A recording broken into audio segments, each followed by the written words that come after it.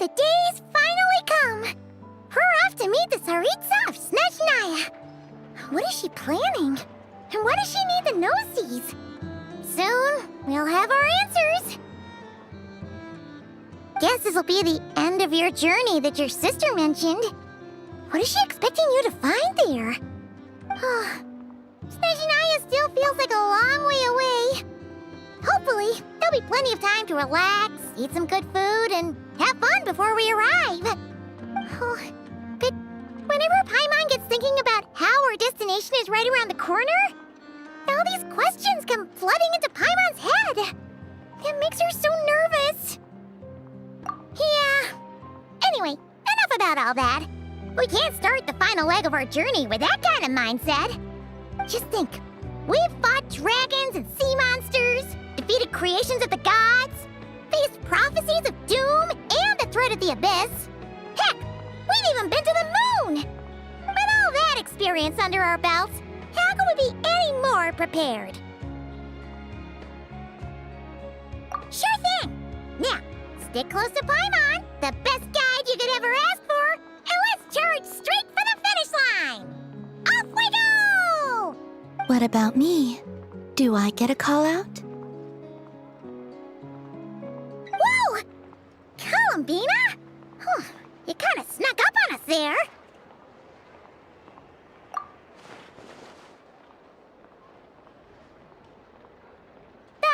Don't look at Paimon!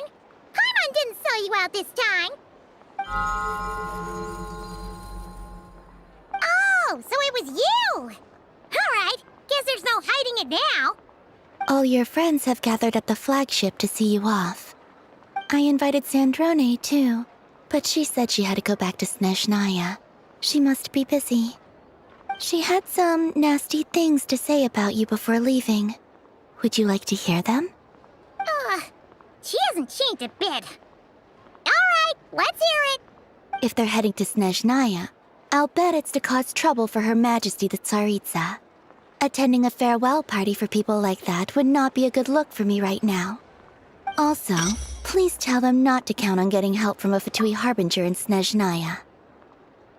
The actual vacation comes right after this, I promise.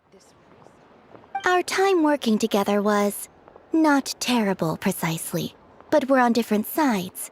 So when you get there, don't do anything to make life difficult for both of us. Well, that definitely sounds on brand for her. The attitude, the reasoning. Alright, we'll do our best to keep our distance then. No, you've misunderstood. I think she means that she'd like you to go see her. As long as you don't make things difficult for both of you, you'll be fine. Huh. You really have to read between the lines with Sandrone. Go on, get to the flagship. Everyone should be there by now. I told Lama that you once treated me to a truly unforgettable meal. Today, I want to return the favor. It's my gift to you. It's definitely nice to be treated, but hopefully by this point, you know that you don't owe us any favors. The moon of Nodcry will always give you a warm welcome.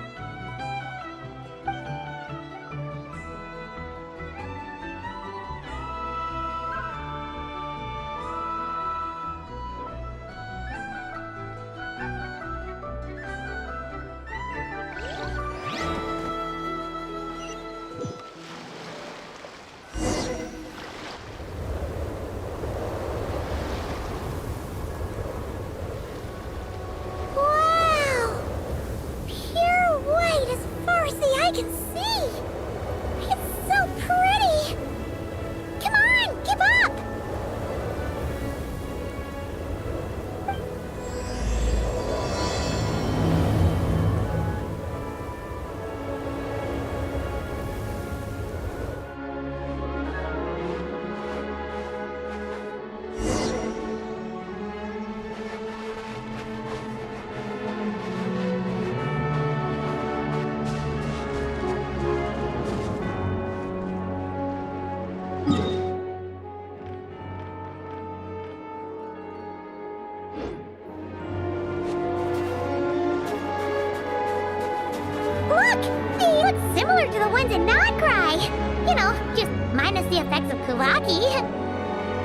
That's a sure sign that we're officially in Snezhnaya now.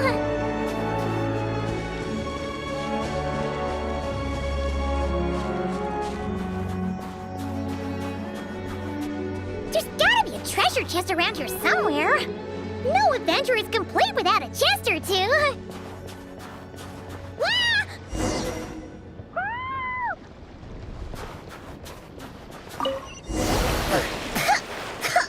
Ugh, Paimon got a mouthful of snow. Ooh, it's so cold. Paimon's gonna snuggle up to you for a bit to get warm.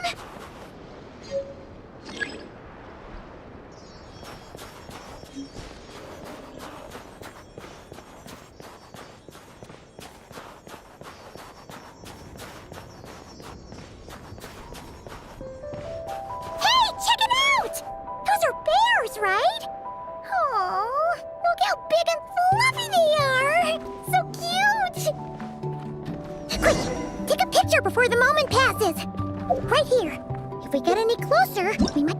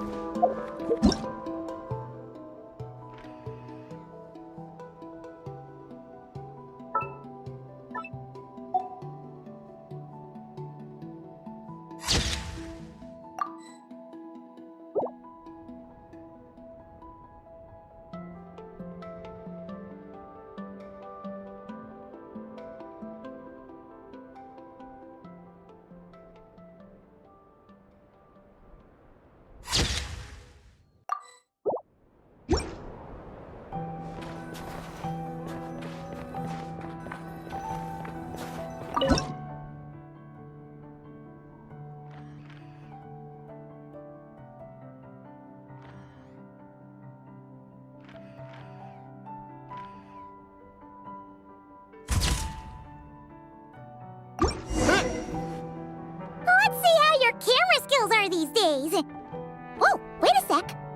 Paimon sees something. Come on, quick. It looks like a train carriage.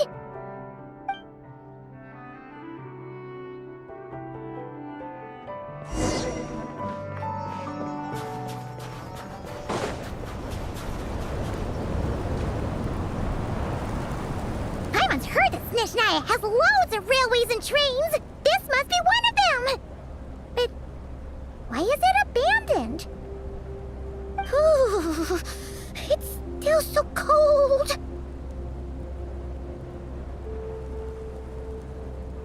Oh, I don't know. Maybe. Oh. Also, is it just Paimon or is the snow getting heavier?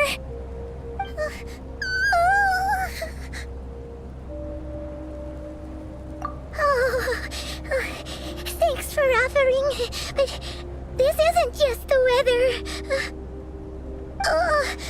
It's hard to describe, but Paimon feels so weird. She's never felt like this before. Everything feels heavy. Getting kind of dizzy, too.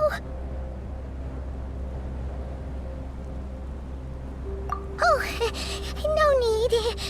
Paimon's just feeling a little low on energy. That's all. It's nothing serious. Not worth ruining our travel plans over. Yep, sure thing.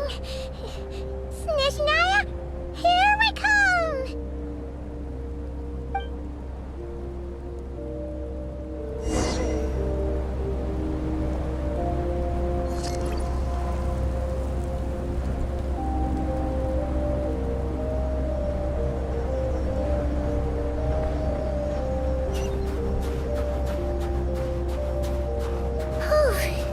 Seems like the snowstorm is getting worse by the minute.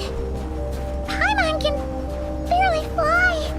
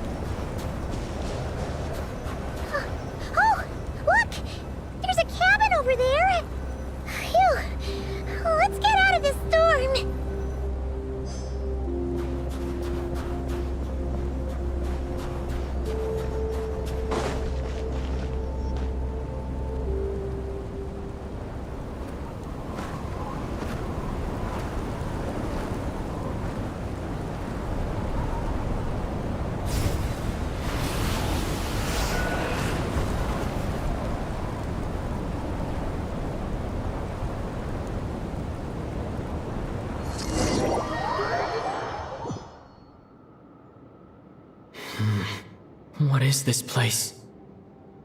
Where's Paimon? I need to find her fast!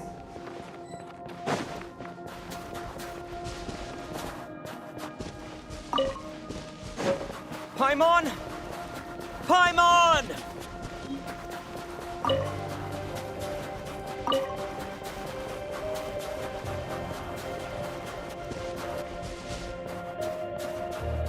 That's strange. Where could she be? I guess I'll try further ahead. Hang in there, Paimon.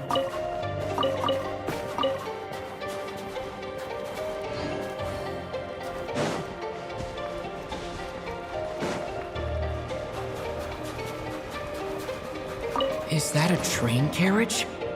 Maybe I can get up from the inside.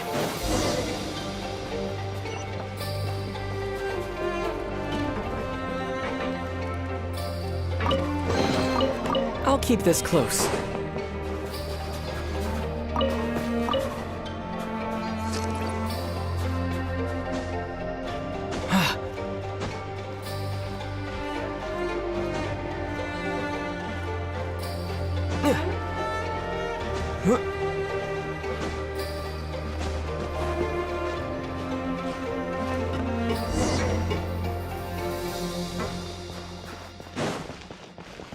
It says here, Kresnik's torch, civilian model.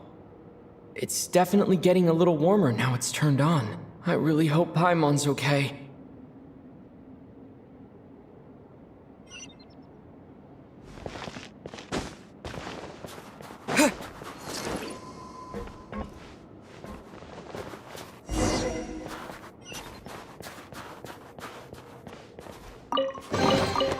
Is this an answer from this world?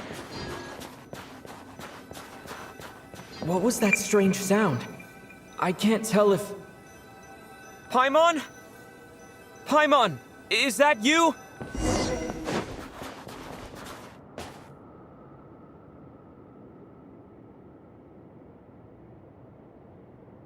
Incoming entity detected. Authorization granted. Initiating original. Hello, Descender, who's reached the eve of tomorrow. Eye of Grey at your service. Time since last activation. Time measurement unavailable due to the influence of... Anyway, it must have been a very long time. I was born to fulfill a mission. To reach tomorrow. To this end, I must... Strange. What was it? Wait, my body? Huh? Why is my body like this? I have been like this since I was created. And yet, I also have memories and an awareness of a physical form that I once had. But this contradicts my current status. Anyway, I was created so that humanity could reach tomorrow. But I am unable to load further details at this moment. Nevertheless, serving humanity remains my primary objective. I have detected a drop in your surface body temperature. You cannot remain active in this state for much longer. In accordance with my preset programming, upon reactivation, I must ask the one who awakened me the following question. Will you accept me, Transcender? I will assist you, protect you, and fulfill my mission until we reach tomorrow.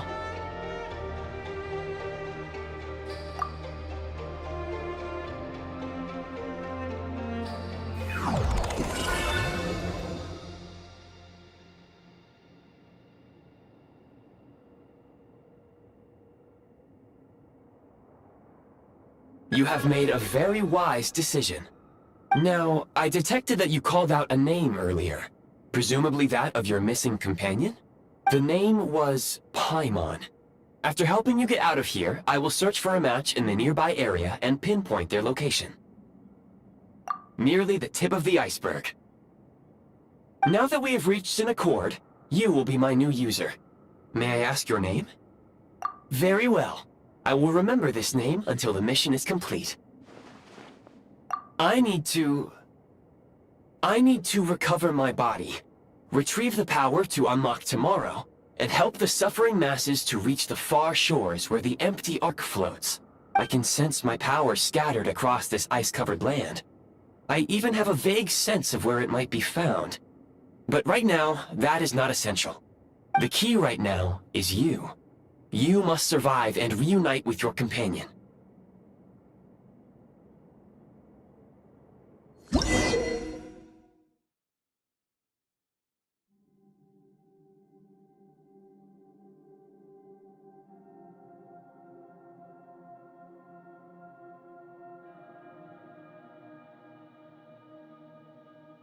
You may now execute the command, Demolish. Use it to remove the Prime Ice blocking the path, and Prime Ice unit count has been updated.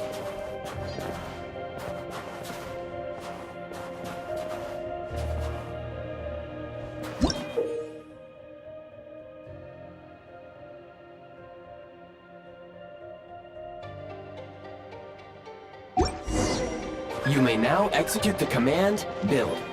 Use it to create a Prime Ice construct to prop up the door.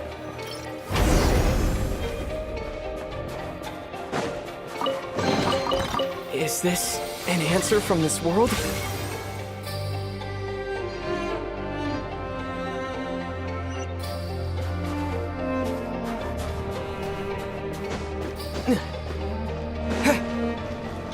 Scanning local environment. Exit has been sealed off with ice. That would not be an efficient approach. One moment. Usable construct blueprint detected nearby. You can use this to clear the solid ice ahead of you more quickly.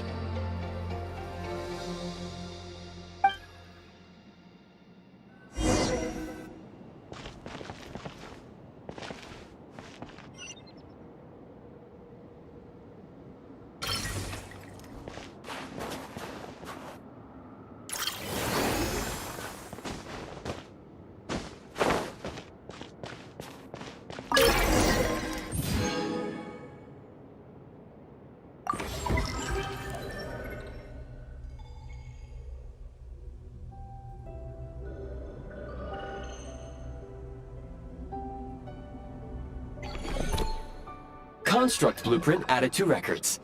You may now execute the command, Build Heat Source. Generate a temporary heat source to rapidly melt the solid ice.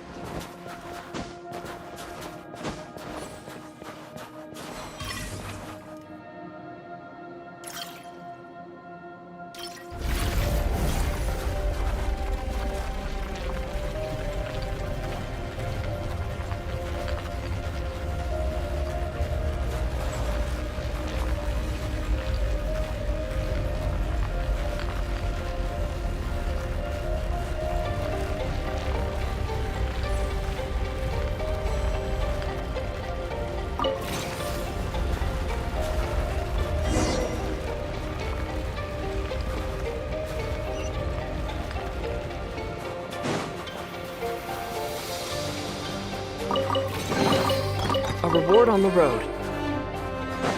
My scan indicates the path is straight ahead. I recommend we proceed.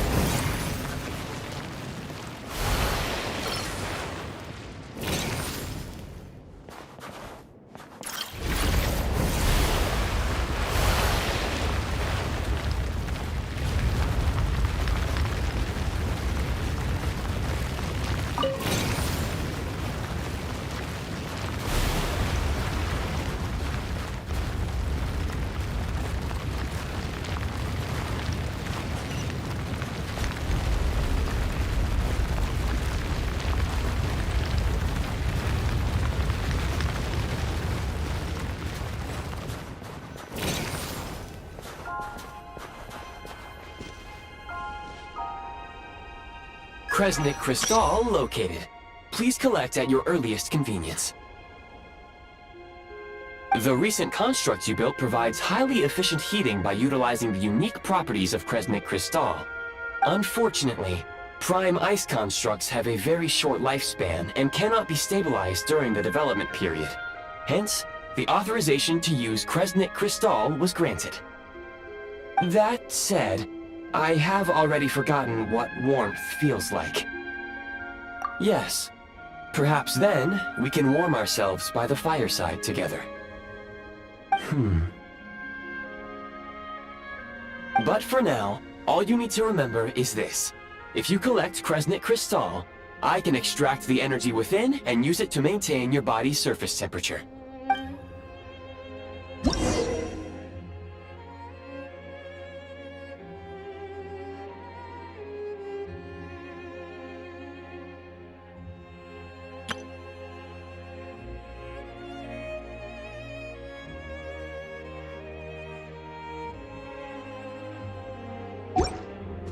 Low power. Please use Kresnik crystal to replenish energy reserves.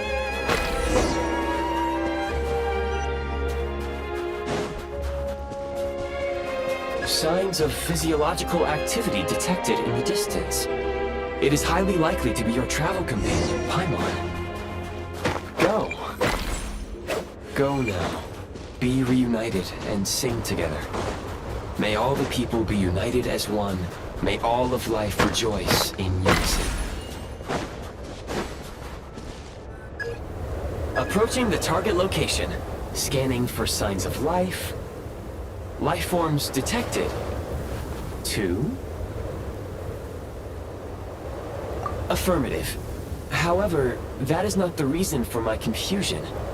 According to my database, this location is a train station, meaning the number of life forms is unusually low. Real-time environmental data suggests that the train station may no longer be in use. But whatever the situation, please exercise caution.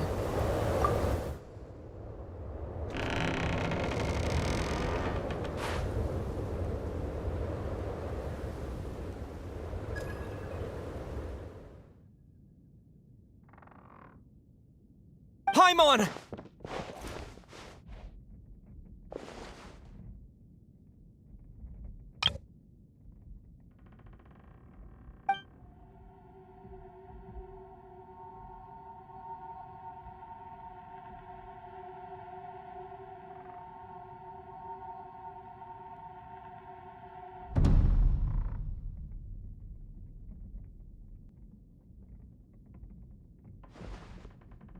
Who are you? Don't worry. She's only sleeping. You must be the Traveler. She called your name repeatedly while attempting to battle her way through the blizzard. Newcomers to Snezhnaya struggle to adapt to the sheer cold at the best of times. Lately, even the locals are suffering, with a powerful monster having summoned a bitter snowstorm. You two must be very important to one another. You should take more care not to get separated. Your eyes. Are you Conrian? There are indeed some Conrians left in this world who survived the cataclysm. But I doubt that is news to you. It would be unwise to interrogate my identity here. Focus your attention on your travel companion instead. We will meet again very soon.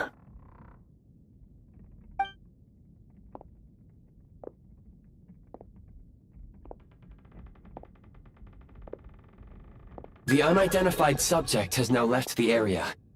He appears to be an individual of great significance, but my search has yielded no relevant data. I will try searching the database again. Against the odds, your companion is safe and sound. The other person even left a blanket for her.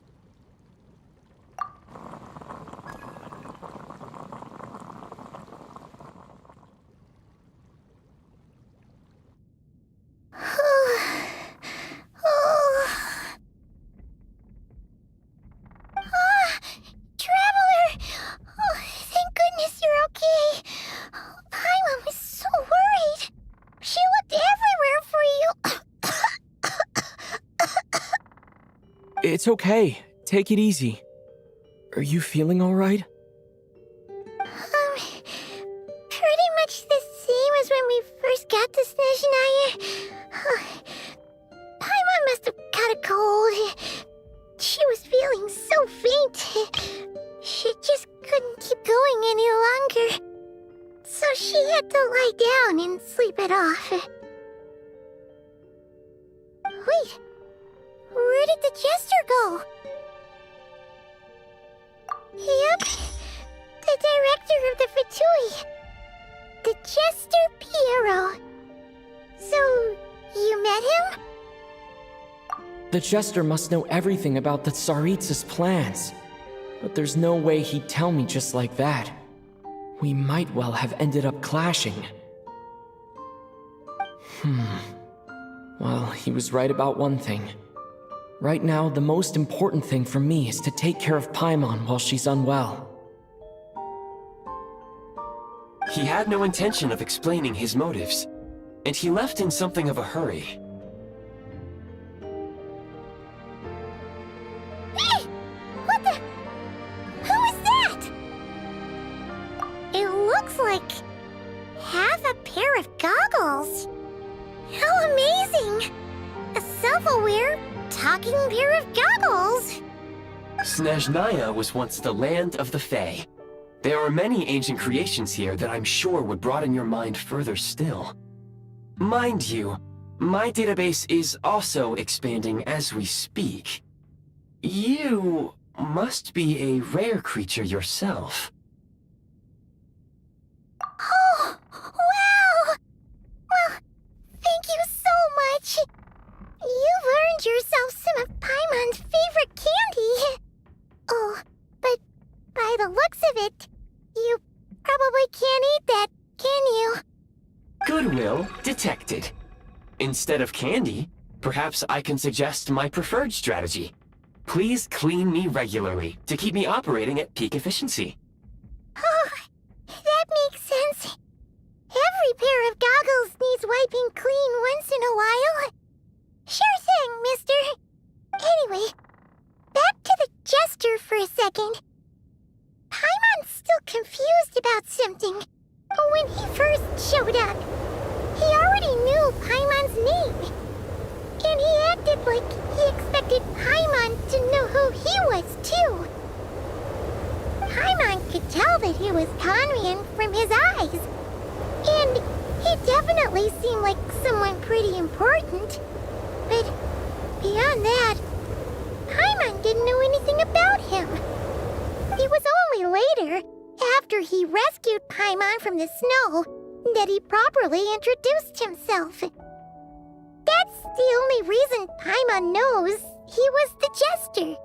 Oh, seems unlikely. He ran into the snow following the sound of Paimon's voice, with a really anxious expression on his face. He didn't act like someone who knew she would be here in advance. And after bringing Paimon here, he just stared out at the snow. He didn't do anything to Paimon at all. In fact, he barely said anything. Wouldn't even answer any of Paimon's questions either. Paimon didn't feel unsafe around him, and he didn't seem to have any ulterior motives. For all we know, he might have just ignored Paimon's questions so she'd give up and go to sleep. Please allow me to interrupt. Fatui and director are unfamiliar terms. May I ask for clarification?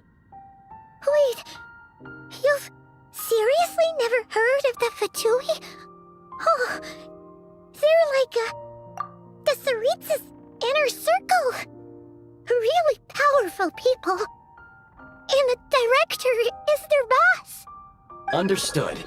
Since they hold elite positions and serve their god directly, it stands to reason that they would conduct themselves with due decorum.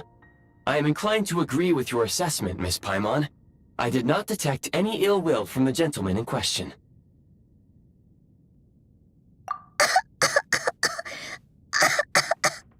Sorry, I shouldn't have encouraged you to talk so much. Paimon, new plan. Let's get out of Snezhnaya for now.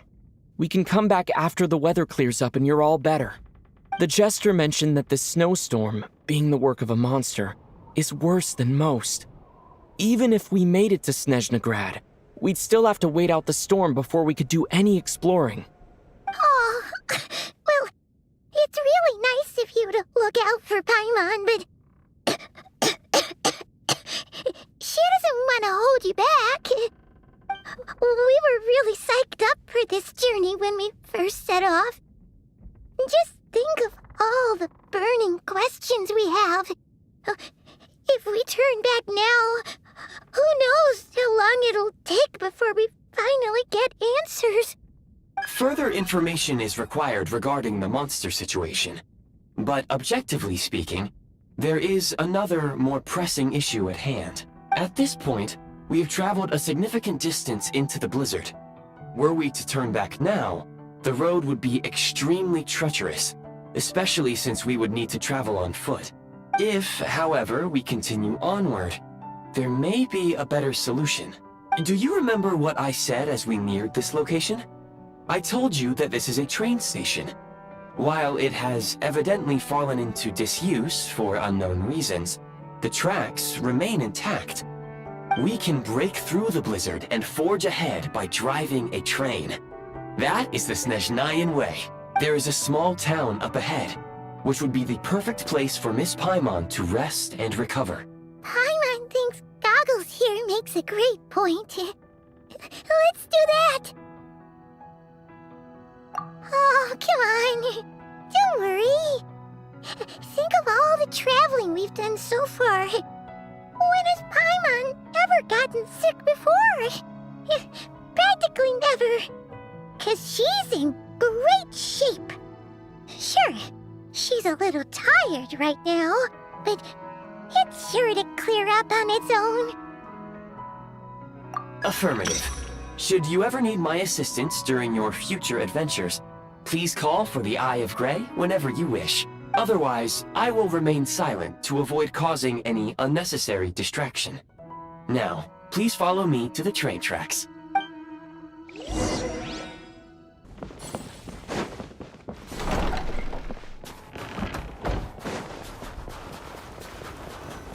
Please confirm when you are ready to depart.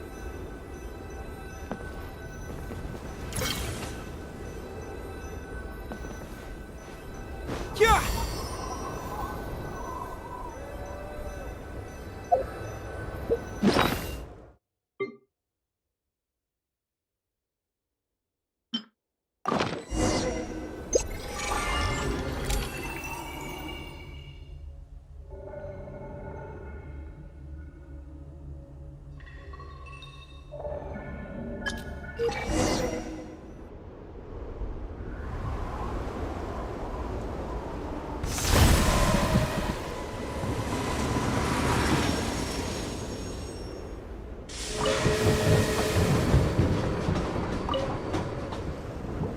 Heading north from here, we will soon arrive at... Wait, there's an error message. Could not detect clear tracks. What exactly does clear mean? Brace for impact, friends! Preparing to enter impromptu flight mode.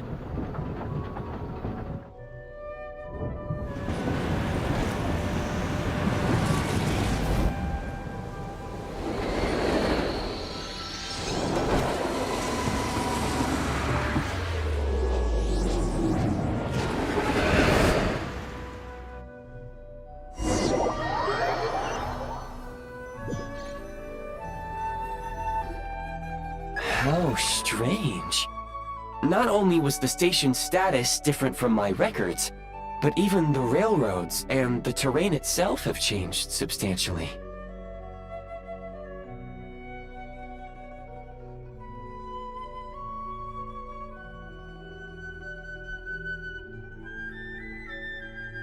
Yeah. Thanks to your quick reflexes. My sincere apologies for putting you in danger. I'm afraid I'm as confused by all this as you are.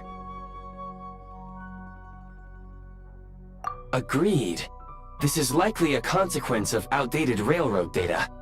The discrepancies between the old data and present reality are far greater than I anticipated. Fortunately, our crash landing has at least brought us much closer to the town. According to the data, anyway. Your data had better be right this time. I can assure you, it certainly is. Please look this way, and you will see a Kresnik's torch. It seems our ill-fated train ride was a blessing in disguise. We have taken the shortest possible route. Rest assured that I will take user preferences into account next time I plan a route. Next time, I will get it right.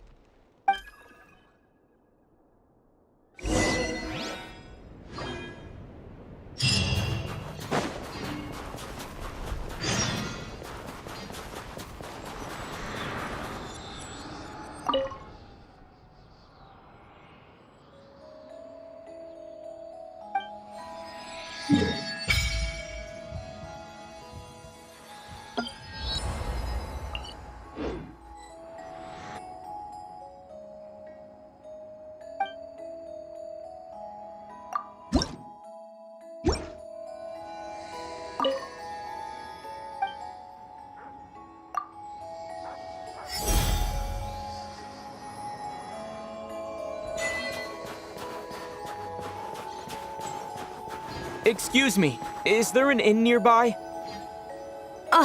I'm sorry, but they've all closed.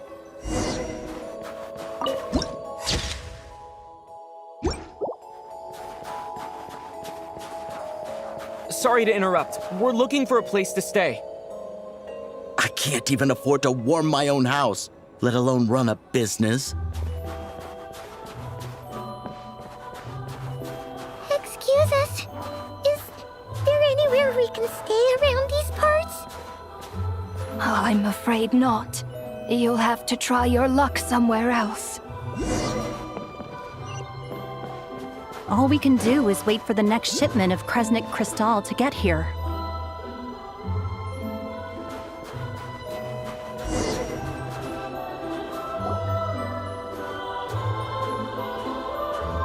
Hi there. Do you know if there are any inns still taking guests in this town? Doubt it. They're probably all closed. No one has enough Kresnik crystal to heat their own homes, let alone a business. Oh, what a bummer. I clocked you a while back. You adventurers or something? We don't get many tourists in inland Snezhnaya these days. Why is that? Because of the snowstorm? In part.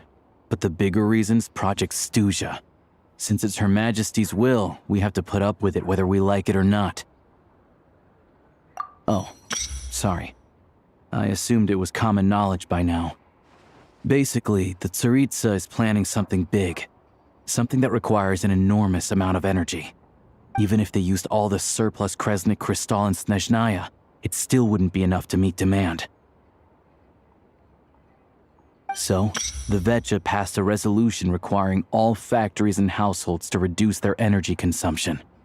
The policy has thus been charmingly named Project Stuzha, meaning bitter cold. Bitter cold? So, like, it's gonna be a cold winter, folks? You're all gonna have to find a way to get through it? That kind of idea? Pretty much. When you're broke, you scrimp and save. When it's cold, you huddle together for warmth. There's always a way to stretch things out to make ends meet. Trouble is, if you stretch someone out like an elastic band for too long, who knows if they can ever bounce back. You know what? Come with me and see for yourself.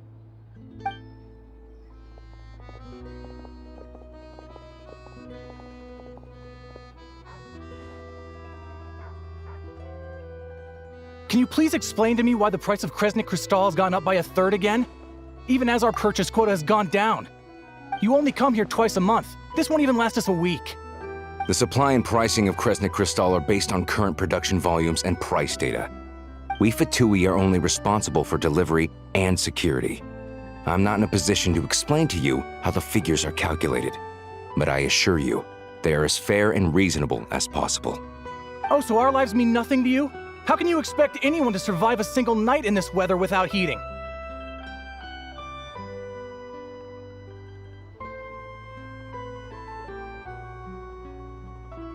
Since you insist on making me repeat myself every single visit, I will remind you again. There is no monopoly on the trade of Kresnik Crystal. You are free to purchase the shortfall from elsewhere on the market. What market? Nobody else is selling! And when they do, they charge 8 times the normal rate! It's robbery is what it is!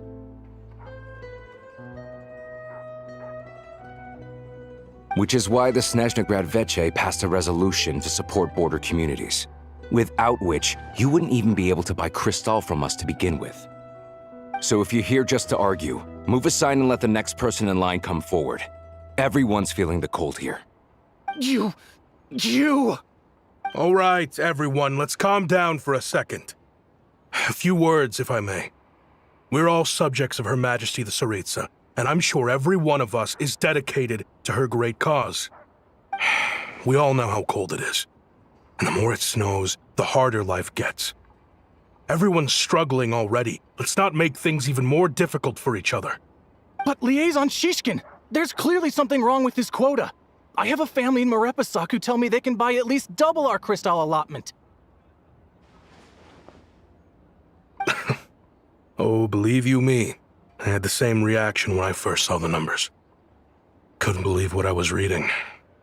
I even wrote a letter to confirm the true figures, but... I'm afraid the quota really is as low as you've been advised. Still, you must understand that calculating these energy quotas is a complicated balancing act. They have to factor in population, town size, industrial application. Our top priority must be to keep the largest Kresnik's torch burning continuously. Only then can we sell the remaining crystal for household use, and in doing so, we must make sure that everyone is treated fairly. As our Fatui comrades said, they are only responsible for delivering the goods. They need to keep accurate records, and they do not have any authority to modify the rates or quotas. That's right. Our duty is to do things by the book. Tell you what, listen. I know how anxious and upset everyone is. As a matter of fact, I was just discussing it with the mayor. What we can do is open the lower combustion chamber of the Kresnik's torch to the public. You can come to me directly to register, and I will allocate time slots accordingly. I can't guarantee there'll be ample energy for household use, but we can at least make sure you'll be able to boil water and cook food each day.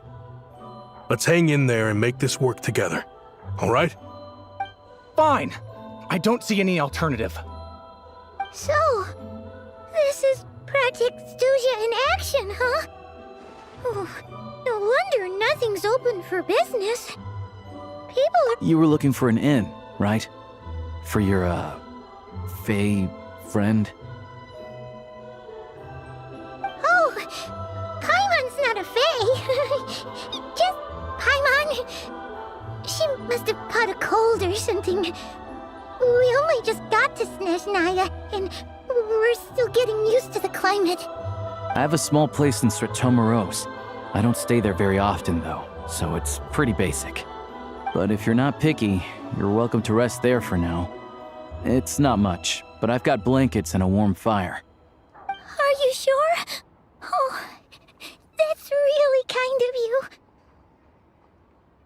All right, then. This way. Hello, I'm Alyosha. I'm a hunter. Though, if you've talked to any highwaymen, you might have heard a different side to my story. But anyway, let's keep that between us for now.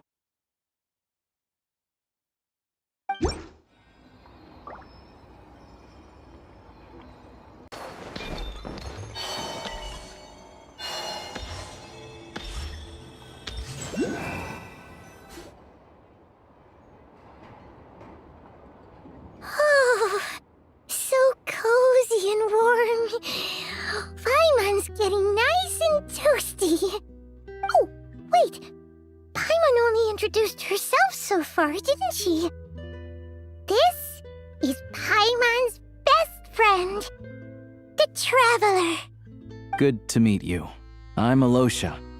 Most travelers find the Snezhnayan climate to be a shock to the system at first. But as long as you keep yourself warm, you should be fine. Still, you should keep an eye on your condition. When people are too quick to dismiss a cold, it can easily end up turning into something more serious.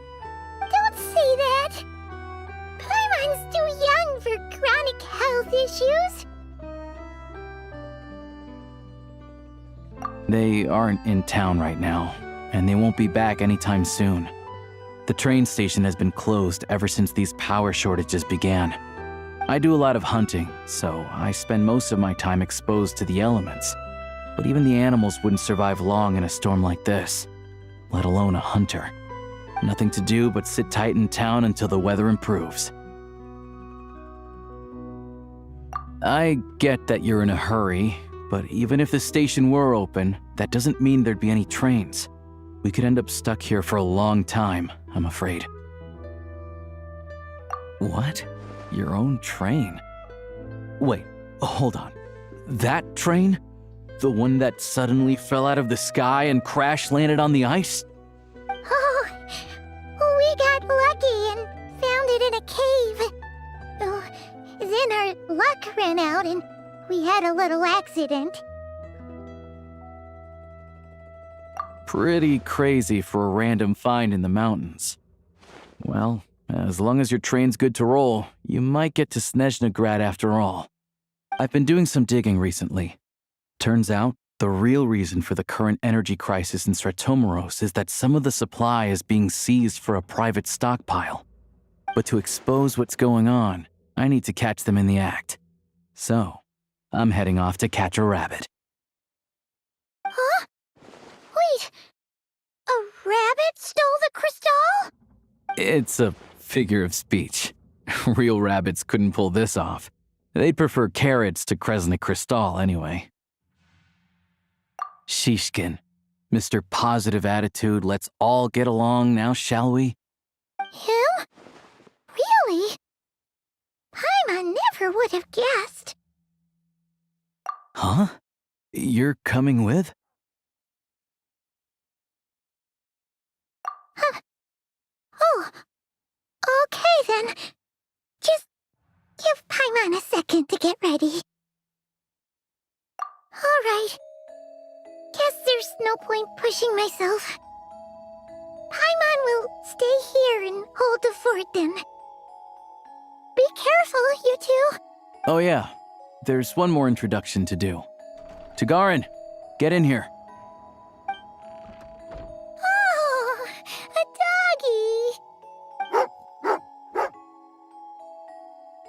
Oh, angry doggy. Oh, Tagarin doesn't like being petted then. He likes to think he's above that kind of thing. He's my hunting partner, so he'll be joining us when we head out. Carrots aside, we'll need to stay completely undetected. We can't risk spooking our rabbit, or there's no telling which burrow he'll scurry back into. First, we need to find a way into the train station and see if we can find any real freight data. Shishkin's figures can't be trusted. Then, we get Tagarin to catch a scent and find out which way the crystal went. What are you eating? Oh, check it out! When you're all out of carrots, try jerky! Good doggy, good doggy. A fellow dog lover, huh? Yep, and rabbit lover. Carrots are great too, you know. Good to know. Eat up, Tagarin. We got a lot of work to do.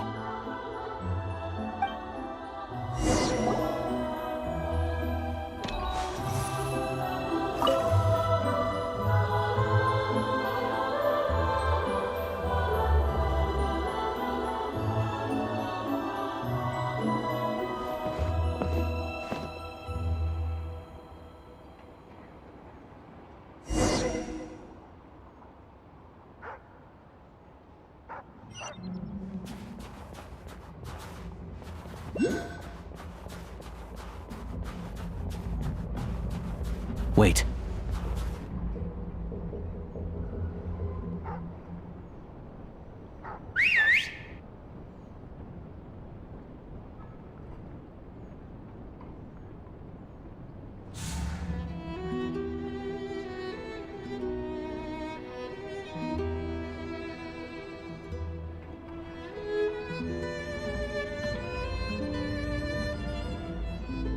Nice work, Tagarin. Come on, we'll go around.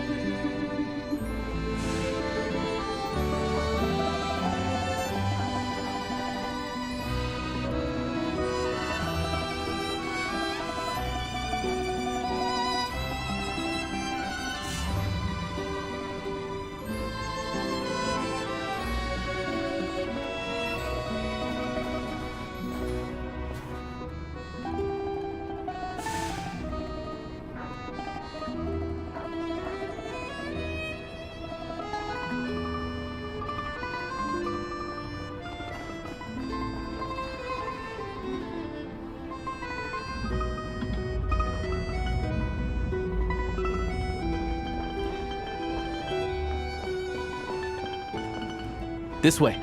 We'll enter from the upper floor.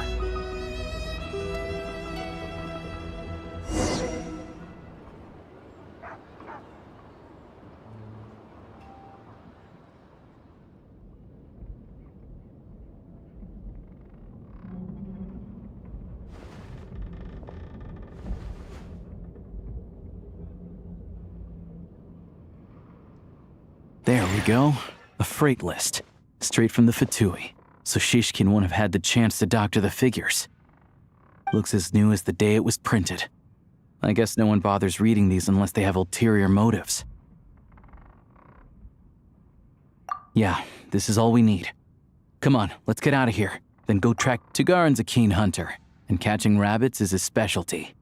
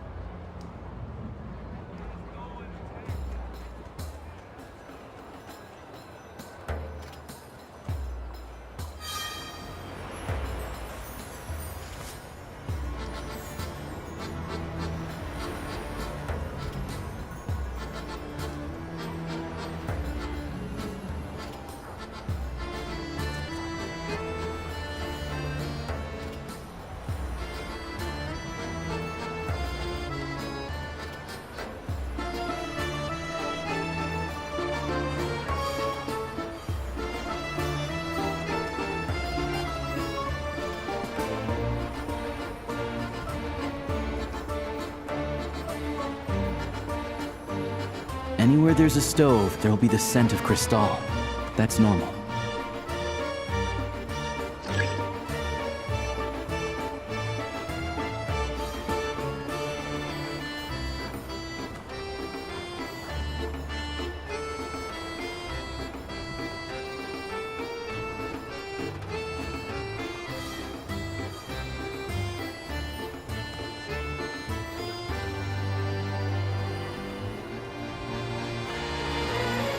But if he picks up the scent of crystal somewhere and there's no stove around, that's how we know something's up.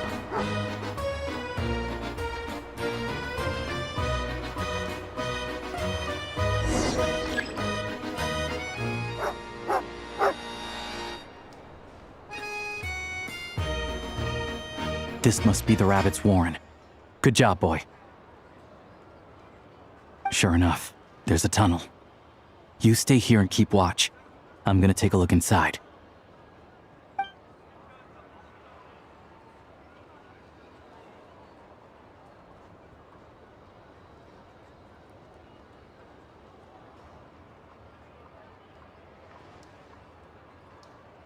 Thanks for looking out for us. Things are getting tougher by the day. No need to thank me. It's my pleasure. Sure as Her Majesty the Tsaritsa watching over us, every sacrifice will be worthwhile. Let's grit our teeth until the blizzard passes. These days of hardship will be over soon. Maybe for everyone else, Liaison Shishkin. But for you, the hard times have only just begun.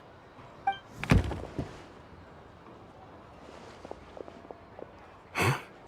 Who are you? What's the matter?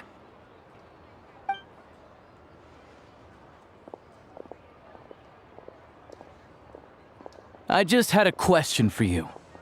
Why, when times are as tough as this, would someone hoard more Kresnik Crystal than they could ever use? All the crates here are from the most recent shipment, but they weren't brought here for sale. Instead, they were secretly stashed away. Would you be able to shed any light on the situation, Mr. Shishkin? Me? Why, I have no idea. But look at how much there is. It's quite a godsend. Now there will be plenty to go around. This godsend was found in a cellar adjacent to your residence following a tip from Mr. Alyosha. And this is only a fraction of what we found down there. We're still taking a full inventory. The official figures will be finalized shortly. I've always been grateful for your efforts to mediate between us and the townspeople of Sretomaros. But now, Mr. Shishkin, it appears you were the source of the conflict all along. How could you do this to us? We trusted you to have our backs. You've been lying to us this whole time? Hey, I owe you all an apology. I'm sorry. I'm so very sorry. This isn't who I am. Please believe me, this was a one-time mistake that I will never repeat. We all know how difficult life has been since Project Stuzha came into force. Energy is an increasingly scarce resource. People everywhere are getting desperate, but some places have been hit harder than others. I grew up in Alatir, a small village with no train station. Deliveries of Kresnik Crystal have ceased there entirely. If nothing is done, they're all going to freeze to death.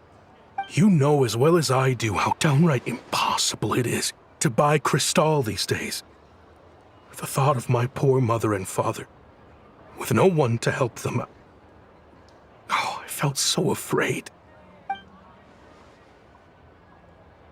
I watched as energy grew scarcer by the week, all the while knowing that their lives were at risk. Then one day, I looked at the Crystal shipment in front of me, and a terrible, selfish thought entered my mind. Looks like I'm just not cut out to be a criminal. I'm so sorry. Once the Fatui have finished their count, you'll see that the numbers match their waybill.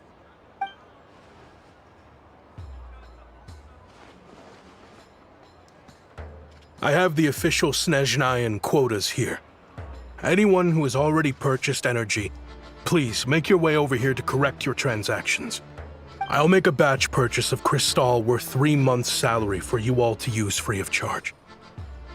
As for Alatir, I'll think of something else. You don't have to go that far. Yeah, owning up to your mistake is enough for me. You've done plenty of good for the community in the past. I'm not looking for a handout. Drop the act. You claim this was a one-time mistake, but the real reason there's only 1 shipment's worth of stolen Crystal in your basement is that you have an accomplice. Reporting in, sir. We've conducted a full search of the mayor's house. As expected, we found many crates full of Crystal, half of which were still in their original shipping containers. This wasn't your first time at all. You've been colluding with the mayor of Sretomaros for a long time now. The train station's currently out of service, but it does open for a short window every time there's an energy delivery. And every time a train pulls in, you're there on site to take inventory and oversee the workers unloading the cargo. The mayor handpicks said workers. Per his instructions, they transport the crystal by tunnel at night to the mayor's house, and he sells it out of town. But since he can't get the goods out of town by train, he had to arrange an alternative method of transportation. This meant slower sales, which gave me plenty of opportunity to catch him in the act. Wait, the mayor's involved in this too? Preposterous. What proof do you have of any of this? Basic math. I've spent a lot of time lately counting carriages as the snowstorm rages. Counting carriages? What? The energy consumed by a train depends on its total weight. And since energy is a limited resource right now, it's fair to assume that every carriage is packed full. So, if we take the energy required for the Kresnik's torch, add the sales figures you provided, then compare that figure to the train's theoretical cargo capacity, guess what? The numbers never match. It's always off by 1 or 2 carriages worth. This time, you set a new record. 3 carriages missing. You mean to tell me that you sat around outside, counting carriages, in this weather? I'm a hunter. I have 2 options. Hunt or starve. Well, I've heard enough. The evidence speaks for itself. Take Shishkin and the mayor into custody and escort them back to Snezhnaya.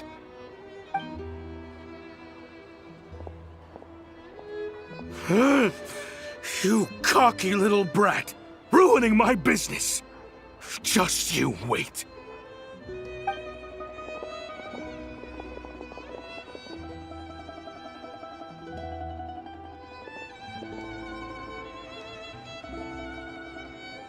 Yeah, something felt off, so I just followed my gut. Math isn't my strong suit, though. I'm lucky my dad made me learn enough to get by, but all this number crunching was a million times harder than the aim and fire work I'm used to. Thank you for your assistance. You're a brave lad. Shishkin was quite the cunning criminal, as I'm sure you can tell. He did all of this right under our noses, and we never suspected a thing. A wolf in sheep's clothing. He had everyone fooled. Even with that sob story he fed us. He was probably trying to keep the mayor out of it, not just mask his own motives. Without the compelling case you put together, even I might have fallen for it. Alyosha, was it? Tell me, are you really a hunter?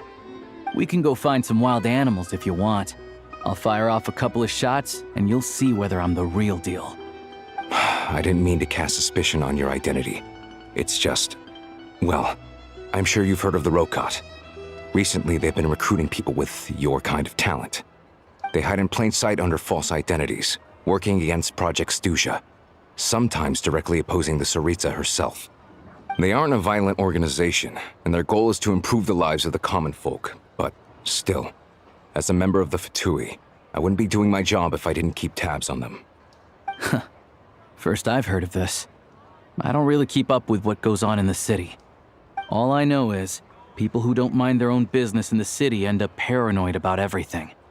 As for me, I just couldn't stand Shishkin. I'm from Alatyr myself, and I can tell you, nobody's lived there in years. Why would an abandoned village need crystal? Of course, no one really cares about the fate of that place. I'm guessing today is the first you've heard of it. I see. It does sound quite tragic. Really. Well, thanks again for your assistance, and your friend here too. I will report this incident to Snezhnaya. The Fatui will take over energy distribution until new officials are appointed. We'll also ensure that the train station resumes normal service as soon as possible. Looks like it's my turn to brush up on math now. I never liked it as a kid either.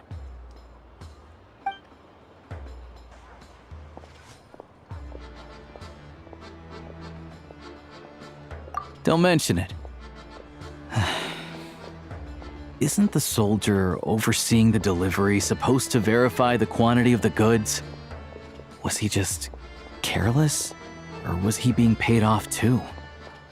Who knows? Excuse me. I'll take a share of Kresnik crystal too. Thanks. I need to take a detour before we head back. There's someone I have to deliver this crystal to.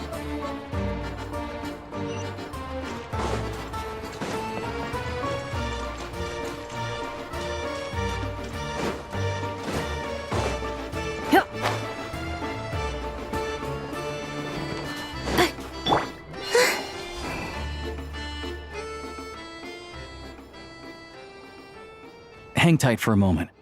This old lady, she doesn't really know who's who anymore.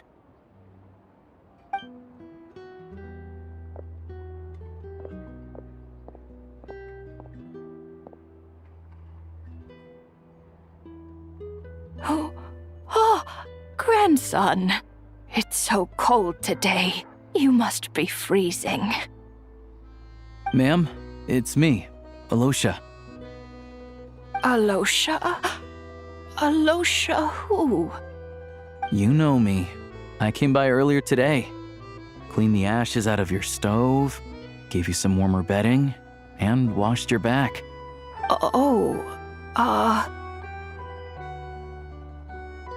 I'm sorry, I don't remember.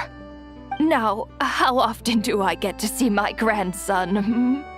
Come on, take a seat and relax while I fix you something to eat. It's okay. You just rest. I'm fine. Oh, you. It's nice to come and visit your old granny once in a while, isn't it? Sretomoros, a good town. All sorts of things to do and people to meet. And the local officials are good to us. Sit down, come on, take a seat. I still have some fruit left. Let me get it for you. Please, don't get up on my account. You need to rest. Where's the fruit? Right under the basket by the door. Or maybe it was on the bedside cabinet.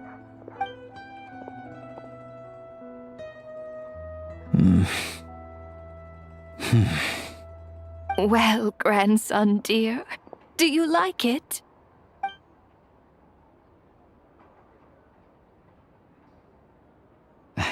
Very much, ma'am. It's delicious. Good, good. Wonderful. You don't need to save any more for me next time, all right? Fresh fruit is hard to come by at the moment. You should eat it as soon as you get it. Oh, I don't need it. I'm fine.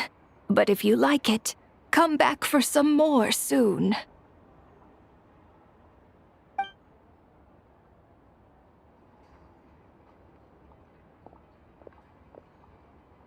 Some kind soul must have given these to her. But she always saves the nicer things for special occasions. I met her at the market back before her health began declining. She was a lovely old lady. We're from the same hometown. Not many people have heard of Alatir. And if they have, it's usually for all the wrong reasons. There's a gang of highwaymen that came from there. Now that it's an abandoned village, it's rare to find anyone who shares fond memories of our hometown. So after we got talking and realized we were from the same place, we decided to keep in touch by letter. I first learned of Sretomoros' energy supply problems from a passing comment in one of her letters. Then, after her health went downhill, I started visiting more often to check in on her. The town's been in decline for a while now, but because of her memory problems, she thinks of it as the bustling, prosperous Sretomoros still in its heyday. That said, I kinda appreciate her optimism. There's not much of it going around in this world of ice and snow. It's fine. Everyone grows old. In Snezhnaya, some people believe that in your final moments, you'll sense a familiar presence by your side. You turn to look at them, but their face is blurry. So you focus hard, trying to make out who it is. And when you finally see their face, the Grim Reaper reaches out and takes your life. She still calls me grandson, though. So at least I'm not a blurry face in her world just yet. Come on, let's get back and see how Paimon's doing.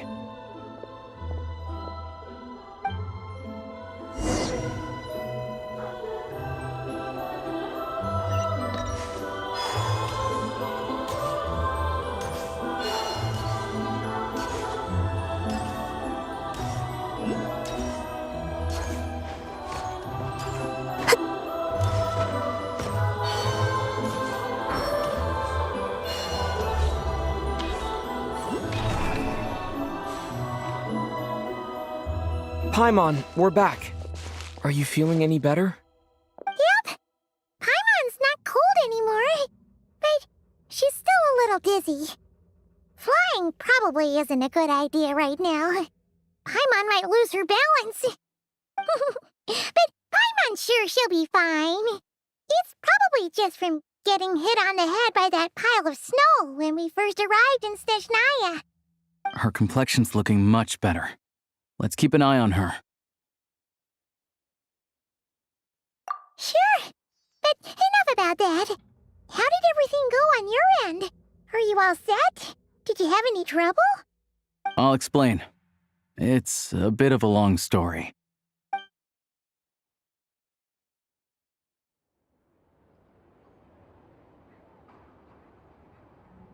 Jeez.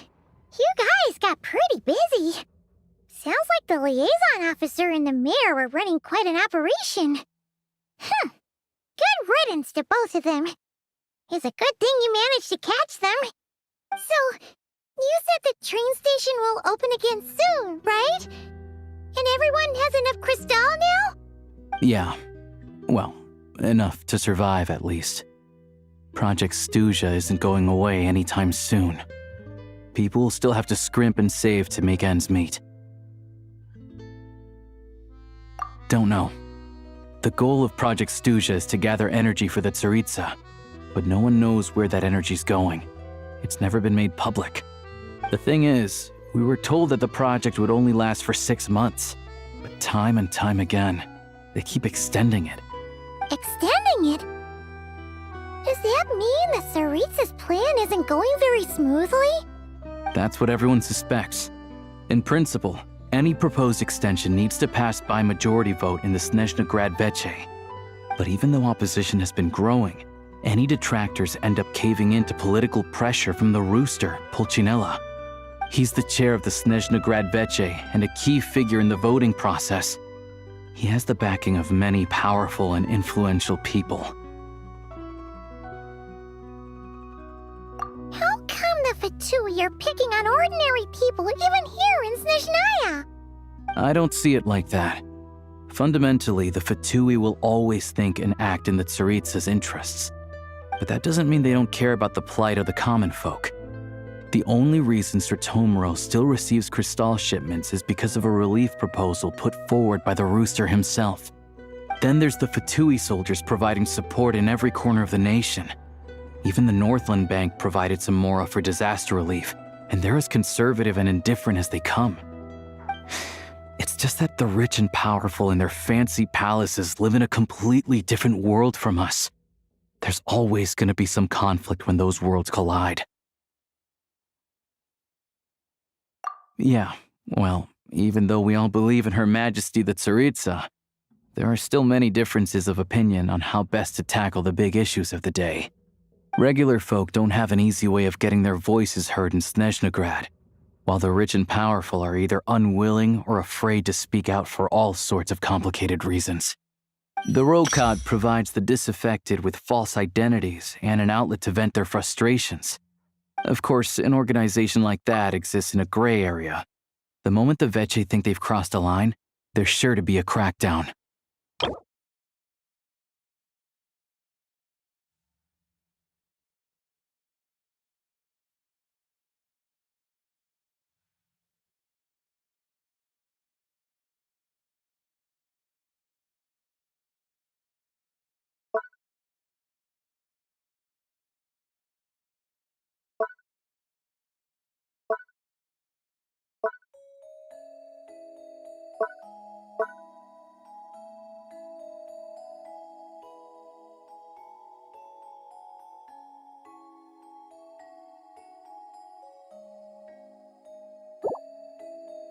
But so far, they've been doing their best to help the common folk.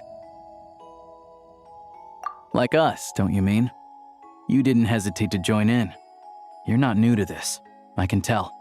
That's because we're adventurers. It's our job to help people out with commissions and get to the bottom of things. Sounds like we're going to get along. So, what's your business in Snezhnaya? Aside from taking your friend to see a doctor, of course. I want to meet the tsaritsa. It's complicated. I've had run-ins with many of the Harbingers along the way, and I really need to know what the Tsaritsa is up to. Her ultimate goal? What the no-sees mean in all of this? Since I've made it this far in my journey, I have to find the truth, whatever it takes. Wait, so... no way. Are you who I think you are? Sounds like you've heard of us then. We're getting more famous by the day.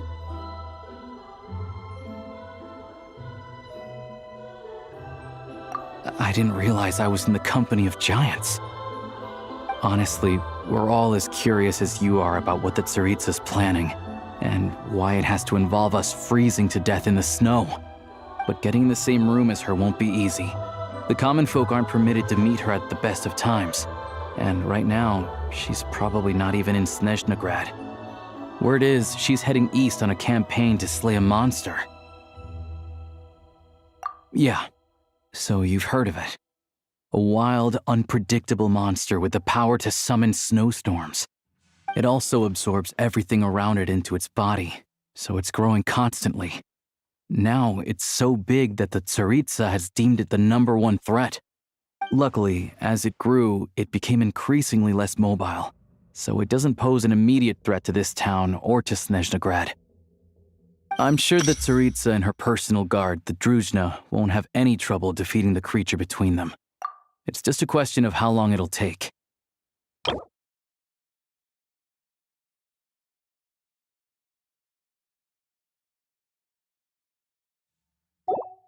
Suffice to say, you won't be seeing her anytime soon. You'll have to wait until she gets back. Fair. Well, the Fatui will be taking over management of the train station for the time being. Things should be up and running by tomorrow. Once it's open, we can see about getting your train towed to the station. Whoa! That's gotta take a lot of manpower. Are you sure we can talk them into it? The Fatui aren't exactly spotless in this whole mess. Plus, we helped them out. Should be easy enough to negotiate. As far as I know, all the paperwork is dealt with upon manufacture. I've never seen anyone check it, so I wouldn't worry. Having a train makes everything much easier. We'll reach Snezhnaya in no time. I need to head there myself anyway. Got some game to trade for Mora. I know a good doctor in the city. I'll introduce you when we get there. Oh, thanks so much. Let's get a good night's sleep ahead of our big trip tomorrow.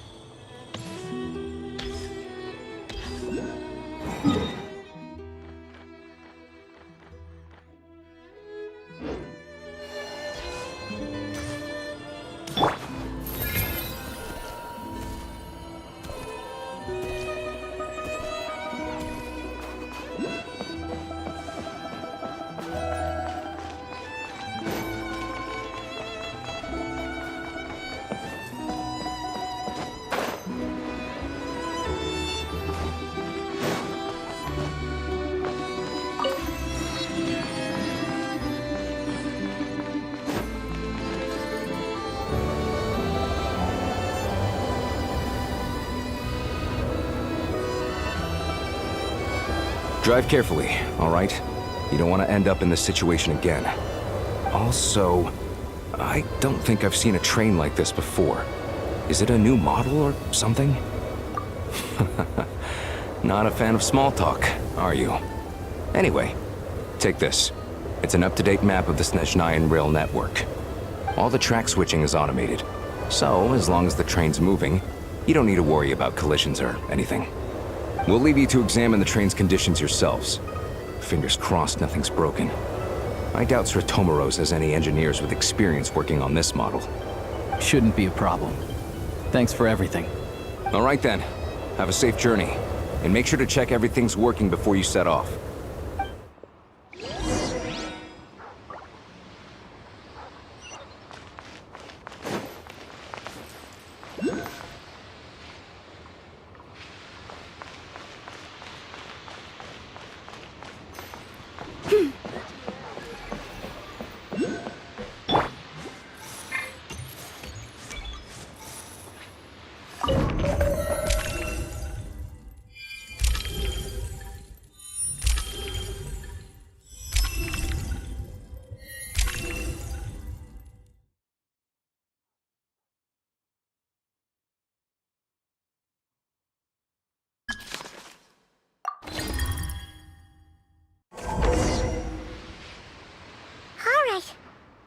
like our destination settings have been applied.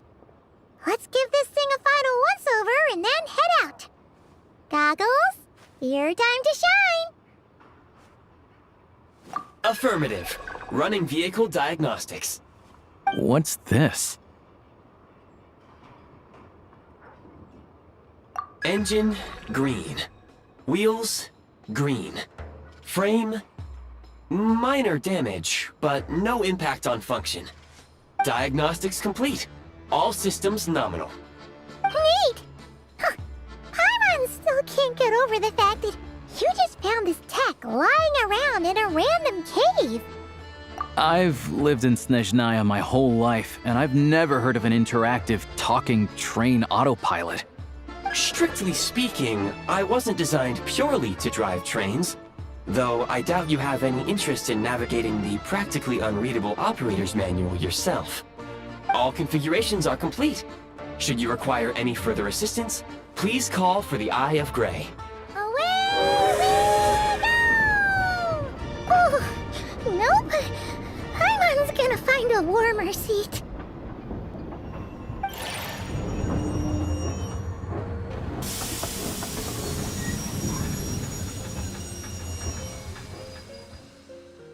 Huh? What's going on?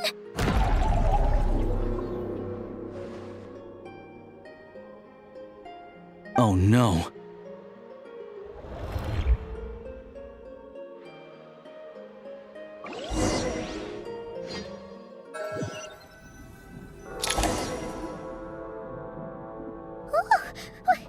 What is this place? Traveler, are you okay? Paimon's still airborne, but it feels like swimming through thick, gloopy water. That's horrible! Just our luck. Of all the things that could have gone wrong. Alyosha, you're Snezhnayan, right? Any idea what the heck this place is? It's called the Shadow Realm.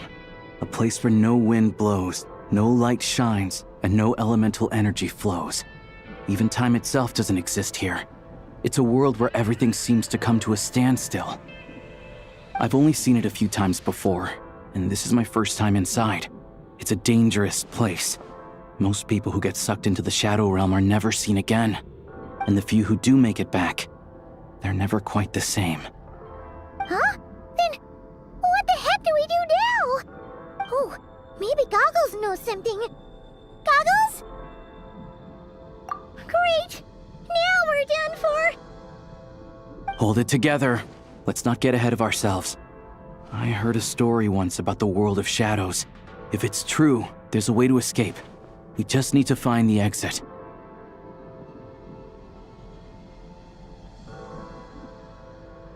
Come on, let's explore.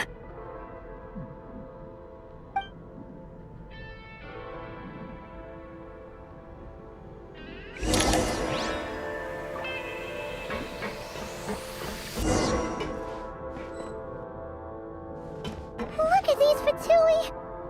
It's like they've lost their minds! Their shadows have been devoured. They're no longer amongst the living.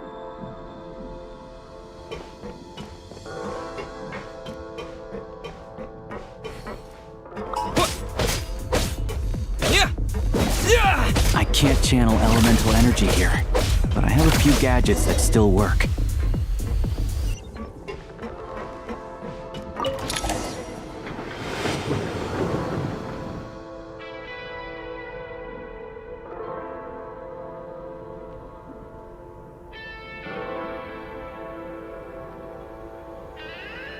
Wait! What's that blue thing? Is that... Goggles? Guess we'd better find a way over.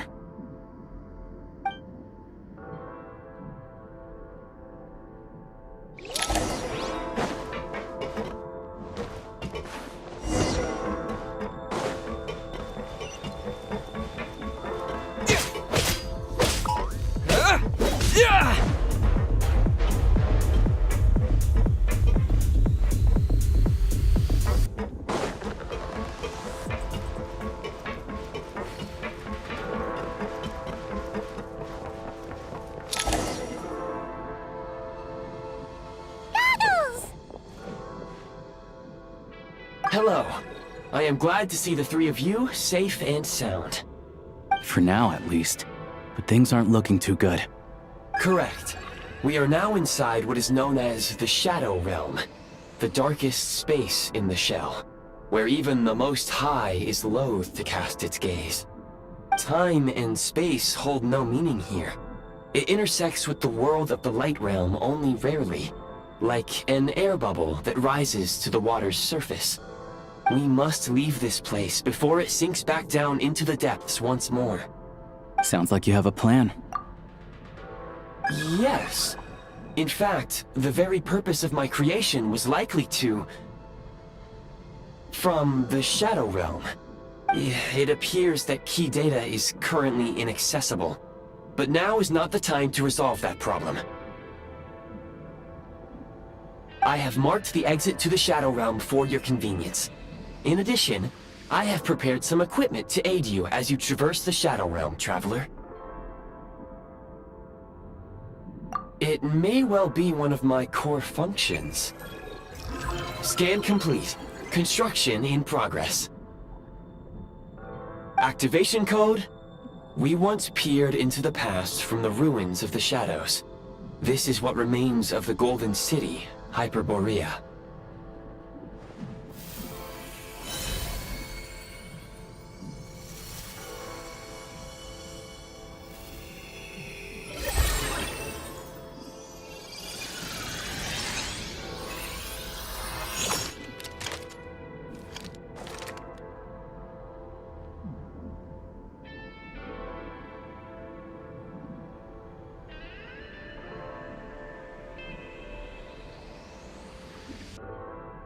Whoa!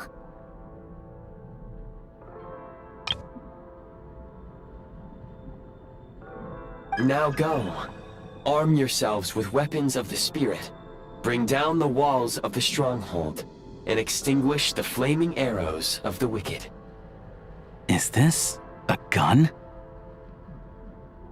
In the Shadow Realm, where humans cannot channel the elements, there once was one who, after much research and many attempts, found this to be the most effective means of attack. Let's go. We don't have much time.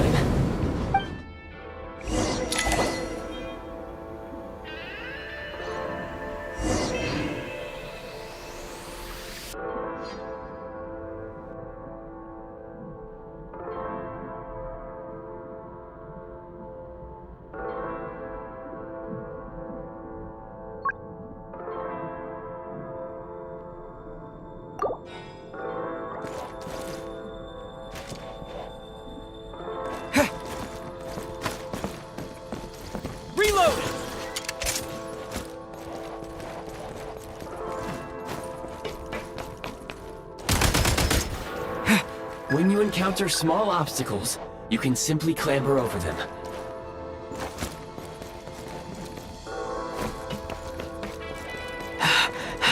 You can slide to navigate through low, narrow tunnels. Obstruction ahead. You may be able to use the explosives nearby. Shoot the explosives to detonate them and clear the path. Since elemental energy is unavailable in the Shadow Realm, ammunition is an important resource. You can replenish your ammunition at For long-range targets, try using the scope to line up your shot.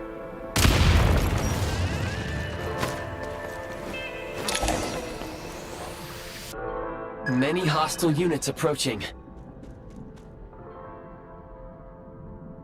I suggest a new strategy.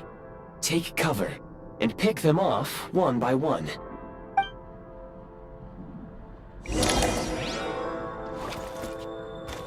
I'm hit!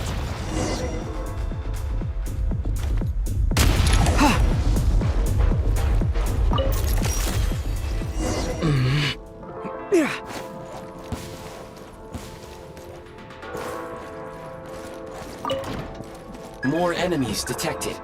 Try attacking with the newly unlocked Assault function.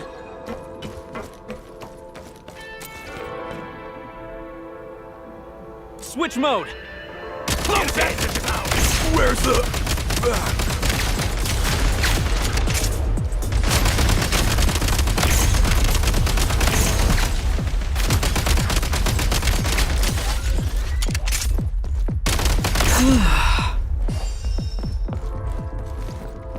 Reload!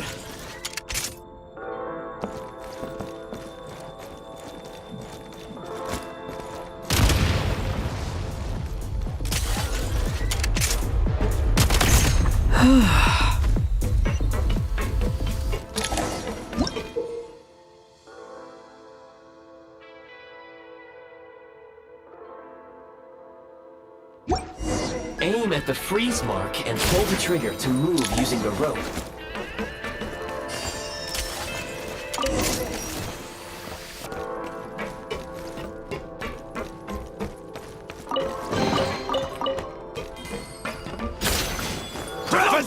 Breach! Fall back. Light him up! Switch mode! Taking cover! Where's the...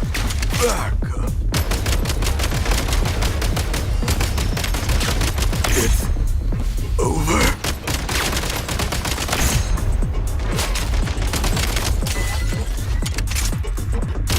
Some supply points can restore a small amount of stamina. Press on.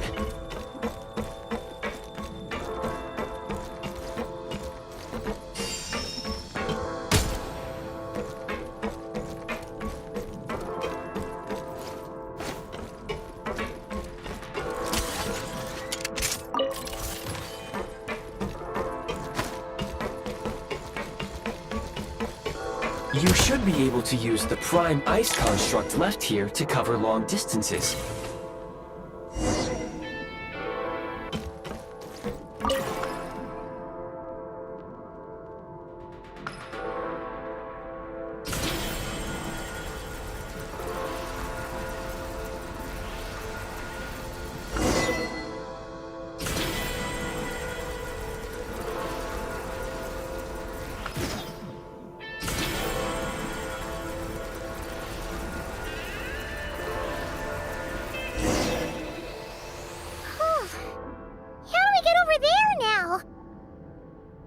I recommend using this grappling gun. Such devices were originally used to secure structures in the Shadow Realm. If you detach the connected hook, the grappling gun will automatically fire a rope to another nearby hook. Okay. So, we just removed this hook, right?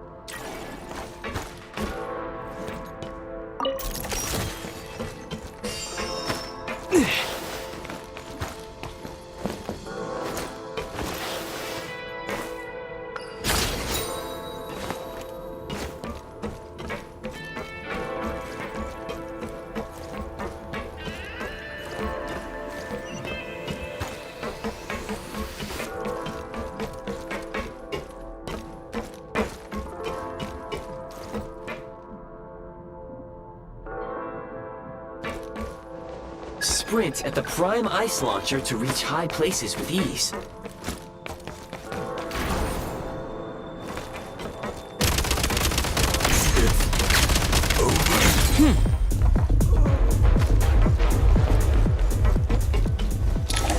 Usable munitions detected. Frag crystal.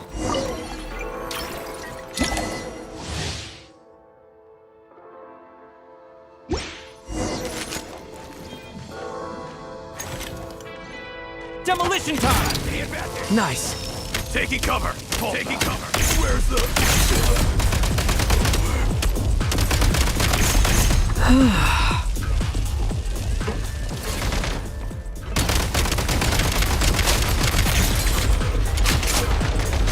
Frag out!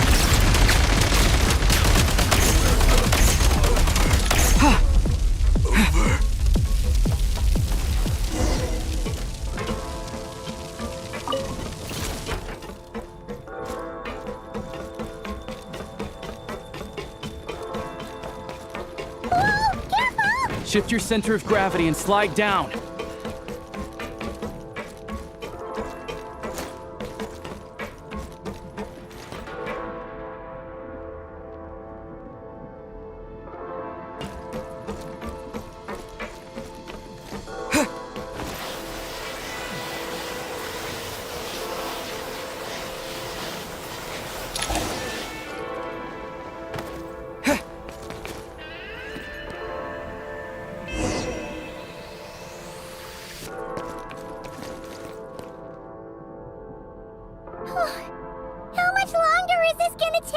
The exit is right ahead. We are very close now. However...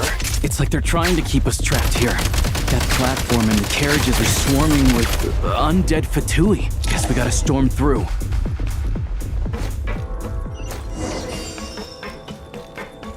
Back in business.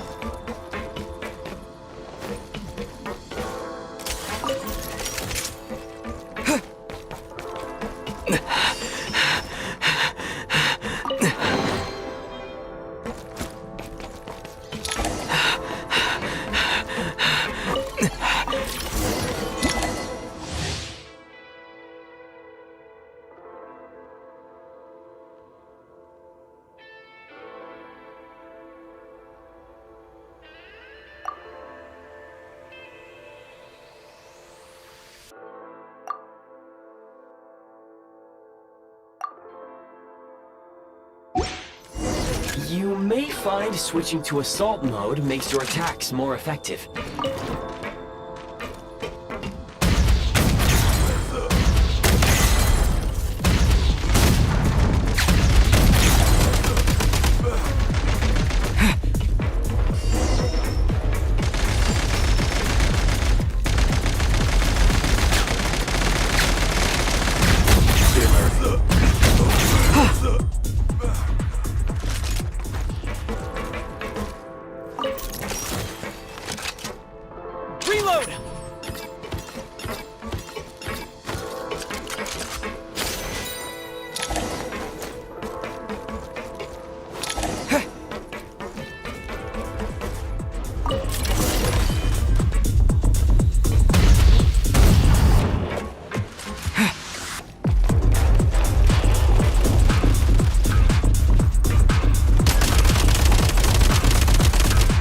Demolition time!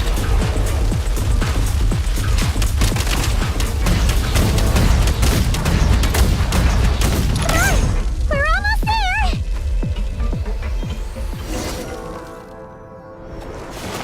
Huh?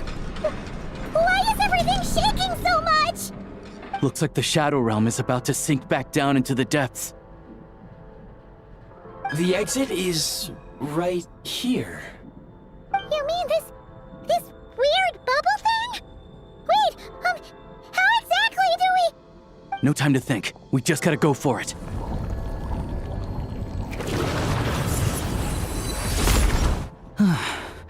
Looks like I was right.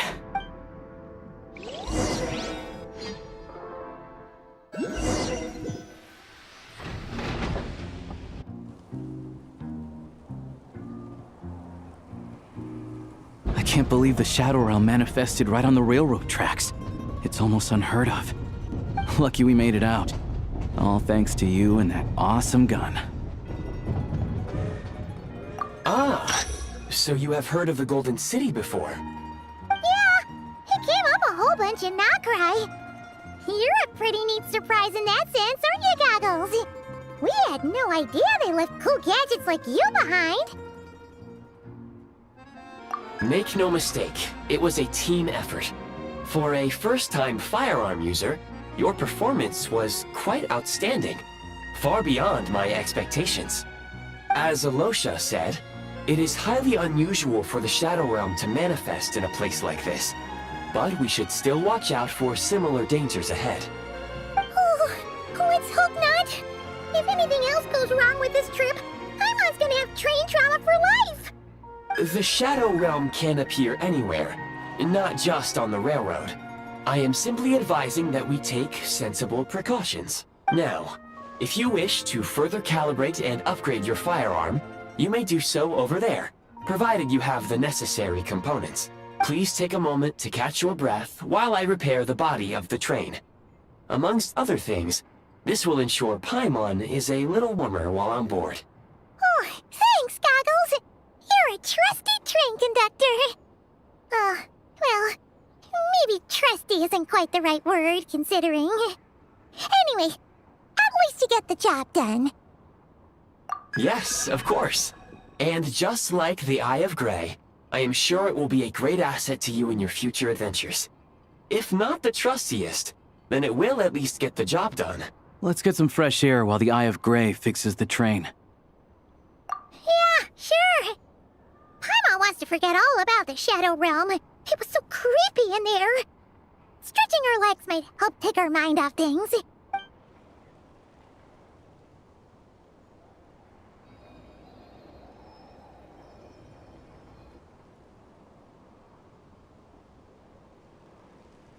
It's so quiet here for a train station. Not a person in sight. Just abandoned houses.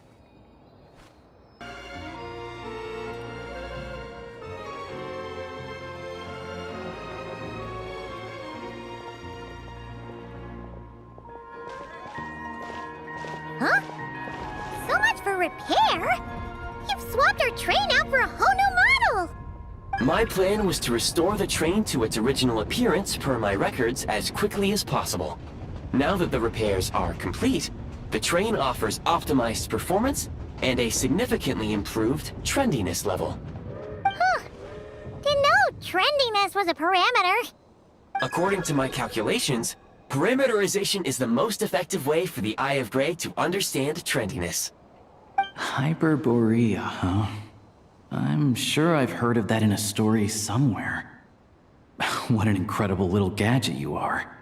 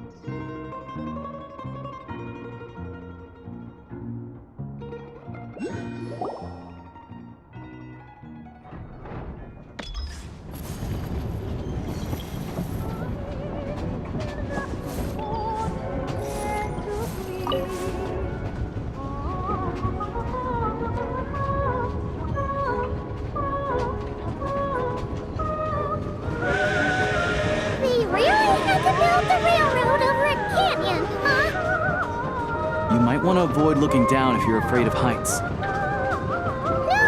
it's not that. Paimon's just praying that we don't have yet another accident.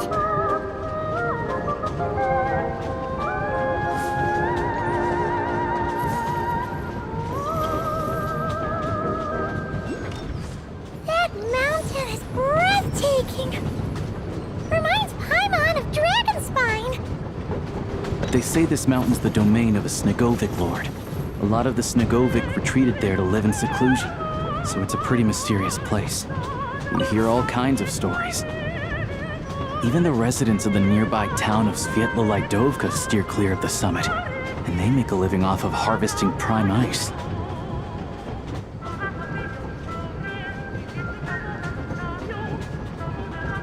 Look, Snezhnagrad's just up ahead.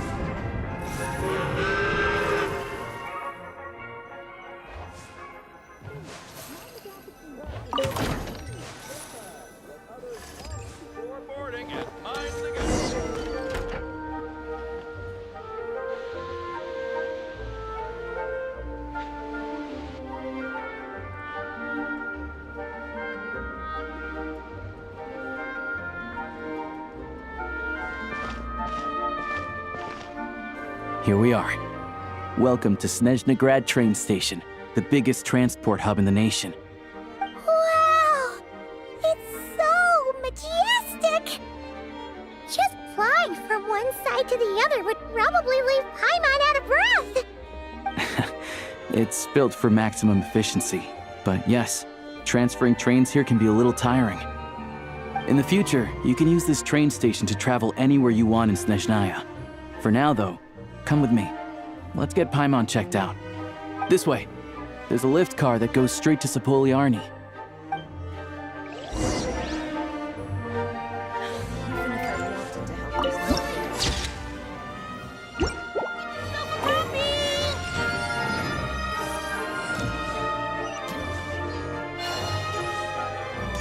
Look! Look! They have really funny-looking hats! And those ones are about the same height as Paimon! But it looks like they can't fly! Those would be Volkudlak and Domovoy. You'll also see the winged Vila and the snowborn Snegovic amongst others. No wonder! We'd heard that Snezhnaya used to be the realm of the Fae. Paimon can really see it now.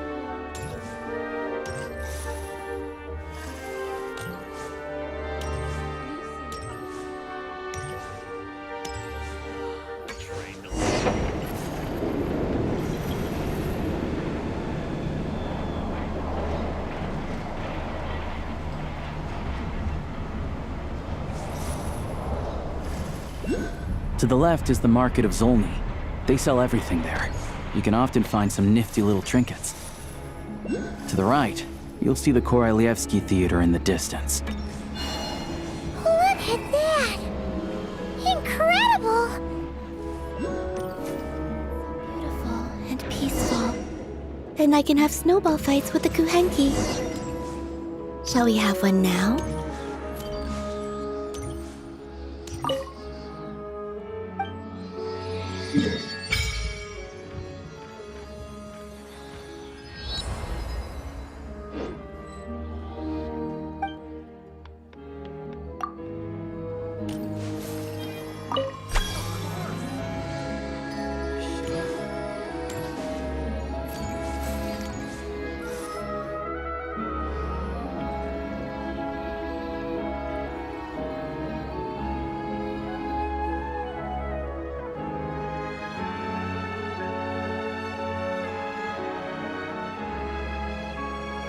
Wow!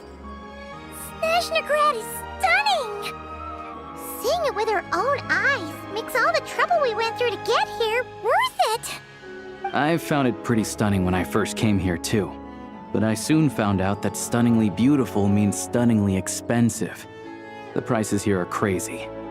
I'm just a small-time hunter, so Zolny is where I spend most of my time. This way will take us to Podvorier restaurant. They offer food and lodging there, so you can get settled in while I fetch the doctor. Is that gonna be stunningly expensive too? Yeah, I mean, there are places to stay in Zolny, but I highly doubt they'd meet your standards. Most of the stoves are out of crystal, the windows are drafty, and at night, four-legged roommates come out to play, sharpening their claws on the roof beams and floorboards. Yep, no way. Not a chance Paimon's staying anywhere like that. Maybe we can split the cost of the room between us? Paimon still has some savings left. Fine then. It's your treat. Paimon will save her money for buying a nice little cake. Don't worry, you'll get some too. I'm glad to see you've perked up. If you find yourselves in the mood for some sightseeing later, there's a few places around here worth seeing.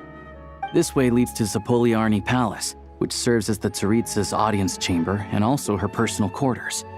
The adjacent block is kind of a city in its own right. That's Glupov, the headquarters of the Fatui.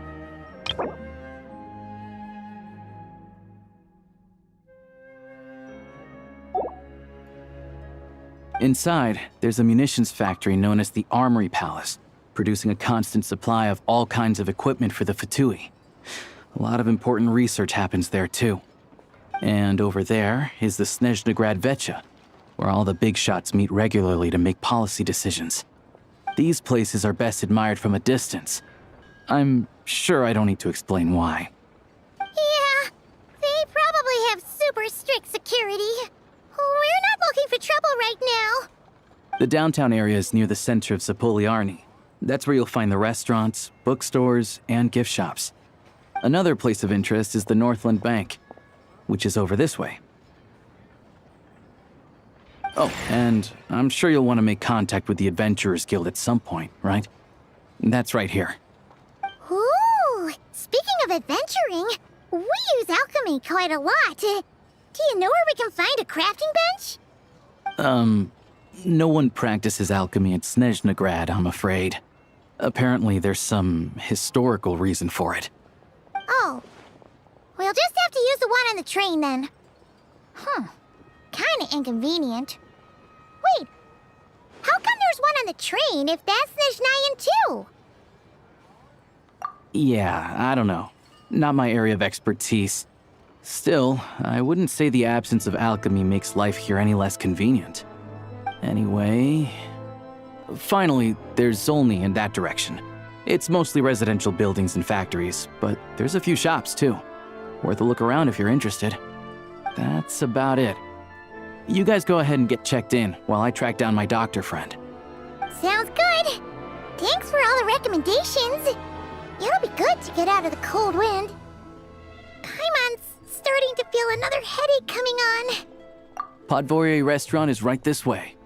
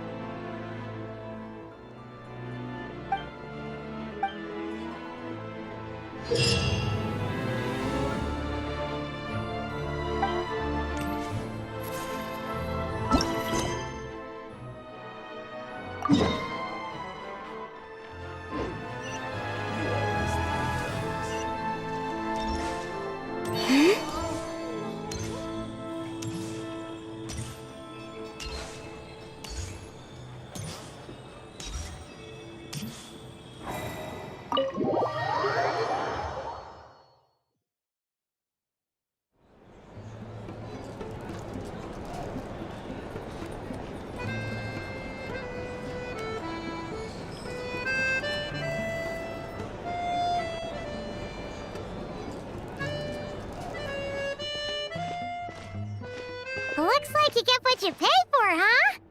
Paimon likes this room a lot.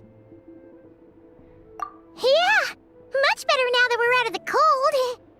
Oh, thanks for taking such good care of Paimon. Honestly, she feels kind of bad for throwing a wrench in the works. If this were anywhere else, we'd be out investigating and adventuring by now. But instead, we're stuck here waiting for a doctor. You're right. No need to push ourselves too hard for no reason. A lot happened on our way into the city. Let's review what we've learned so far and try to figure out what to do next. Obviously, the million more question is, what is this tsaritsa planning? Everything else leads back to that. Sure was. And so far, we've learned that in addition to the 7 gnosis, her plan also requires a ton of energy.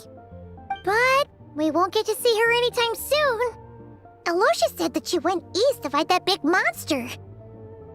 It must be a pretty powerful one if it can blanket the whole of Snezhnaya in a snowstorm this awful. To be honest, what we're really lacking right now is information. The kind of information that only the higher-ups in the government would know, not word-on-the-street type of info. Paimon can think of a few people who might be able to help us, but... Right! And when we left Nocturne, Sandrone specifically left a message reminding us which side we're on. So, it's unlikely they'd tell us anything confidential about the tsaritsa's grand plan. Yeah, fair point. Besides, that Glupov place is right nearby. We've got nothing to lose, so it'll be a waste not to go. There's gotta be someone there willing to talk to us, right? Maybe Arlecchino or Sandrone? Or possibly Tartaglia. But it's unlikely we could sweet-talk Arlecchino, let alone Sandrone. She basically told us to stay in her lane already. Yeah, the last time was all the way back in Fontaine, right? Too bad we missed him in Nocturne. Apparently, he came to help out. Hello. Is there a traveler and Paimon in there? That's Alyosha! Come in! Hello, I'm Dr. Luneva. Alyosha mentioned that one of you is feeling a little under the weather. I see. So you're my patient today, yes? And you're, Faye, I presume? Good question. Paimon's not too sure either, but she's definitely not the same kind of Faye as the ones we saw at the train station. Is that gonna be an issue? Not exactly. It's just, I'm used to treating human patients. Fae tend to be far more resilient than even the healthiest and most long-lived of humans. But don't worry, I do have some experience treating Fae. I've even diagnosed plenty of cats and dogs in my time. Safe to say, I have a fairly eclectic range of expertise. It'll be fine.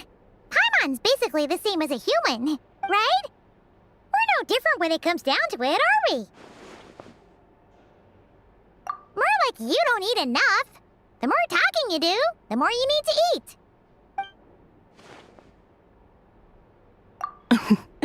Now, please take a seat.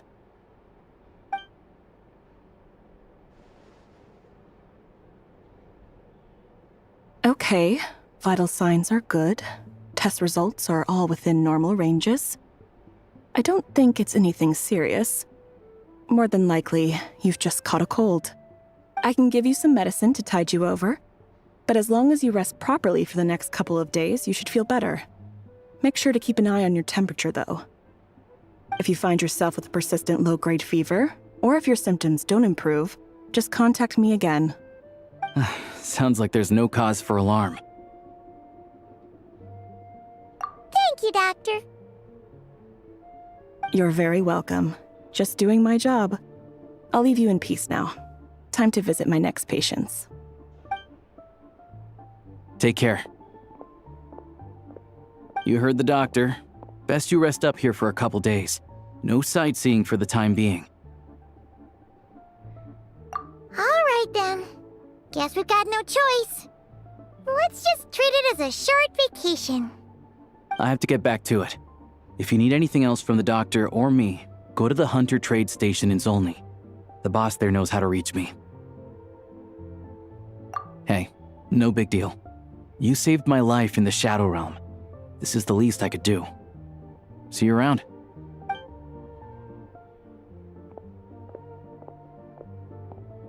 All right, time to find Child and see what he can tell me.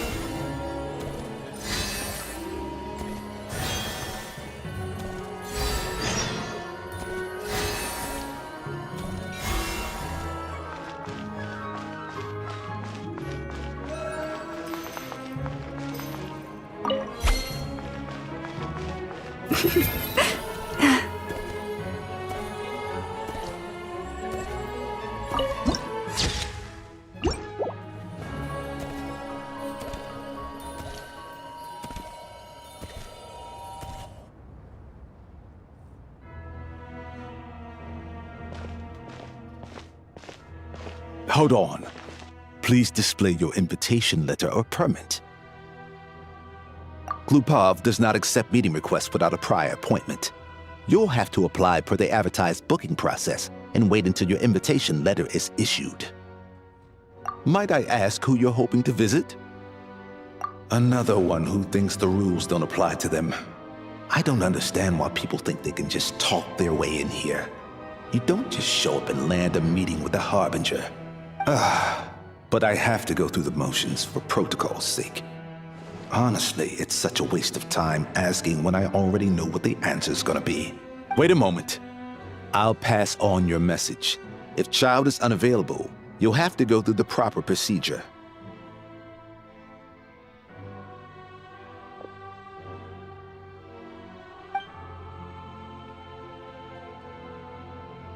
Lord Child is a busy man. He's probably not in Glupov at the present. If I were you, I'd cut your losses. No point waiting any longer. Even if you two are old friends as you claim, please understand that the Fatui Harbingers are often busy with their official duties. They tend not to stay in Glupov for extended periods. Next time, stick to the rules. You'll make life easier for both of us, Greetings, Lady Marionette. I'll take care of our guest here. It's his first time in Snezhnaya, so it's no surprise that he doesn't know the rules yet. I trust no choice words have been exchanged. No misunderstandings I should be aware of. No, Lady Marionette. No incidents to report. Whew, that was a close call. Good thing I played it cool. Is that right? Good to know. Wait, where's Paimon? Under the weather? That's hard to imagine. She's always buzzing with energy. I take it she's still adapting to the climate. Happens to a lot of people. It's even colder here than in Nodcry. Has she seen a doctor? I can get you one if you need. All right then. Well, let me know if you run into any other problems. Why else? I was just about to sit down for some much-needed tea time when I heard that an old friend of Tartaglia's had shown up outside. No appointment, nothing. And, as obnoxious as it may be to show up uninvited at Glupov, I couldn't help but take pity on the poor soul who was waiting outside in vain. So I had no choice but to abandon my freshly brewed piping hot tea and come to see this mystery guest for myself. Well, I felt our time working together in Nodcry warranted some courtesy. I couldn't exactly let you freeze to death out here in the wind. Unfortunately, I can't invite you inside either. The rules of Glupov wouldn't allow it, and as a Harbinger, I have to lead by example. On the plus side, Snezhnaya actually has some class, unlike Nasha Town. Torchlight Books has a very nice selection of teas and cakes, so we can catch up there. Your treat, of course.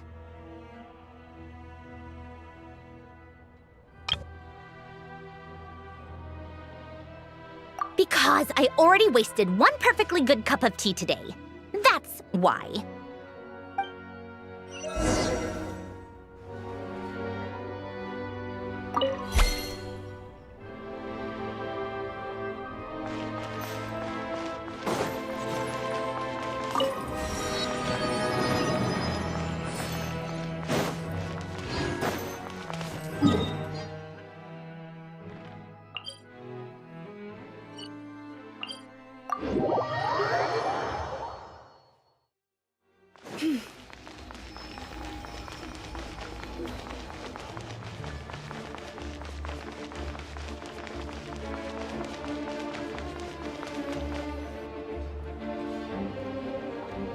I've ordered for the both of us.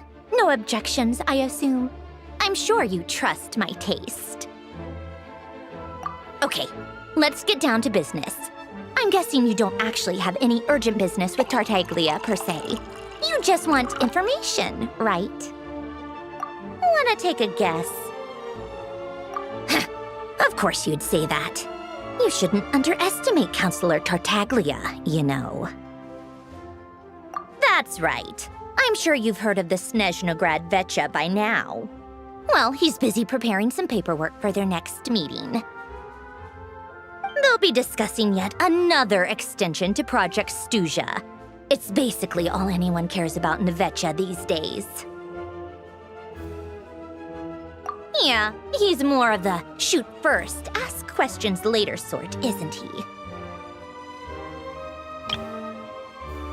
It all started with a very detailed letter that Capitano left for the jester, Pierro, before leaving for Natlan. In that letter, he detailed the future arrangements for his subordinates. All of his key people were reassigned to Tartaglia. I guess he'd already prepared to leave us for good all the way back then. But Pierro didn't reveal the contents of the letter until the events in Natlan had concluded. That was his reaction, too. Why me? With a bewildered look on his face. He'd always assumed Capitano looked down on him. He was a man who kept his thoughts to himself and barely spoke to him the whole time they'd known each other. But he occasionally brought Tartaglia along to my tea parties back in the day. So to the rest of us, it was clear that Capitano had quite a lot of respect for his young comrade. By the rest of us, I mean my tea party regulars. Arlecchino, Rosaline, and... actually, not Columbina. She was probably oblivious to it. Anyway, then the Liu situation happened. Normally, it took a lot to get under Capitano's skin, but that time he was furious. It's not really my place to talk about it, though. You can ask Tartaglia about it sometime. Basically, Tartaglia probably had the wrong idea about Capitano all along, right up until Pierro revealed the letter he'd left behind. Capitano believed that despite Tartaglia's immaturity, he showed great potential. Plus, he possessed a kind of purity rarely seen among members of the Fatui. Yeah, it's one of the few things that I'd agree those two have in common. But there's one other reason why Capitano chose Tartaglia to assume command of his troops. He knew that after he was gone, several of the others would swoop in on his army like vultures. With the ones who stood to benefit the most being the rooster Pulcinella and regrator Pantalone. Once they divided Capitano's troops between them, they'd be more powerful than ever. No one would be able to stop them. So, you can see why Capitano chose to hand that letter to Pierro, right? Exactly. Pierro also needed to back a harbinger as soon as possible. And all things considered, Tartaglia was the best choice. Even though Tartaglia has had the support of Northland Bank for a long time, he and Pantalone are ultimately not cut from the same cloth. I'd say Capitano made a good judgment call. Anyone else caught in this situation would probably feel like they'd been hung out to dry. His best course of action will be to distance himself from any shady business, while still maintaining friendly relations with Pantalone, but seeking Pulcinella's support at the same time. What's the point in having a tea party if you don't spill a little tea? Besides, none of this is confidential anyway. Ask any journalist out there. They'll give you all the lurid details. You'll see it firsthand if you ever sit in on a session of the Snezhnaya Vetcha. All the factional strife, whether open or unspoken, it plays out for all to see in that one little room. Having a voice in the Vetcha is the only way to steer policies in your favor. So, every person in that room represents a particular interest group. Pantalone, for instance, represents the financial sector, and Tartaglia represents the Fatui soldiers. Personally, I have no interest in political jousting, but since I have a number of engineers and researchers under my command, I have to make their voices heard. Then there's Pulcinella, the linchpin of the Vetcha. He represents politics itself. Everything involves him, so nothing can bypass him. Any issue that comes up, he knows how to mediate. That's what the tsaritsa values most about him. I'm starting to see why everyone is so frustrated with the way things are, but also powerless to change it. A complex web of interests connects all parties involved, and the tsaritsa sitting at the top adds another layer of complexity. It must be nearly impossible to come up with a perfect solution. All right, I'm done carrying this conversation. Time for you to answer a question of mine. You must have known that you can get the info you needed from me. So why was Tartaglia the first person you asked to see and not me? Huh? Jealous?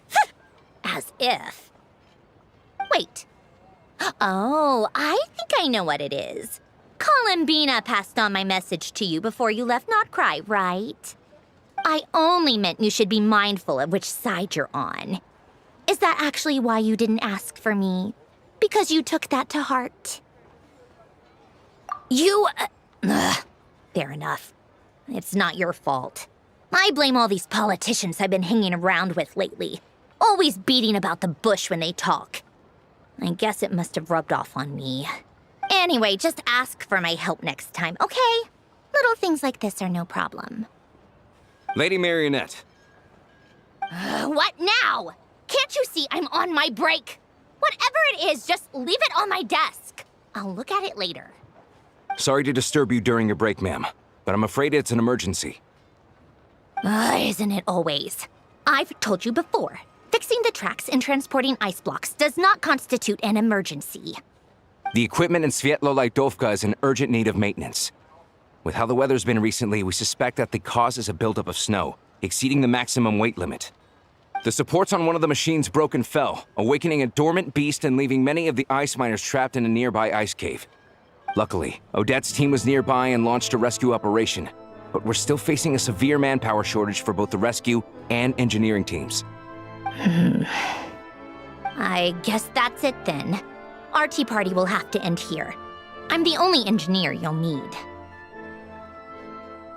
Do you actually want to come with, or are you just saying that? Nice of you to return the favor. I'll have a couple of people look after Paimon. They can let her know that you had to step out for a while. Given how urgent this is, I'm sure she'll understand. And honestly, I'd rather have your help than anyone else's. Between your skills and experience, you'd be reliable help. Then let's go. You, take 2 people to Pavorye restaurant. Find his room and watch it like a hawk until we get back. If anything happens to Paimon, you'll be answering to me. Yes, Lady Marionette.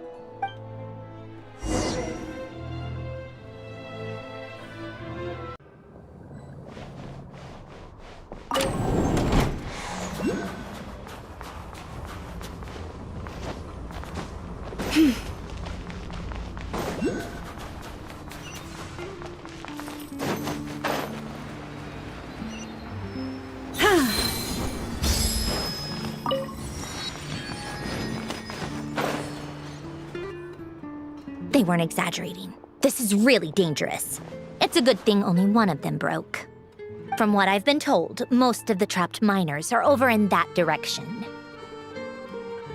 Yeah, you do that while I check the rest of the equipment. I'll evacuate the people around here as I go. Meet me back here as soon as you're done.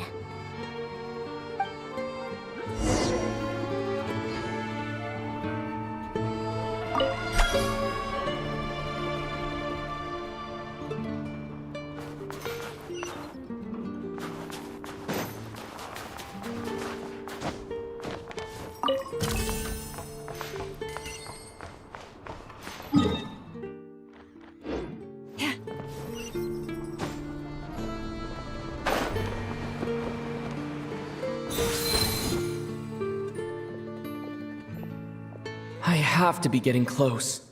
Don't go any further.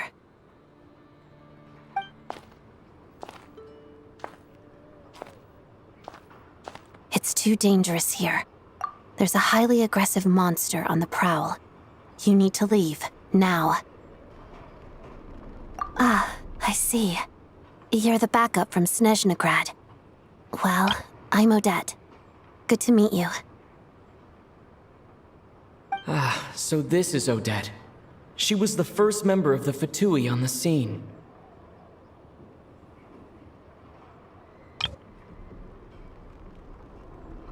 There are 5 people trapped in the cave. Monster type is unknown, and so is its location. Let's go. Every second counts.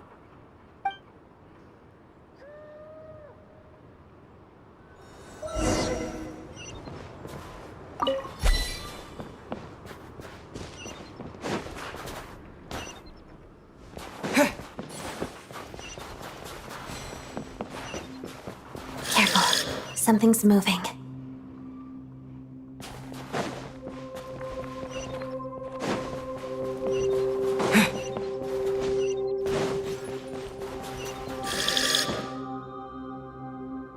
This must be the monster's shadow. Looks like a tough opponent.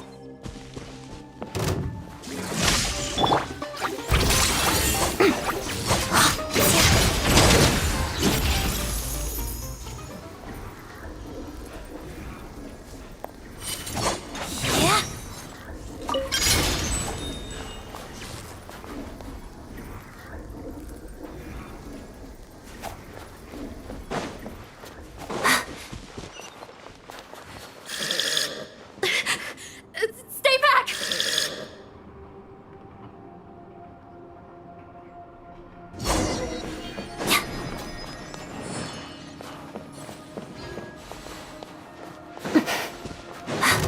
Together. Walks of the snowflakes.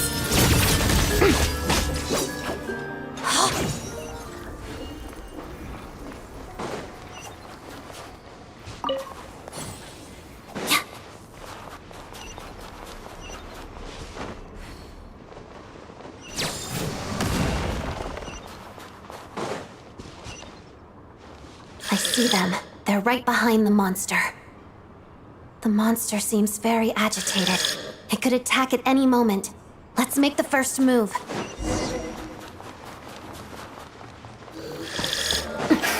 Lightning flash!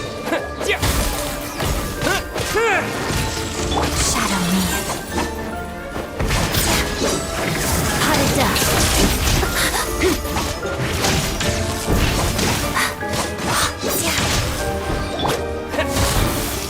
Take this!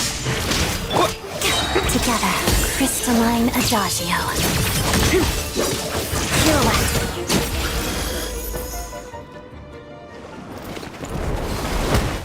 Oh, thank you for saving us. We'd have been monster fodder otherwise. Thank you. Thank you. You're welcome. You should be safe now. Follow this route out. He and I will stay behind to watch the rear. Thank you. Come on, let's go. This way.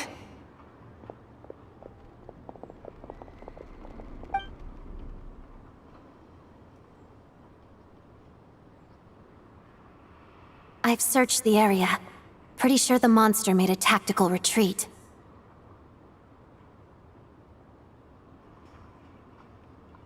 Yeah, but with us here, it won't be coming back anytime soon.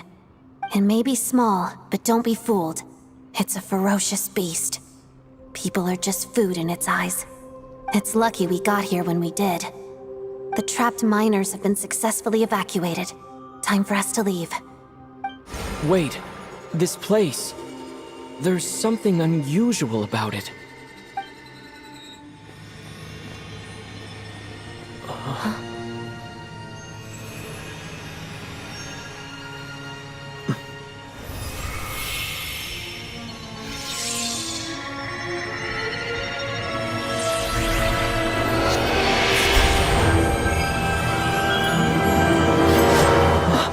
What is that? I don't know.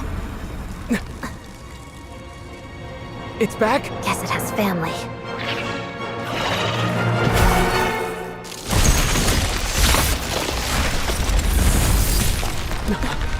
This way. Run!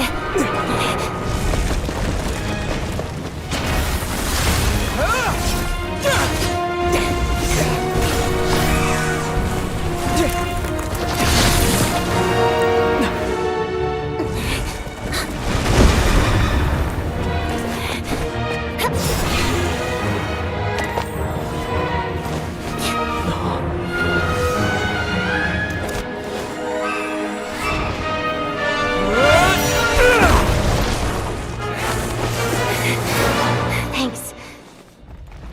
Let's get out of here.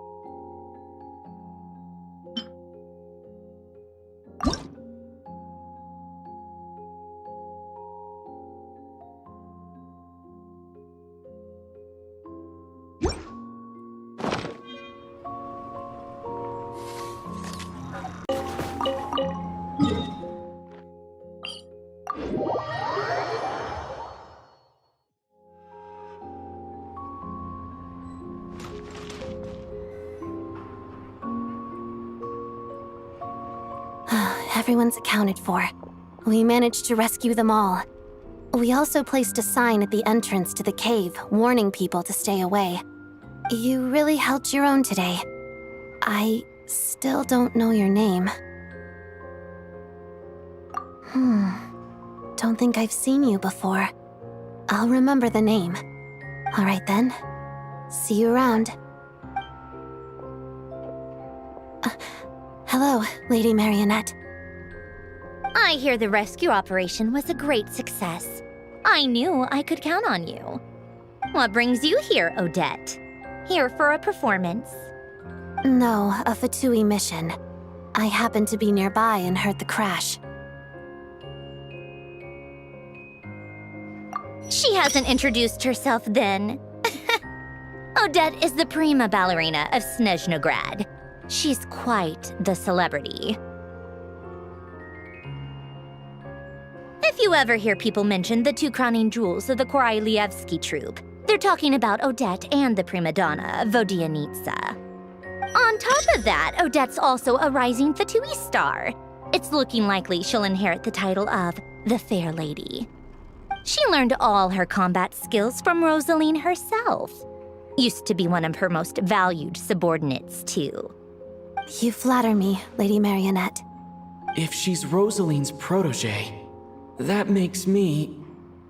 Never mind. There's no need to bring it up. No point making things awkward. How's progress on your end, Lady Marionette? Equally successful. I finished reinforcing all the equipment. Took me a little longer without Polonia's help. But the outcome is the same, of course. Even if the heavy snowfall summoned by that monster lasts for another 3 months straight, this equipment won't give way. All right, now that we're done here, it's time to get out of this blizzard. Sure, but Snezhnaya will send someone to investigate and draw up a relief plan. And I guess I'll have to write the incident report myself this time, since it involves a mechanical malfunction. First, Pantalone needs to approve the budget, then Pulcinella has to sign off on the plan.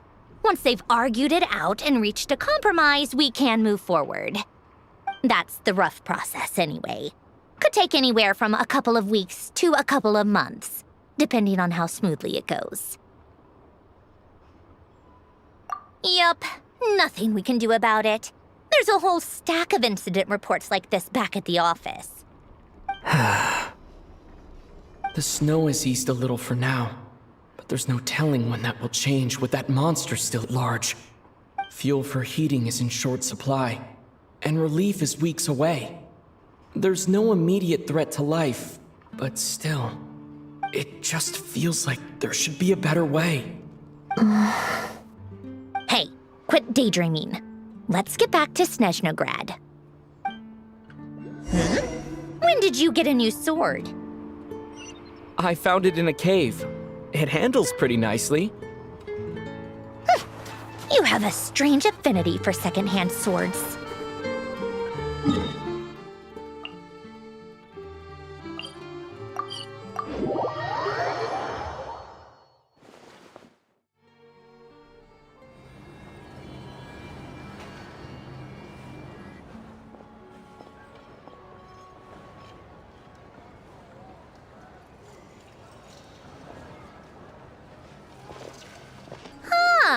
Well, if it isn't Counselor Tartaglia, Mr. Big Shot himself. Go easy on me, all right? I'm still recovering from the interrogation the real Big Shots put me through. Hey, comrade, it's been too long.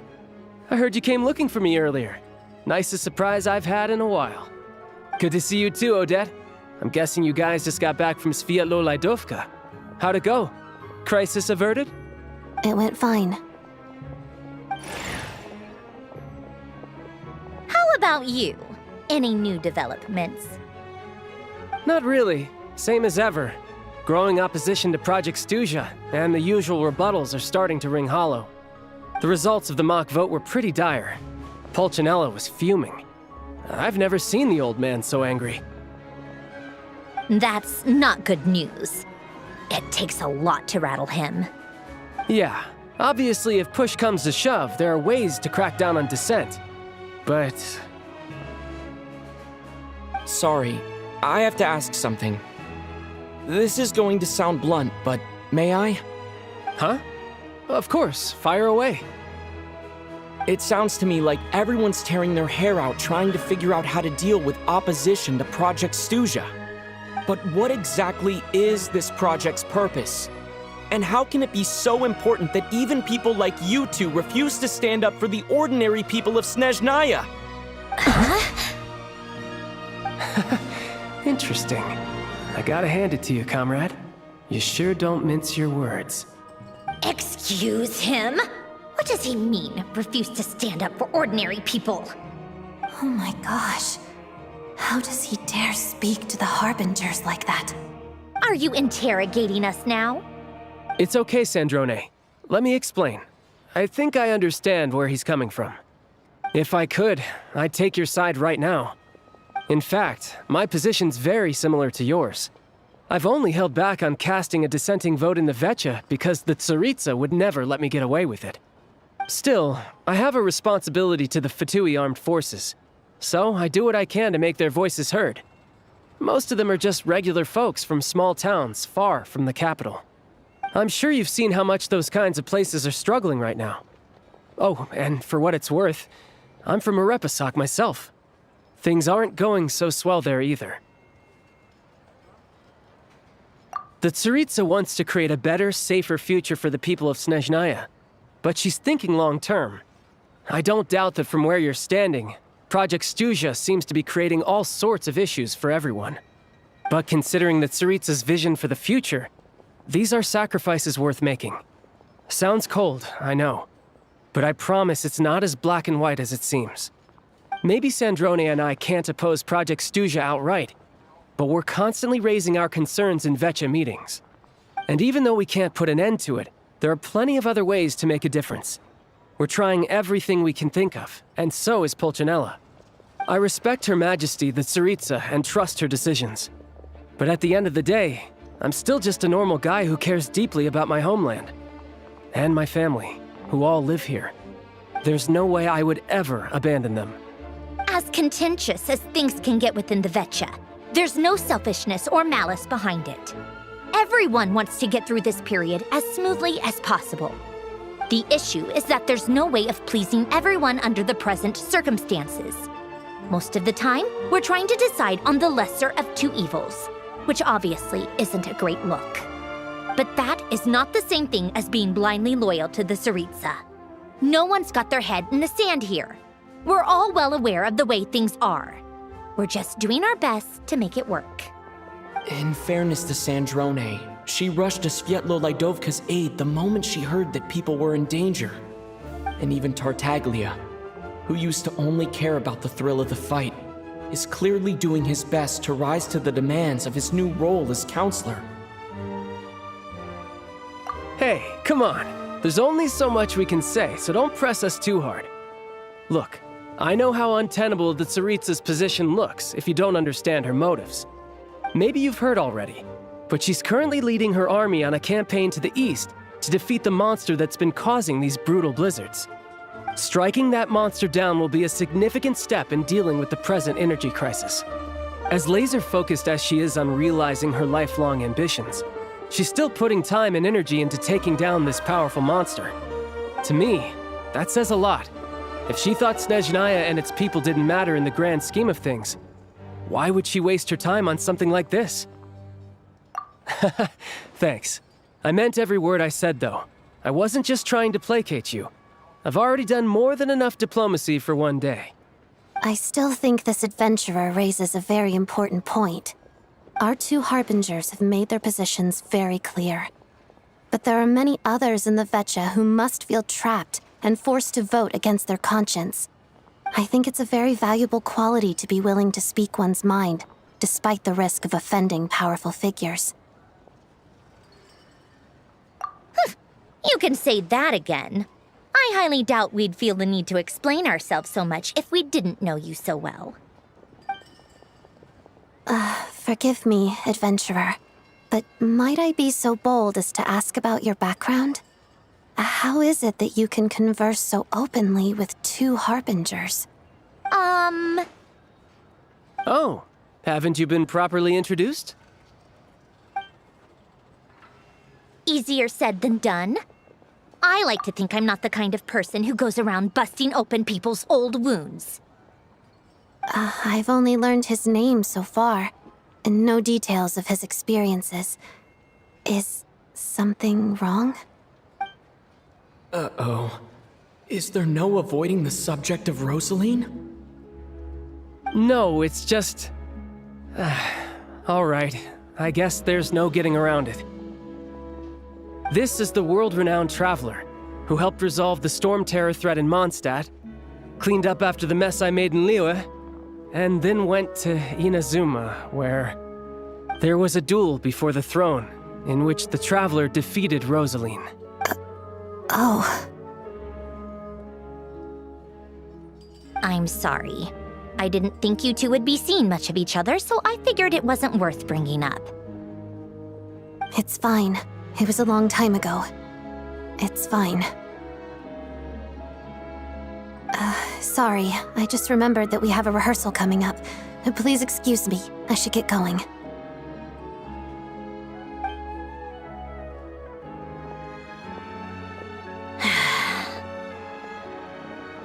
I've mentioned this to you before, remember? She was Rosaline's most valued subordinate. But they didn't actually get along. Not that Rosaline was really the type of person to make friends, but death has a way of resolving a lot of conflicts. Don't let it weigh on you. Like she said, it was a long time ago. It's in the past now. Odette has a very different personality from Rosaline. Give her some time. I'm sure she'll work through it. Oh, by the way, where's Paimon? It's not like her to hide away. She hasn't been feeling well, so she's resting at Podvorier restaurant. I got a couple of my people to look after her while we were gone. Oh, right. Sorry to hear that. Poor thing. Reminds me of when Tonya was little. She really felt the cold back then. Used to get ill all the time. I felt so bad for her seeing her lying in bed, coughing. She was so mature for her age, though. Whenever someone came to visit her, she'd greet them with a smile and would never complain. I'm sure Paimon's a good kid, too. You're a little short on manpower, right? Let me have a couple of my people take over for yours. I'll send my most capable and reliable. They'll make sure Paimon can recover in peace. Well, that would be great. Your people are more qualified. Hey, don't mention it. I'm sure you have things to do. Hopefully this takes a load off your mind. So no more accusing me of not being on your side, all right? Already? That was quick. I'm afraid I can't help you there. Our director's recent movements are confidential. Even we're not in the loop. If you hadn't told me, I never would have known he'd gone south. I assumed he'd been in Glupov this whole time. Well, I guess I'd better go sort out Paimon's security situation. I have some other work to catch up on at Glupov anyway. Me too. I have an incident report to write up. Let's leave it there for now.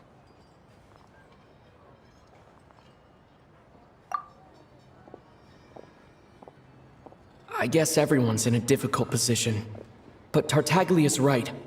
I have things to do. Things I want to do. And things I ought to do. To start with, I should ask Alyosha if he knows any way to help Svietlolaidovka.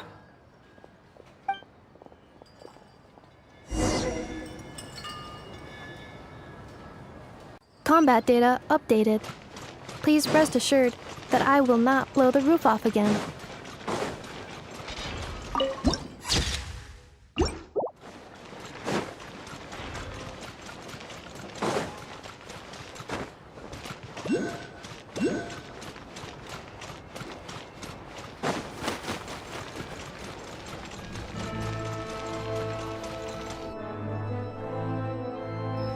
How strange. This sword seems to be vibrating of its own accord. It's a very faint vibration, but it's getting stronger as I get closer to the statue of the Seven. Does this sword have some connection to the statue? But all it does is vibrate, even when I touch it. That place I got this sword from was definitely out of the ordinary. Maybe I should try channeling the power of cryo.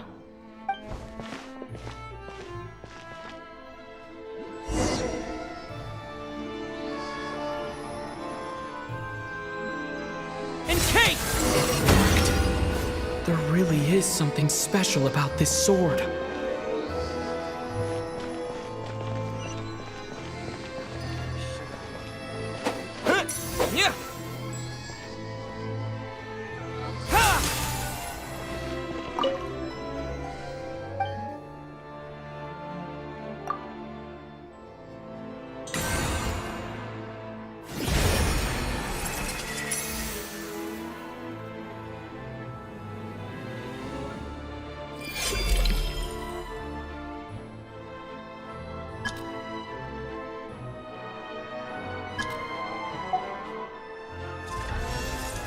I don't really understand what just happened, but I'm pretty sure this sword just got a little more powerful.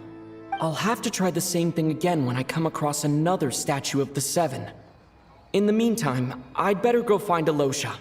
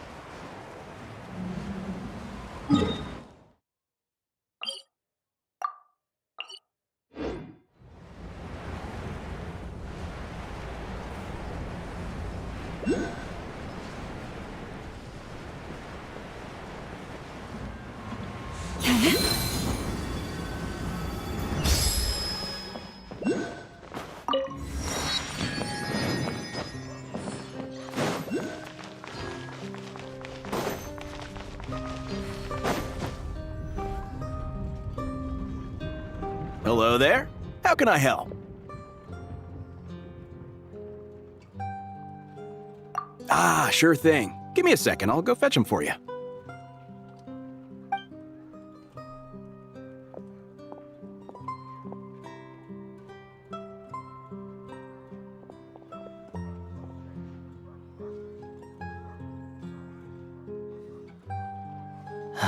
It's a familiar story. I've had similar experiences. Although Snezhnaya doesn't deliberately delay or withhold relief, those first few days of waiting for help are always the hardest. It's a fundamental contradiction. If emergency relief can't be delivered in time, what's the point in even calling it emergency relief? Not necessarily.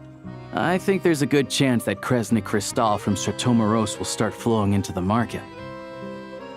When we resolve Stratomeros' energy issue, it's like we open the floodgates. A huge backlog of crystal is now available to the townspeople. There's no way they can use it up at once. A lot of them will probably stockpile it and slowly work their way through. Probably a good idea, since energy prices are only going to keep rising. But there will always be people who urgently need Mora. Exactly. At the current prices, selling crystal is an easy way for an ordinary person to make a fortune. Hey boss, how much do I have left in my account? 1 second, let me check.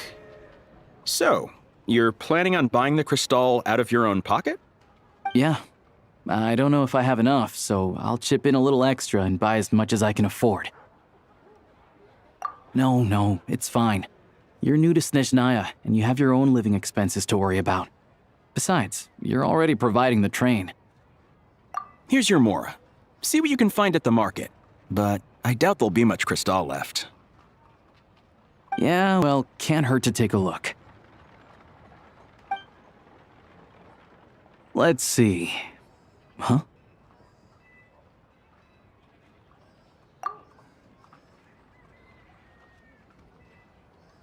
Oh, Alyosha, and... Hello? I didn't realize you two knew each other. Yeah, I take on some odd jobs in the city to supplement my hunting income. Sometimes I work as a cleaner or prop hand at the theater where Odette is one of the big stars, so I've met her a few times. When the weather's as bad as this, it's better for a hunter to adapt than to keep looking for game.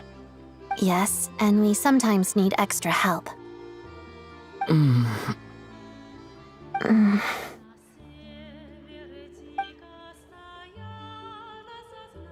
Wait, why is the atmosphere so awkward? I thought things went pretty smoothly in Sviatlo-Lidovka. So, what brings you here, Miss Odette? Looking for some new props? No. After I got back to the theater, I couldn't stop thinking about the situation in Sviatlo-Lidovka. It bothered me so much I couldn't focus on my dancing. So I decided I'd come here and see if there's anything I can do. You too, I presume. I suppose that's why you're here. I didn't feel comfortable expressing my true opinions in front of the Harbingers. Not least because ordinary Fatui like me don't even know what Project Stuzha is all about. Without knowing the full picture, I can't make sense of it. And at some point, if things aren't making sense to me, I can't just keep going along with it. So many people feel the same way. They wish they could do something, but all kinds of reservations hold them back. Explains why groups like the Rokot are springing up to fill the gap. Yes. Well, that's one option. But there are risks to consider with organizations like that. The Fatui does not encourage their activities. Right, because things can get out of hand, and it's hard to hold the right people accountable when they do. I've heard about a few cases like that. Snezhnaya said Odette was on track to inherit the title of the Fair Lady. If so, she'll be able to find out what Project Stuzha is really about. Still, it's probably a little soon to ask her about that. There may be more to the story. What's on your mind?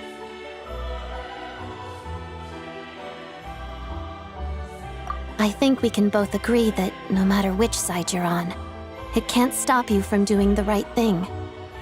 Where there's a will, there's a way.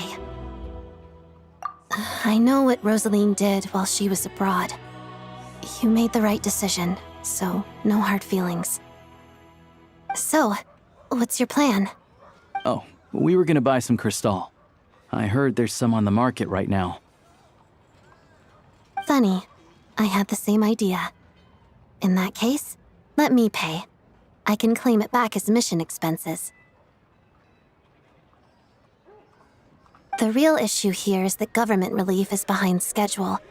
Surely it makes more sense for the state to cover these costs than for us to pay out of our own pockets. True. It's a huge expense after all.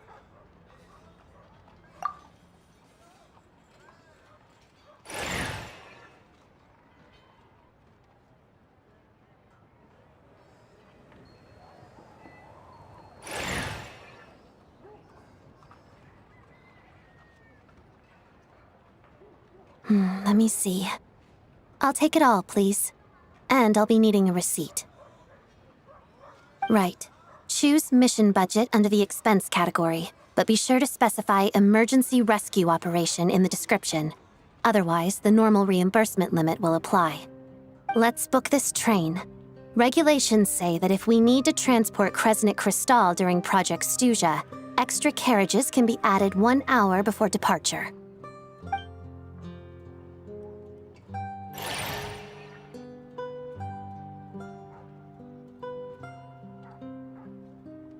That should do it. The train will be escorted to its destination by Fatui guards.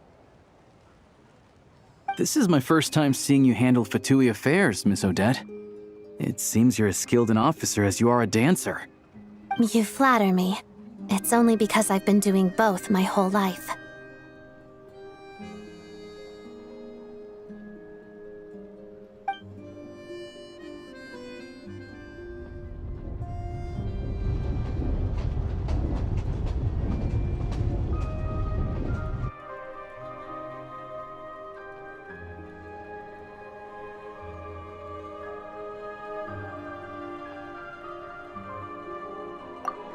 Anyway, I bet you've been non-stop today, am I right?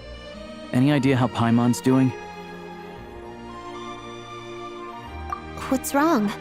Who's Paimon? His travel buddy. Hasn't been feeling well. She caught a cold right after they got to Snezhnaya. Sounds like she's important to you. I can't believe you've been dealing with this on top of everything you've been doing to help the people of Snezhnaya.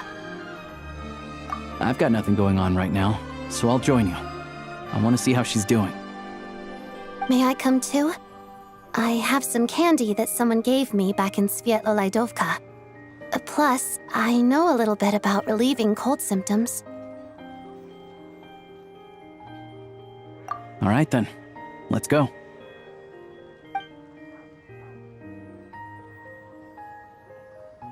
I still don't know what the deal is between these two, but at least the tension seems to have vanished. A good sign, hopefully.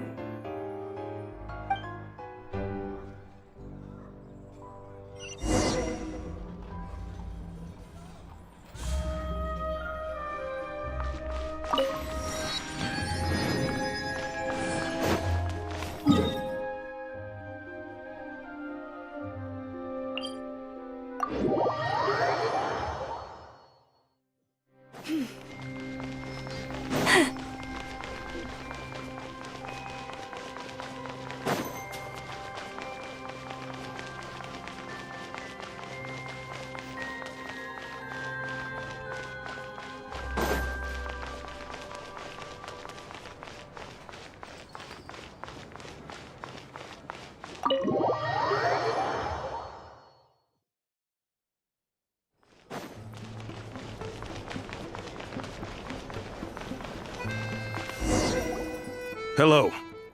Sorry, but there's a sick person recovering in this room. Can I help you? What happened?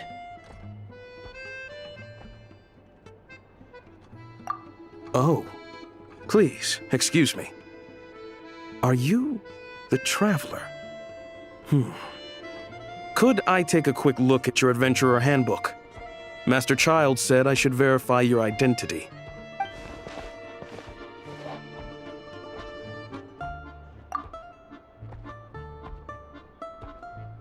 Ah, it's really you. Sorry for the inconvenience.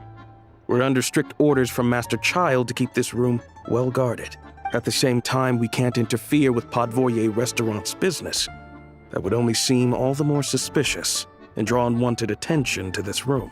Besides myself, a few of my colleagues are stationed in and around the restaurant, in plain clothes, of course. Rest assured, you're in safe hands. I didn't expect such a high standard of protection. Well, Master Child handpicked us for this special assignment. We're not about to let anything go wrong. Anyway, I won't keep you any longer.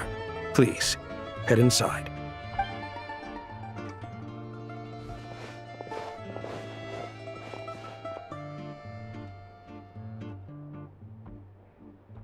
Traveler! Alyosha, you're back! Oh, hey! Who's our new friend? Hi, I'm Odette. The Traveler and I crossed paths a few times. Another friend from the Fatui, huh? You're practically a member yourself by this point.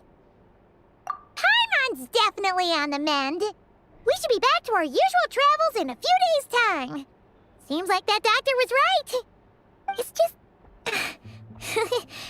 Paimon's limbs are still feeling a little chilly. I have just the thing. Whoa! What's this? Is that a flame inside an ice cube? Wait, is this real ice? How's it not melting? And how does the fire keep on burning? All keen observations. You're right. This is called core ignis. Whenever I've caught a cold in the past, I found I recover much more quickly if I place this by my bed. You're welcome to borrow it. Awesome! Wow! It's so nice and warm! Oh, it's like magic. Your name was Odette, right? How did you two meet again? Looks like she's in pretty good spirits. That's a relief.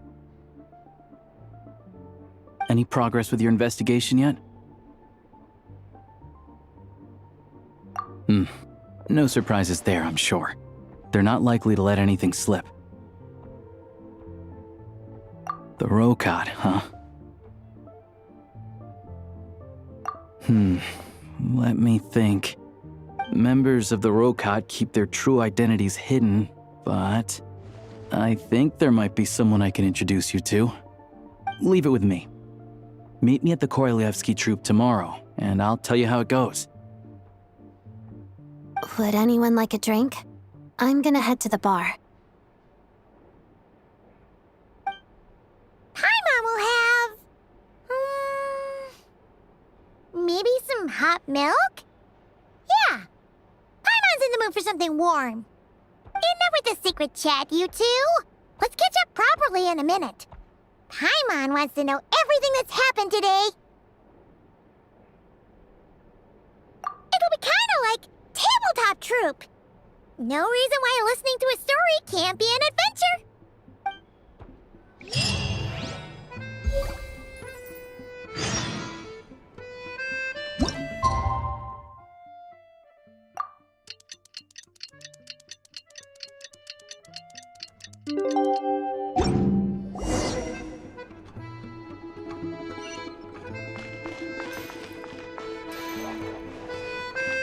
Yep.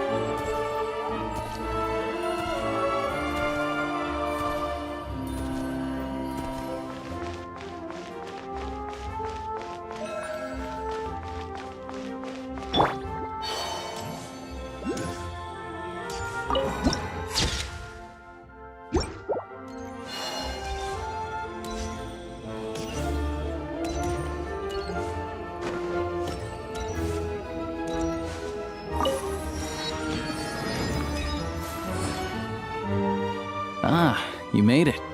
I've got some tickets, and I managed to set something up with the Rokot. It'll have to wait until after the show, though. Happy to stay and watch? I doubt you've seen the Korolyevsky troupe on stage before. Pleasure. Here, this is the way in.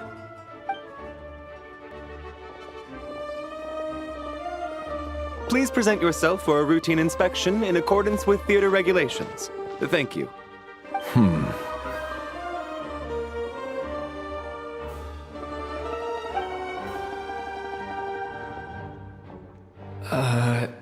Is that guy with the fatui?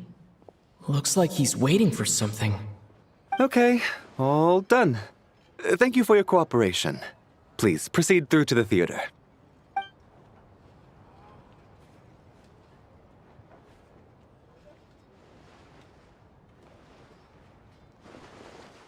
What's up? Everything okay? Snezhnaya's business and political leaders are always passing through here, so it makes sense that security's tight. Still, it's a little unusual to see the Fatui's Armory Palace guard here. You saw him, right? The guy right at the back. Strong, silent type. His name's Valeriy. He's part of the Special Assignments Battalion, but I only ever see him here for one thing: to look for a guy named Mitya. Supposedly a researcher, though he never seems to put much time in at the office. The theater is one of his favorite places to hang out when he's playing hooky from work. But that's not for us to worry about. Let's go. The show's about to start.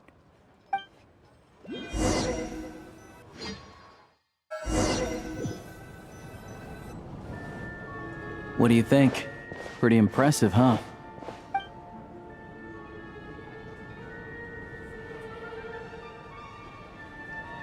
Oh, the one in Fontaine? I hear it's iconic. Never seen it for myself, though. Here we are, just in time. Sorry, coming through.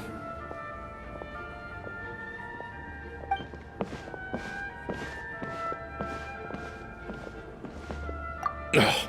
If you're gonna show up late, keep your mouth shut. What's his problem? Whatever. No point arguing with people like that. Look, there she is. That's who I'm introducing you to later. She's the lead singer of the troupe, Vodyanitsa.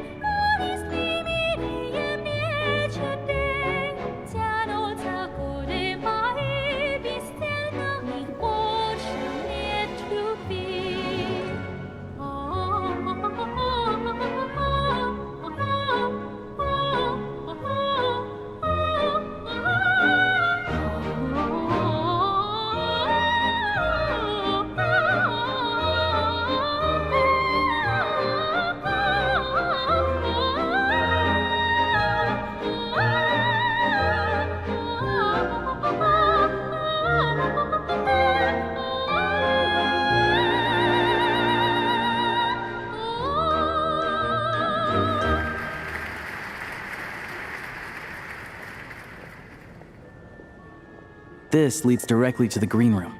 They're expecting us. Vodyanitsa will be waiting for us there.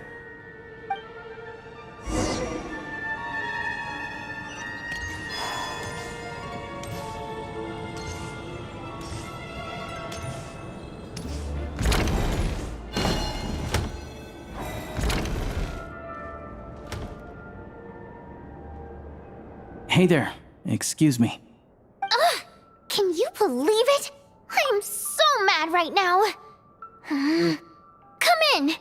Oh, it's you two. Huh? You know each other? Oh, wait. Is this who you were telling me about? The one you met yesterday and couldn't stop thinking about? I never said that. Yes, you did. Why are you denying it? It was right before I went on that rant about the moody factory owner. Oh, I remember it so clearly. Might I ask what brings you two here?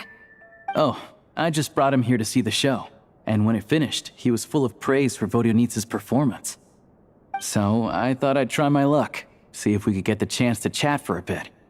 Maybe get an autograph? You work here. You of all people ought to know that's against the rules. It's not what the green room is there for. Oh, what's the big deal? Come on, don't be shy. I can give you an autograph. You can take a picture too if you want. Do as you please. I finished all my shows for the day. I'll leave you to chat.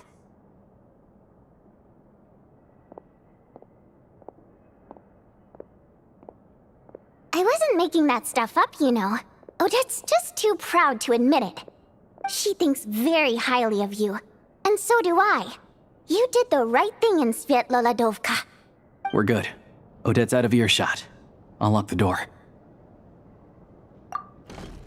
Confidentiality, of course. The Rokat is very strict on that. Whoa, Alyosha! Not out loud! Not with an outsider here!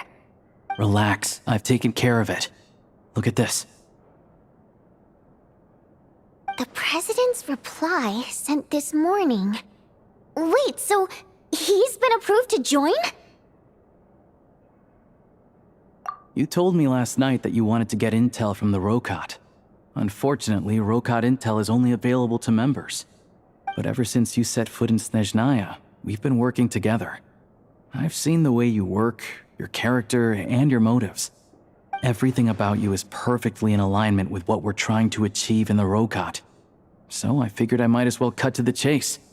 I wrote a letter to the President explaining your situation, including just the right amount of detail. His approval came very quickly.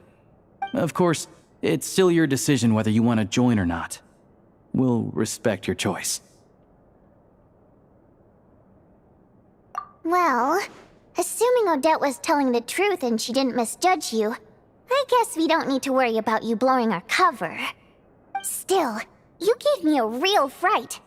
I didn't know that's why you came looking for me. So, that stuff you said about admiring my performance, was that just because Odette was here? Did you actually mean it? Now you're talking. That's what I like to hear. Anyway, let me give you a quick rundown of how things work. Like I said, the Rokat is a covert organization, and we hide our identities. Members typically don't meet in person or even know each other's identities. This helps us maintain a high level of independence and secrecy. Because of this, members are basically free to decide their methods without constraints, so long as the outcome of any activity doesn't violate the organization's principles. After all, we don't have any ostensible contact with each other. This way, if anything goes wrong, no one else will be implicated. Beyond the freedom to choose how you operate, it's also your choice whether to act at all. We have plenty of members who have yet to take any action. In short, joining the Rokat in and of itself won't place any restrictions on your activity in Snezhnaya. There's a code of conduct you can read if it interests you. But basically, as long as you don't plan on using your anonymity to go around doing evil, you'll be fine. I tried reading it 5 or 6 times. Never made it all the way through. Even the most lackluster script makes for more interesting reading. Great. Then I'll go grab an official application form. Be right back.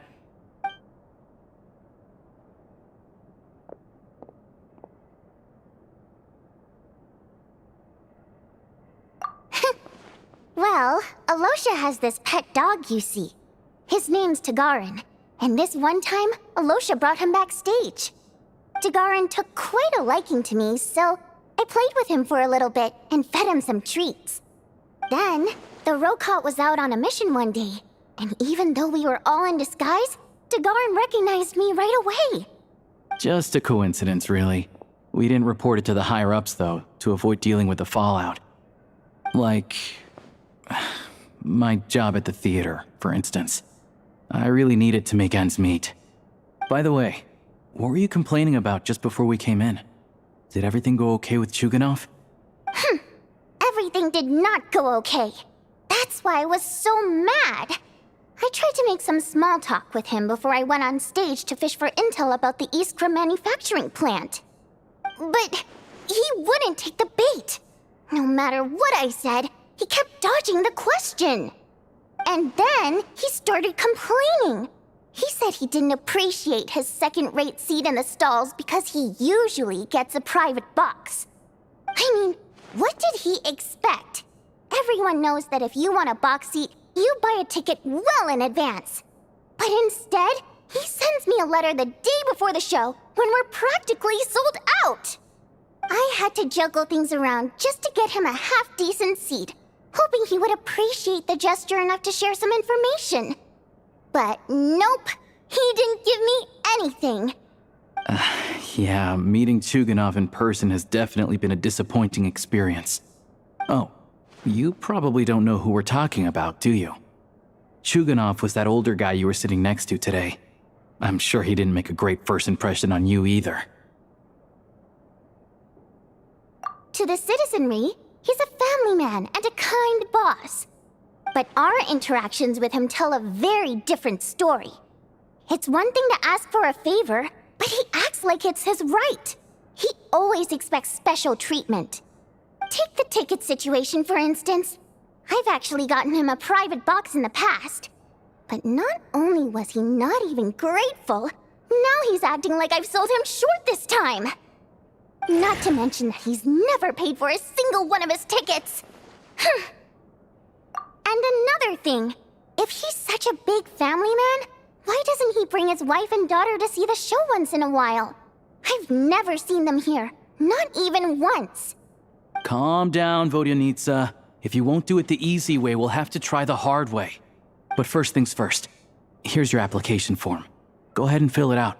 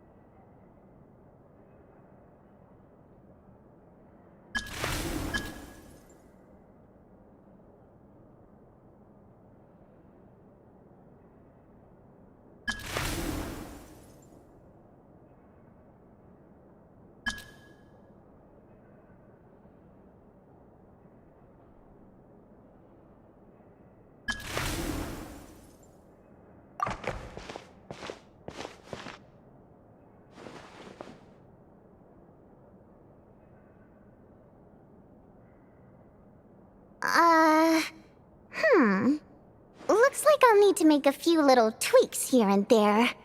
But other than that, you're good to go. We'll hold on to this for you. All right. Now that we're officially Rokot comrades, I can tell you. Chuganov is the target of our current operation. Recently, we've done some recon work at the Iskra manufacturing plant, which pretty much confirmed that their energy consumption is way beyond the legal limit.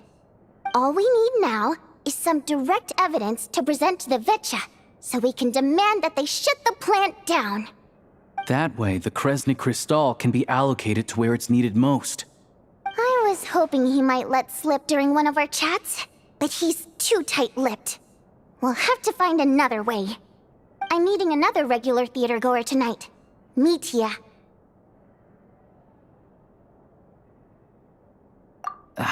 But Valeri's here too, and he's probably looking for Mitya, so he may end up being a no-show. Don't you worry. He must know how to dodge Valeriy, or he wouldn't be showing up on time for every performance. Mitya is a renowned energy expert. Although we can't get any direct evidence of the excessive energy consumption at the plant, we can accidentally let the information slip to him. The authorities should take someone like him seriously. So if he starts raising questions about energy use at the Iskra manufacturing plant, there will be a proper investigation. Also, we're not allowed on site, but he has clearance. So all we need is his cooperation. Yeah, so that's the other thing we're trying to figure out. Though I think we're far less likely to make any progress on that front. Still, I hear that Mitya is a bit of a chatterbox. So, who knows? Maybe if we catch him in the right mood, he'll let something slip. What do you think? Sound like something worth your time? Okay, in that case, you guys find a seat somewhere nearby. Pretend you're a couple of buddies there to eat, and keep your ears peeled for useful information. He's a huge fan, so I doubt he'll have his guard up around me. But you two need to be convincing. If he suspects anything at all, he might stop talking. Sure. Don't worry. We'll make a believable pair of buddies. Perfect! You've sold me already. Now, help me tidy this room up a bit before we head out. Okay. What needs tidying? Everything!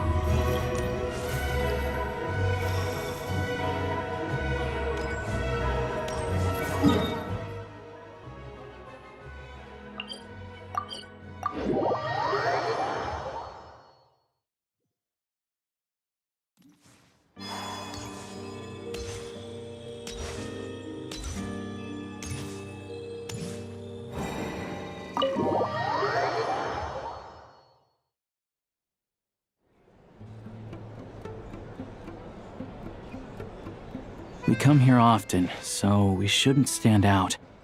Let's sit here. Now, it's up to Vodyanitsa. Let's see how the conversation goes.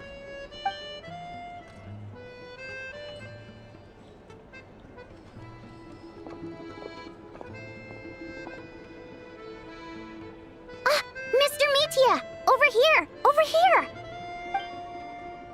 Oh, sorry. I got a little held up on my way here. Now we have even less time than we planned. Go ahead and order some snacks and drinks, whatever you like. Let me see. According to my schedule, we still have 25 minutes left. You're really pressed for time today, huh? I was imagining this would be a leisurely chat. If you'd prefer, we can always reschedule for another afternoon when you have more time. No need. Getting to meet the lead singer is a very precious opportunity for me. I'm not about to pass it up. I've already had to decline your invitation several times because our schedules rarely align. If I don't grab this chance while it's here, who knows when the next one will come around? Well, it's very kind of you to make time just for me. I'm not too sure, to be honest. But Snezhnaya is full of weird and wonderful things like that, so people tend not to bat an eye. I'm sure the same will go for the Eye of Grey and Paimon. The reason I invited you out for tea and a chat today was to get some feedback from a true fan of the theater. Well, I genuinely have nothing bad to say. No matter how many times I hear you sing, it never gets old. It always seems fresh and new somehow. Maybe it's because the more times I listen, the more details I notice. Or maybe you simply improve with every performance, delivering it better each time. Thank you! I'm delighted to hear that! Could you give me any specific examples? Oh, yeah. The piece you sang today, for example. Beneath the Frozen River? Hey, what's with you?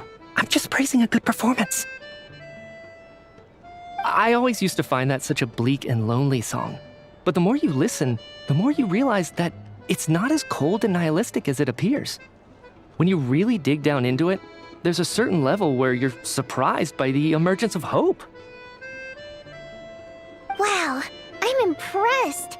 I didn't expect you to pick up on that. Actually, I only tried out that angle after talking with a composer. Still, Beneath the Frozen River wasn't on today's program. Oh, really?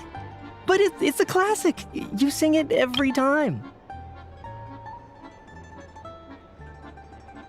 Almost every time. Oh, well then. Let me say a few words about that other all-time classic, Flying in the Wind from the Mountain Sparrow. I didn't sing that one today either. My voice wasn't quite up to it, so I switched it out at the last minute. Oh, but, Sorry, Mr. Mitya, but you were at the theater today, yes? Of course I was. Remember? I said hello to all the troupe members before the show started. You, Odette, and the others. So what did Odette sing today? Elegy of the Snow-Winged Goose, of course. Correct. I see. I see. You find my singing boring, don't you? That's why you don't remember a single song. Looks like I'll need to cut a few from the program next time. No, that's not it. I swear. All right. I'll be straight with you. I'm sorry. My mind was wandering as you took the stage today. I enjoy watching your shows because the exquisite performances stimulate the mind. It always sparks some inspiration for my research. So, whenever I get stuck at work, I come to the theater for a change of pace. Odette's dance during the Elegy of the Snow-Winged Goose today was simply incredible. It got me wondering what she's been going through recently. That look of sheer defiance in the face of utter tragedy, it was so inspiring. I started scribbling in my notebook right away. Not that I made a ton of progress in the grand scheme of things, but I still think it was productive. By the time I snapped out of it, the entire show had finished. So what you're saying is, you didn't listen to my singing at all? Unfortunately not. I'm sorry, I don't know which is more disrespectful. The fact that I don't always come for the show itself, or the fact that I missed your performance. Seems like things are getting a little awkward. Mitya just stepped into a conversational minefield. If there's one thing Vodyanitsa doesn't like, it's people who show disrespect for her performance. This meeting was so hard to set up. Don't tell me it's already falling apart. It's fine. I suppose this is affirming in its own way. At least, it shows that our performance really touches people's hearts, right? Don't let it bother you. It certainly doesn't bother me. She's showing a lot of restraint. Well, I'll be sure to let Odette know how much you adored her performance. Please don't say that. I always love your performances too. It's just that inspiration struck at the wrong time today. I'm usually all ears. I know, I can tell. That's why I value your opinion. I'm sure some people can't stand it when others praise their coworkers right to their face, but not me. No, sir. Fair enough. I still feel kinda bad though. But you know what I really can't stand? People who only show up to the theater to pretend that they're cultured. Makes me sick to my stomach. Oh yeah, 100%. There are too many of those people around. By the time they're walking out the door, they've forgotten all about the show. What's wrong? You look furious. I don't know if you've heard about the boss of the Iskra manufacturing plant. He isn't even a theater investor, but he always demands the same privileges as actual investors.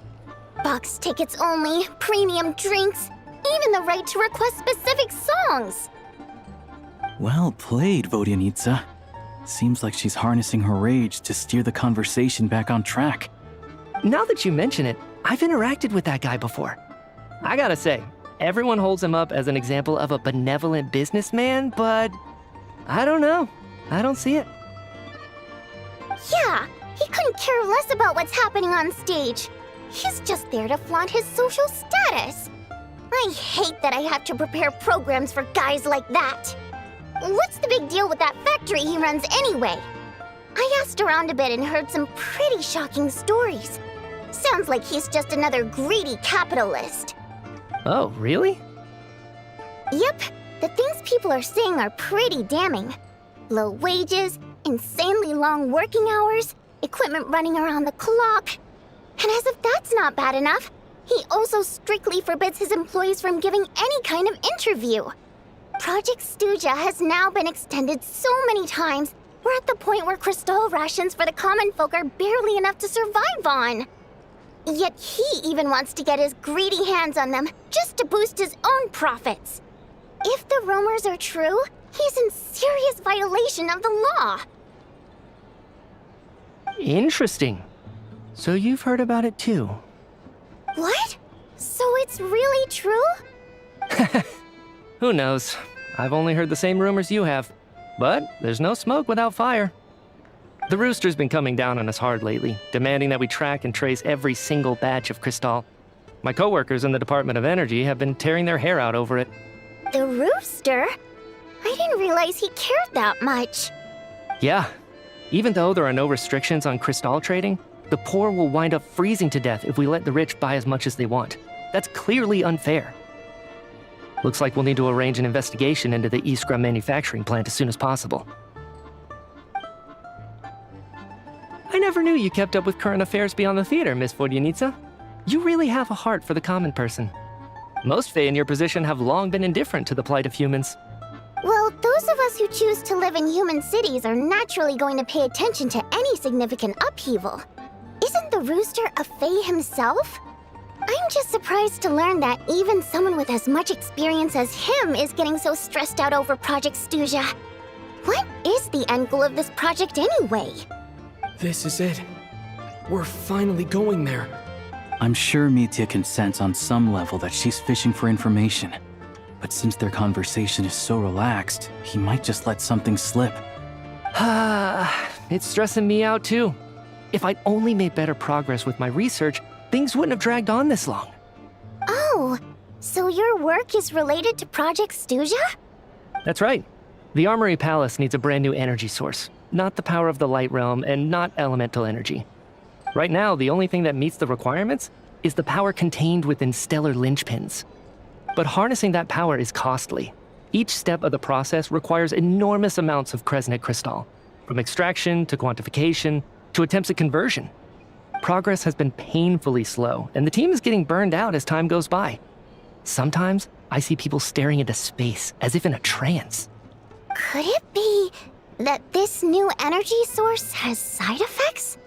No, it doesn't affect us, because the energy is used for... Okay, I got it. Stop choking me. Sorry, I can't talk about that. I think we're all just exhausted. We've been working ourselves to the bone for so long with so little progress to show for it. It's no wonder people are struggling to stay motivated. Seems like I owe you an apology. I shouldn't have gotten so mad at you for not paying attention during the show. Don't worry about it.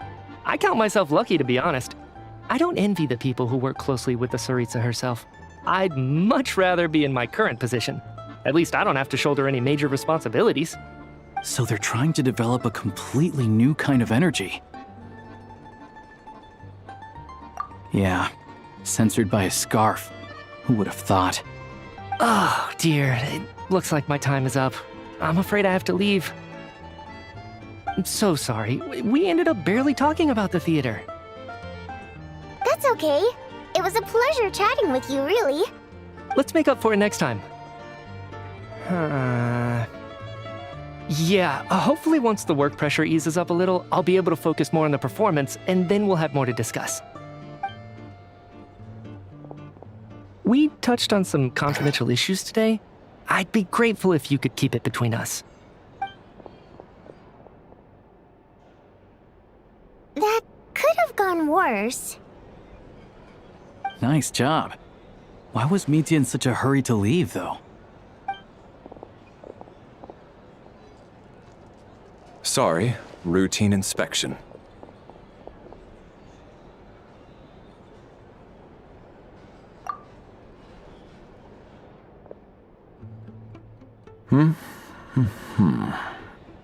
Okay, let's go.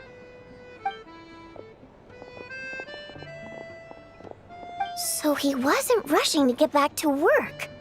He must have calculated that Valeriy would find him here in exactly 25 minutes. That's frighteningly accurate. One of the main duties of the Special Assignments Battalion is to ensure that important figures stick to their schedules. All right, time for us to get going too. Excuse me, check please. We'll settle our check too, then. Oh, hello there. Mr. Mitya paid the check before leaving. He also asked me to pass on a message. He said it was an honor to share his tea break with Miss Vodyanitsa and her 2 friends. Wait. So he knew we were here all along? This raises a lot of questions. Did he deliberately mention the new energy source so that we'd overhear it? Maybe his work isn't confidential after all. Maybe the key here is the purpose of this new energy. I guess that's the next thing to look into.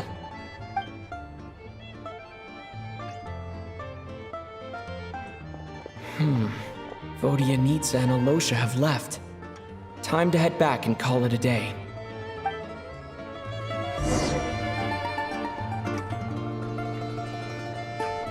I used to take long walks in Silver Moon Hall every day, so don't worry about me. You're back! Here pretty early today. Paimon was just gonna mention that. After she woke up today, Paimon felt like her temperature was completely back to normal, but her strength still hasn't returned. Still, there's some good news. Paimon thinks she might have figured out the source of the problem. It's like there's some kind of mysterious power affecting Paimon. Paimon's never felt this way before during any of her travels. She only started feeling this way since we arrived in Snezhnaya. That's right. The Armory Palace needs a brand new energy source. Could that have something to do with this? What is it? You're making that face again. You know, the one you get whenever you have a light bulb moment?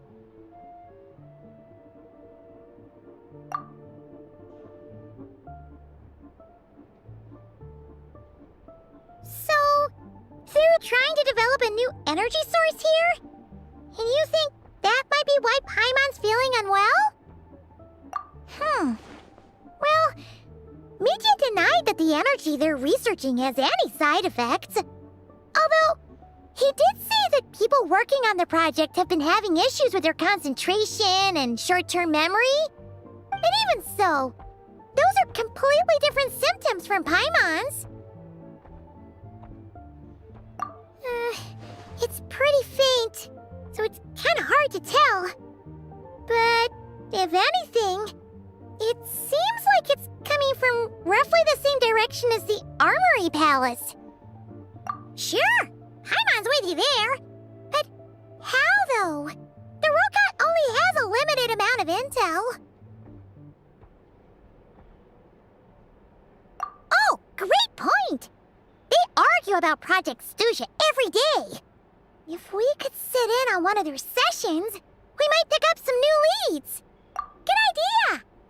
Oh yeah, while you were out, Paimon tried all the yummiest looking desserts in the Potvoria restaurant. This one seemed right up your alley. So, Paimon saved some for you. Come try it once you finish writing your letter.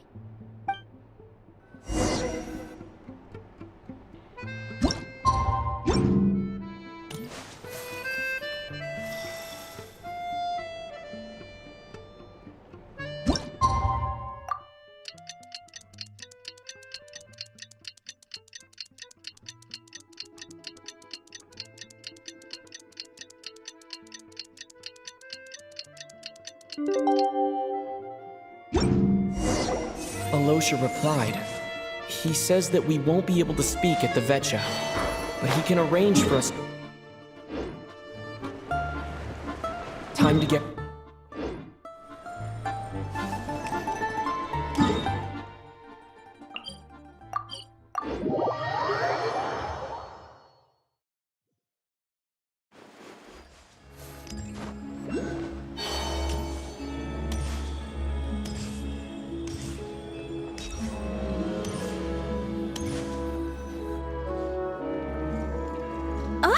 Miss Vodyanitsa, prima donna of the Korolievsky troupe. What a surprise meeting you here. Will you be sitting in on a session of the Vetcha?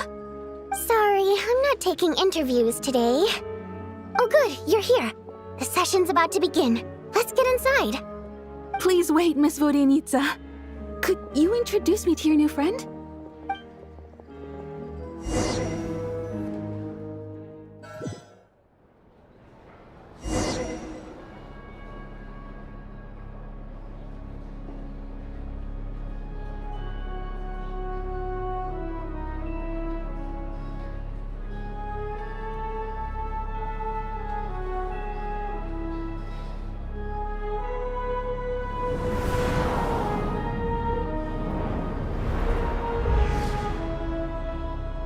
In summary, the energy management commitments made for the outgoing period have been delivered upon.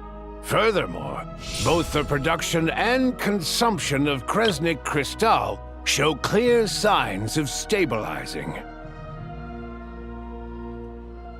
The relevant agencies have assessed the present circumstances and determined that the status quo can be sustained until the next period.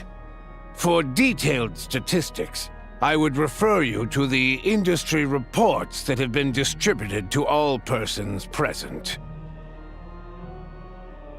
It should also be noted that while the recent blizzards have led to a significant increase in people's energy expenses, this is strictly a short-term phenomenon associated with a remotely located monster.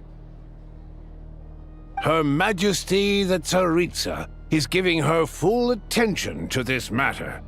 We should have every confidence that it will be dealt with swiftly and conclusively. A financial report on disaster relief is also present in this report, courtesy of Pantalone. They cover the same old ground every single time. The rooster never seems to mind, but everyone else is getting tired of it. There's a general lack of trust. People aren't seeing any tangible benefits that affect them directly. Of course, none of that will be reflected in any of the reports on the table. Yeah, if it weren't for these hard copy documents, I could have at least made something up. Oh, don't mind me. I'm just out here trying to hit my interview quotas. Bring out the kvass. Ever read it? Best-selling newspaper in town. If I remember correctly, you guys don't even have a sales permit. You have to sell from stalls on the street. Okay then, best-selling street stall newspaper in town. Still counts. Order! We will now open the floor to the representatives. If there are no further substantive issues to discuss, we will then proceed to a vote on this motion. Snezhnaya has a long tradition of treating members of the Fatui armed forces and their dependents favorably. But recent surveys shows that Fatui families in remote areas have access to 15% less crystal than the average civilian family in Snezhnograd. It's been said many times before, but it bears repeating now. There needs to be a clear and consistent rationale behind how crystal is allocated, or we will soon face immense public backlash. Perhaps you wouldn't need to keep repeating yourself if you would hear me out for once. I say again, true consistency exists only in principle. In the real world, fairness is relative. You appear to treat resource allocation as a simple function of production and population. So what about when the equipment used in production breaks down? Have you factored that into your equation? And do you even know how long it's been since Snezhnaya last conducted a census? If I knew the answers to questions like that, I'm sure I'd be a very wealthy man. And I doubt I'd be going by child. I'd like to bring the focus back to the specific issue I raised. Or do you wish to deny that favorable treatment for Fatui dependents is our long-standing policy? It's easy to be a critic when there's no accountability. That seems to be a running theme in the anti-Project Stuzha cohort. Defeat the ringleader and all other problems will magically resolve themselves. That's what they seem to think. But in case you aren't aware, not one jot in my report would change whether Project Stuzha continues or not. So you have no intention whatsoever of finding a solution to this problem? On the contrary, I'm the only one here who ever brings solutions. Child opened by speaking up for the armed forces. Regrator struck back with style and a war of words ensued.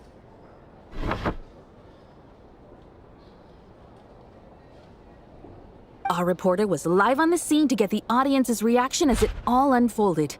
Who do you support?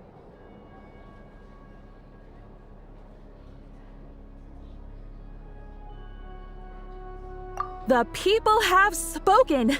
Child received raucous applause from the crowd as he pushed Regrator onto his back foot with a relentless barrage of questions. It had to be seen to be believed. Now you see why they don't have a sales permit. However this reporter wants to spin things, I haven't forgotten that Tartaglia was representing the Northland Bank when we first met in Liyue. So surely, their relationship can't always have been this strained. You two are getting off topic. Let's focus on what the data is saying. Mr. Pantalone, may I speak on your behalf? Oh, please do. I'm more than happy to save my breath. Crystal distribution policy undergoes modifications with each new period. The ultimate goal being to find the most reasonable method of allocation, which I believe is what Mr. Tartaglia also seeks. But I fear many may have been misled on this topic by extremist activists. To clarify, Project Stuzha is not the root cause of the problem. It is merely a framework for resource distribution. The most recent reports all point to Snezhnaya's resilience and adaptability during this period of fine-tuning, and give clear indications that a distribution framework is improving with each iteration. To make drastic adjustments without first considering the risks would likely do more harm than good. It would be a waste of the hard-won experience we've gained to date. Renowned scholar of finance, Arapov spoke up to clarify the fiscal logic, clearly alluding to social organizations like the Rokot in his words. With the notorious Lelek still active to this day, should the Rokot be held responsible? No, there is someone else to blame. She's just rephrasing what Mr. Pantalone said. The Rokot are the critics he accuses of taking no responsibility for their actions. As for Lilik, you won't have heard of him yet. He's currently the most famous member of the Rokot. Well, more like infamous. Ending Project Stuzha has become an obsession for him. Unlike the more decent ones among us, he believes that votes in the Vetcha are all that matter. So whether it's threats, coercion, or bribery, he'll use whatever means necessary to get people to change their vote. And since we're already on the subject, what do you think of Lelek's methods? Are you for or against? Yes, don't we all? Lelek's supporters grow in number by the day. We stand with Lelek! At least someone here wants to take this discussion seriously. I've been considering that issue myself. What you really need is more precise regional data, right? I think it would be easiest to let the Fatui handle it, since they're already in charge of Crystal shipments anyway. We may as well get them to collect some data while they're at it. Whatever you need, you can ask the Fatui to look into it for you. In terms of supervision, I think the Druzhna would be a good fit. I had hoped to discuss this with Miss Vesna, but sadly, she's not present. I will be happy to take a note of your suggestions and present them to Commander Vesna for a decision upon her return. The Commander has always taken a keen interest in Project Stuzha. However, given the Druzhna's demanding workload, I'm afraid it may prove difficult for them to provide any practical support. Let us refrain from jumping to conclusions until a concrete and actionable plan is in place. My apologies, Lord Rooster. There are numerous issues to address here, including manpower, time sensitivity, and reporting lines. Nevertheless, I support drafting a proposal. Follow the usual procedure, and it can be raised as a new motion for all parties to evaluate at the appropriate time. In that case, I'd like to share one thought before the proposal is drafted. The issue of time sensitivity was raised just now, which I presume relates to the official reports. In fact, the Energy Commission already collects regular statistics on each urban center and its surrounding area. Would these be of any use? That's a good idea. I read every issue of Svietlolaidovka's report, and although my focus is mostly on the section about equipment operation, the energy consumption statistics also yield a lot of insights. Be that as it may, does no one see an issue with using local data to determine crystal quotas? In the long term, it seems like a very risky solution. Not if they are used purely for reference. So long as we have the report from the Northland Bank's headquarters to corroborate it, no one will be able to fool me. Very well then. It appears that this arrangement is acceptable to all parties. Yeah, sounds good to me. The members reached a provisional consensus on the issue of improving treatment for Fatui soldiers.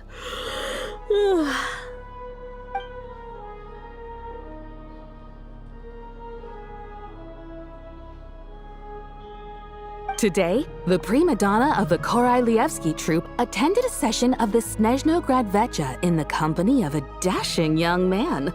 The question on all our minds is, what is the true nature of their relationship? Write anything like that again, and I'm revoking your permission to interview the troupe. Got it?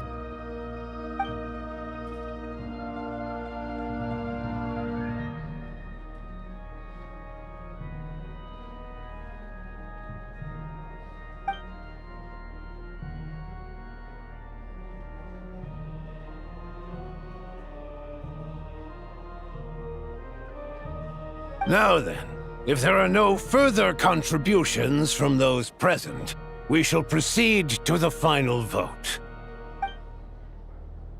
Hey, check it out! What made him vote against? Why now?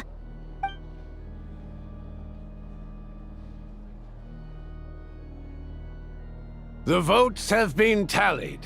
Those in favor of continuing Project Stuzha total 61%, securing a clear majority. That was too close. The margin has shrunk yet again. Chuganov was a huge loss. I'll bet Lelik is behind this. I wonder how Pulcinella will respond this time. Chuganov. I see. Lelik strikes again. Yes, go, Lelik. Once Project Stuzha is defeated, our unwavering support at Bring Out the Kvass will finally pay off when we make our comeback. I can taste our victory already! In accordance with the result of this vote, Project Stuzha will remain in effect until the next Vecha period. Finally, may I remind us all, we debate only for the greater glory and solidarity of our nation. May the aurora shine ever on, and the tundra always stand firm. The session is concluded.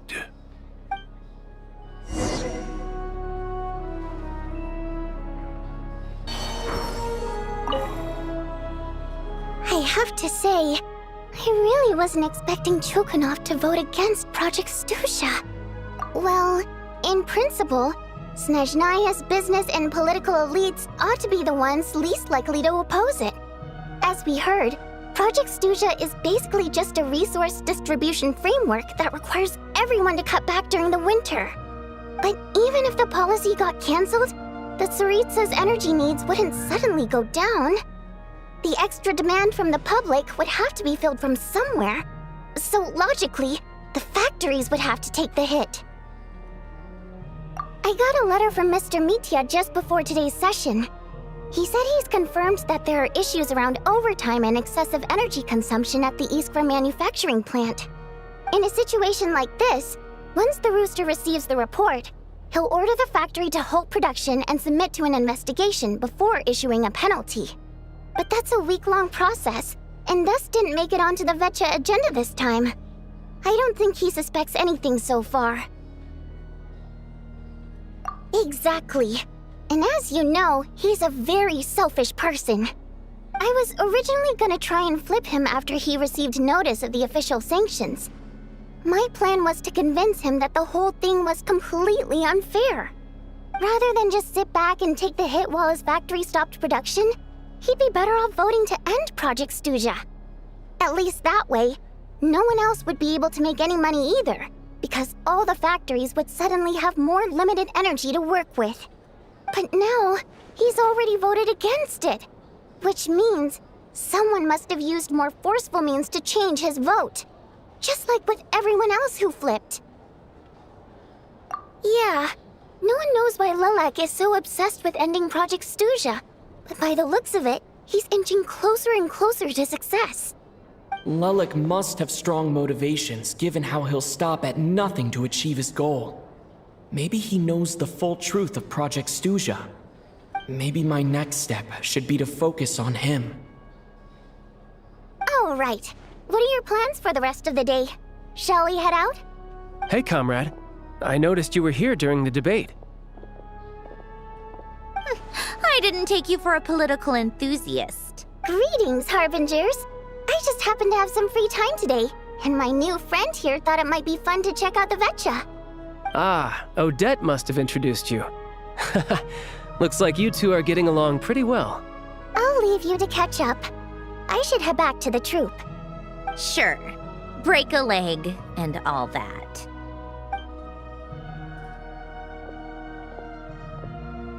Thought it might be fun to check out the Vetcha, did you? Things are never that simple with you, Traveler. There's no way you're here for kicks and giggles. Tell me I'm wrong. Oh, yeah. To some, he's a captivating enigma. To others, he's the bane of their existence. No one ever thought that some anonymous nobody from the Rokot could cause such a stir. Huh? You want to look into Lelik? Then I'm sure his days of anonymity are numbered. What do you think, Sandrone? Fine by me, I guess. If the Traveler actually manages to expose Lelik, it'll be doing Pulcinella a favor. In return, it seems fair to let him in on what we've learned so far. My thoughts exactly. Sharing is caring, after all. Head back to Glupov and grab the files on Lelik. It's easier to just pull the records than go through the rigmarole of getting the Traveler a visitor's permit. As you command, child, sir. In that case, since we're going to be waiting anyway, I'll have someone brew a pot of black tea.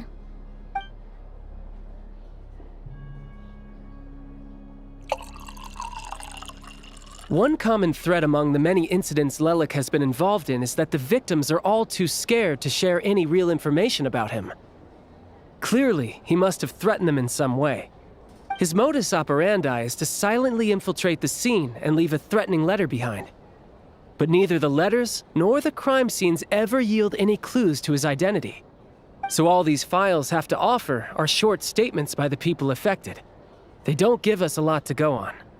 If nothing else, it shows we're dealing with a trained professional who's versed in counter-surveillance. Yes, and to that point, he often strikes in highly secure locations. The victims are high-ranking and influential people who take their personal security very seriously. Somehow, Lelik slips right into their rooms without making a sound. There's never any eyewitnesses, nor the slightest trace of a break-in. If he can get in and out undetected, it means he can strike without warning. Not that that's ever happened so far, but the thought is enough to scare these people sleepless. It's hard to believe that a human being could pull this off flawlessly every time, so they switched the focus of the investigation to Fae. Unfortunately, no one's found anything yet. Careful, don't underestimate me. Although truth be told, I'd probably find it hard not to blow my cover. Direct confrontation is more my style. We haven't ruled out the possibility of Lelik being human. It's just, there can only be a handful of people in all of Teyvat who'd fit the profile. Fae, on the other hand, plenty would have the ability, but few would have the motive. No, not as strong as me. You'll never find the culprit with criteria like that. Let's go with a little weaker than me. There's no denying that Master is strong, but meticulous. We can only hope. He's just trying to find a reference point. Stop getting fixated on who's stronger than who. But that's the most important thing. In my opinion, anyway.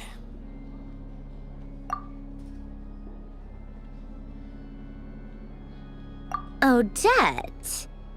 Yeah, that seems about right. Her skills are solid, and she's always calm under pressure. Except she's Fatui, so the likelihood of her working against us is pretty low.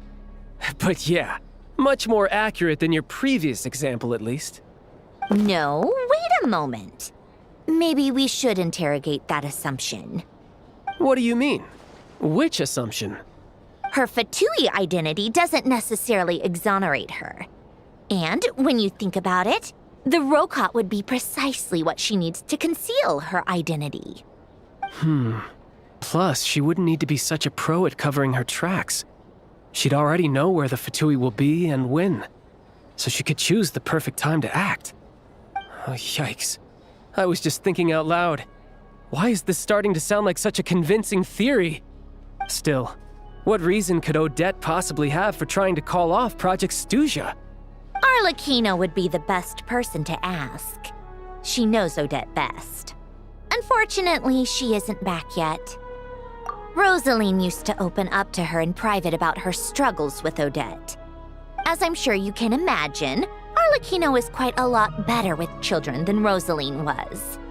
She gave her some tips on how to handle the situation, and Rosaline managed to reach a settlement with Odette before leaving. So I suppose there were at least no lifelong regrets left behind. Beyond that, I don't know the details about that side of things. But I do know that Odette definitely has a motive to hold a grudge against Project Stuzha. The reason being, her father passed away during the early stages of the project. That was back before it had been named Project Stuzha, when things were still being worked out. But in essence, it's remained the same ever since. Huh, the more you know. Rosaline was always so self-centered. I never understood why she started paying so much attention to Odette. Is that such a surprise? If you cast your mind back, you may remember that Rosaline and I weren't exactly close. We had tea together a few times, but that was about it. Odette's past is no secret. Her father was a Fatus and her mother was a very famous ballerina. On the surface, it looks like she followed right in her parents' footsteps. But the truth is quite a different story. After her father passed away on a mission, her mother was overcome with grief. She broke her leg during a performance and could never dance again. Odette was only interested in ballet at the time, but this tragedy left the family with both breadwinners gone. They could barely make ends meet. Per Capitano's policy, family members of Fatui who died in the line of duty had to be appropriately accommodated and provided with adequate assistance. So, regardless of how Rosaline may have felt about it, it fell to her to resolve the issue of Odette's family's livelihood. In the end, the solution they agreed upon was to have Odette join the Fatui. Right, because the alternative would have been a one-off compensation payment, I guess. In that sense, joining up was definitely the better option. Still, she must have had mixed feelings about it, right? If she doesn't even like the Fatui. It's just a theory, a possibility. But as a motive for Odette to become Lelik, it holds up. That said, I have no idea where Odette's head is at right now, or what her conflict with Rosaline was about. Plenty of people were on bad terms with Rosaline. I have no intention of trying to figure it all out. Yes, but there's not much point in discussing that now. Yeah, back to Lelik. Since our investigations so far have turned up next to nothing, we've got nothing to lose by trying a new angle. Funnily enough, Tonya and I had actually made plans to go to the theater tomorrow to watch Odette's rehearsal. Unfortunately, thanks to this Lelik situation, I'll be stuck working overtime again. Which means you can go in my place. No point wasting the ticket, plus you'll get to meet Tonya. Spirit Seeker. Quite the classic ballet. It was passed down through Odette's mother's family for generations, though it hasn't been performed in years. But Odette's been practicing it diligently, and it's finally ready for a return to the stage. Excitement is through the roof. Tickets for the official performance sold out long ago. Tonya's excited for it too. She's desperate to see it no matter what. Personally, it's not really my kind of thing, but since she's my little sister, I had to figure something out. I've actually seen it several times before. The story's pretty straightforward. The lead character follows a trail of clues left behind by a spirit, gradually recovering her memories along the way. It's a tale of love and regret. So not exactly reinventing the wheel, at least by today's standards. But when that classic melody kicks in and the lead character begins to dance, it always gets me. It really is beautiful. Not an easy dance to do justice to, though. I know it's always been Odette's dream to perform this piece, but I'm not sure she's really ready. In that case, I think that even if she is Lelik, we should wait until her performance is over before we respond. I'll let you take it from here, comrade.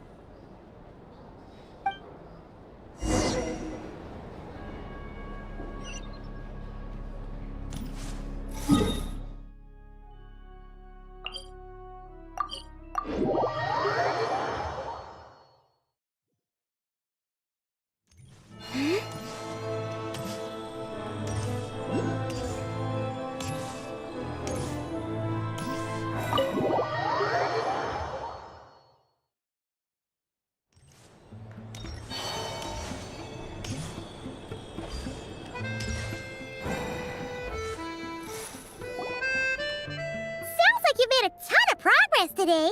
It's good that everything's going so smoothly. Next step is to head back to the theater and get a clear answer from Odette. Either way, Paimon doesn't get the sense that she's a bad person. Sure, she might have done some pretty extreme things, but Paimon bet she has her reasons. Maybe this is going too far, but with everything she's managed to do so far, wouldn't it make more sense in theory to be even more, heavy-handed? Why leave a letter when she could, well, we know there are plenty of other ways to keep people in line, right? The point is, she could have gone further, but she didn't. So, if it is her, she's got some principles at least. Yeah! Well, all you can do is follow the facts wherever they lead. No change, really. But that thing Paimon told you about yesterday? Paimon feels like she can sense it more clearly now. Hearing you talk about your day makes Paimon itch for an adventure. If only she could be there with you so we could experience it all together. Yeah, I wish you could be there too. I'm not used to adventuring alone. But don't worry, we'll get to the bottom of this. Guess it's just one of the...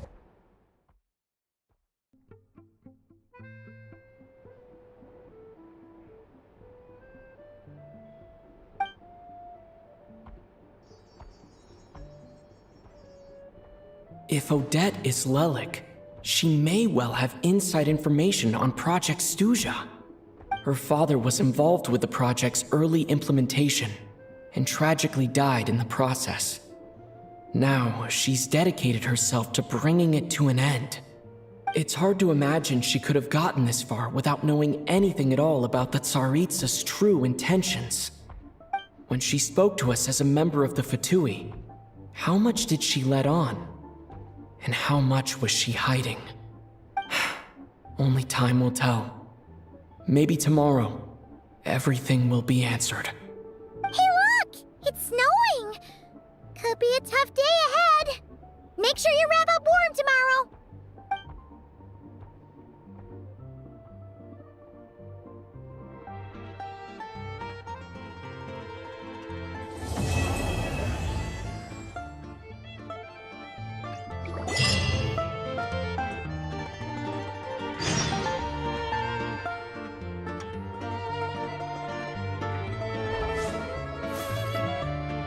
So listen,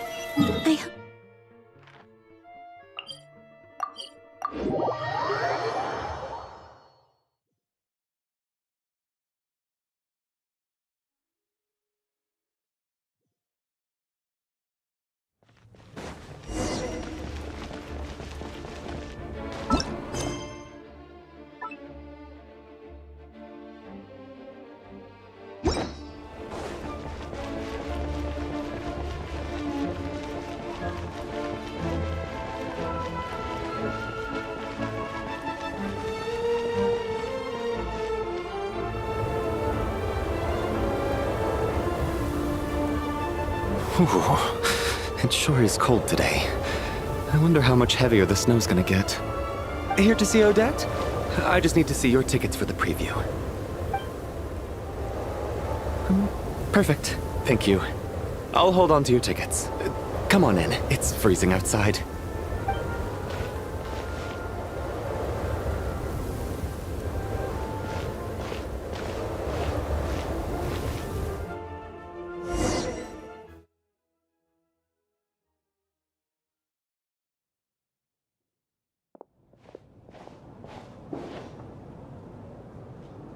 I think I'll leave the Lelic question until after the show's over. Then I'll go find Odette.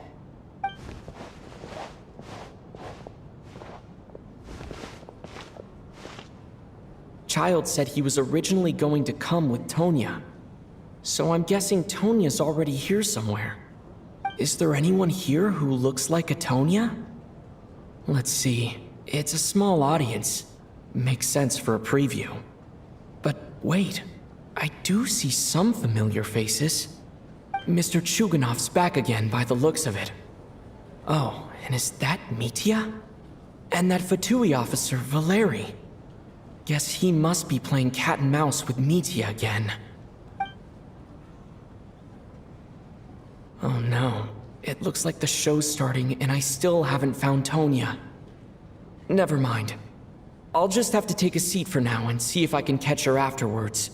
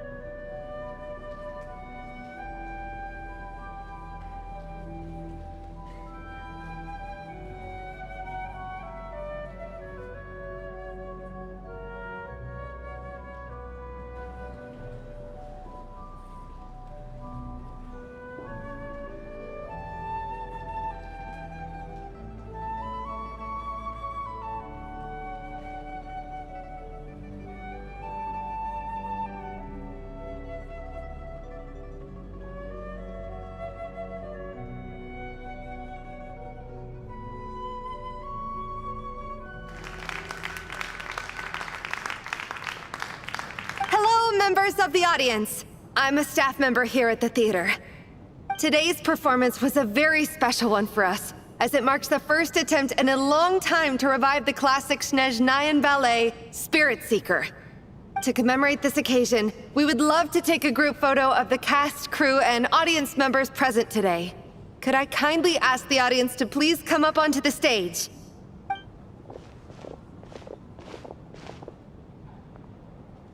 All right, everyone, huddle in a little more.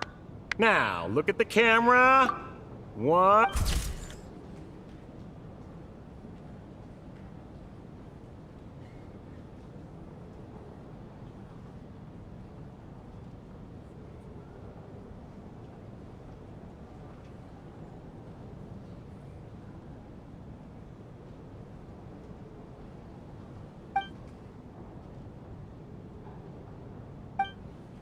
Are you quite satisfied, Mr. Energy Scientist? I rather hope you don't have any other escape plans to add to my workload today. What are you talking about, Sarge? This was simply my way of inviting you to watch Miss Odette's new show with me. And wasn't the performance spectacular? In the future, I heartily encourage you to take a leaf out of my book. Find some soul-nourishing pastimes to enrich your time outside of work. It was indeed a fine performance, but I must correct you on one point. This is not time outside of work. These are working hours. Working hours and non-working hours are just a social construct. Human technology can never advance if we're too rigid in our thinking, Sarge. May we leave now? Already? I mean, I was kinda hoping to soak up the atmosphere for a little longer, but... no? Okay, guess I'm pushing my luck. Didn't seem like too much to ask, but fair enough. Off we go then, Sarge. Back to the land of working hours. Lead the way. That has to be her. She's the only person in the audience around Tonya's age. Excuse me, are you Tonya? Huh? Your brother's busy today, so I took his ticket. Don't worry about him, he's fine. Oh, okay. Sorry for the trouble. What's wrong? Are you sick? No, I'm fine. It's nothing. Maybe she caught a cold on the way here because of the weather.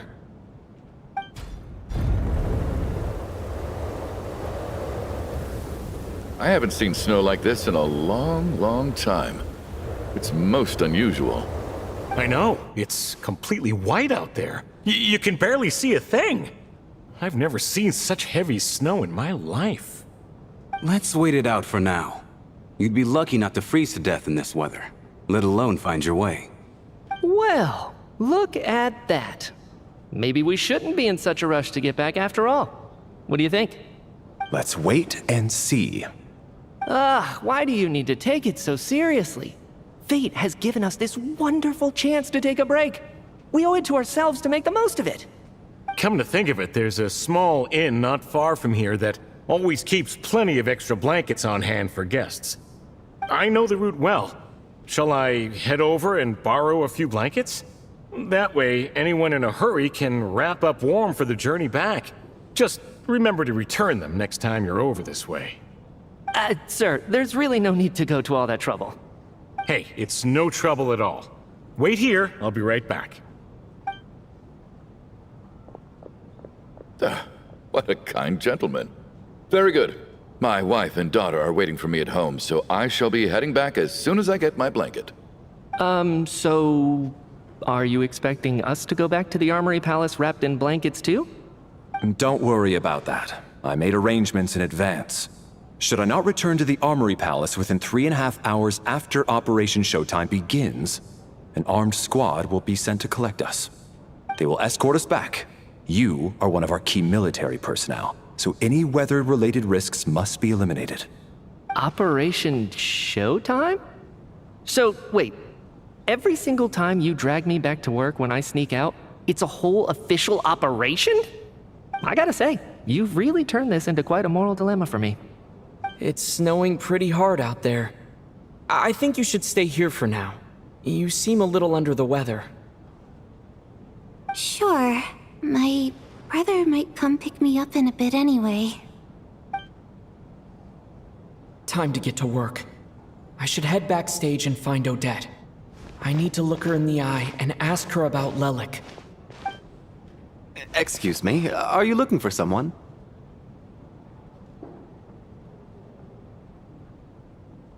Ah, a fan, I'm guessing? Today is just a dress rehearsal, so Miss Odette won't be meeting with fans. She's taking a well-earned rest right now. Sorry, but that area is currently off limits to everyone except the cast and crew. Bad timing, I guess. Well, I might as well stick around. I doubt Odette will be leaving before the snow lets up in any case.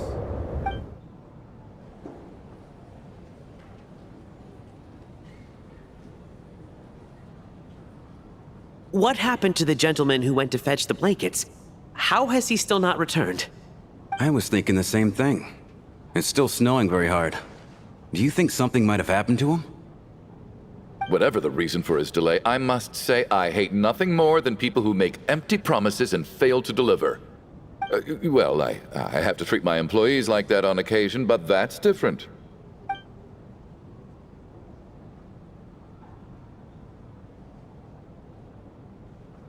You seem anxious, Mr. Valeriy.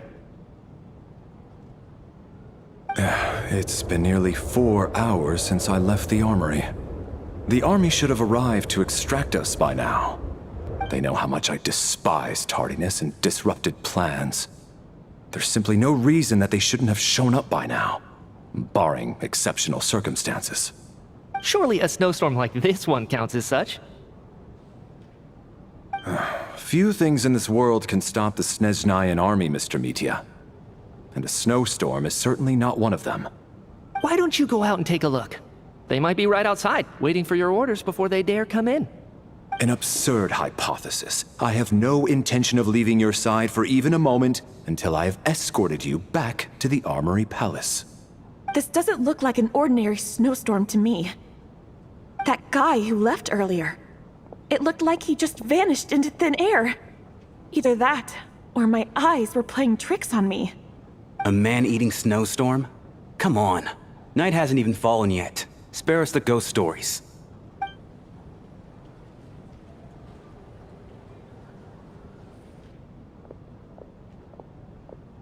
Traveler, didn't know you were coming today. How come you didn't say anything? Oh, right. I assumed you were looking for me and Vodyanitsa. Odette's still backstage.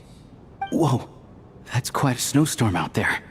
I've been working backstage this whole time, so I didn't even notice. No wonder the audience hasn't left yet. Is weather like this rare, even in Snezhnaya? Yeah, snow like this. I'm sure I've seen it out in the wild before, but never in the city. Actually, I take that back. I don't think I've seen snow this bad even in the wild. This is something else. It's not normal. If even Alyosha thinks snow like this isn't normal, could it have anything to do with that monster people have been talking about? We can't stay cooped up here forever. Someone needs to go out and take a look. No need. I have plenty of experience with snowstorms. Besides, I work here while you're an audience member. I should be the one to do it.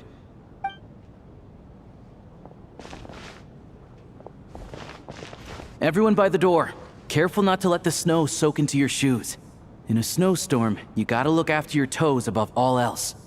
Heading out, my man? Be careful. I've been told the snowstorm eats people alive. Thanks for the advice. I am planning to be careful. I just want to take a quick look at the situation out there.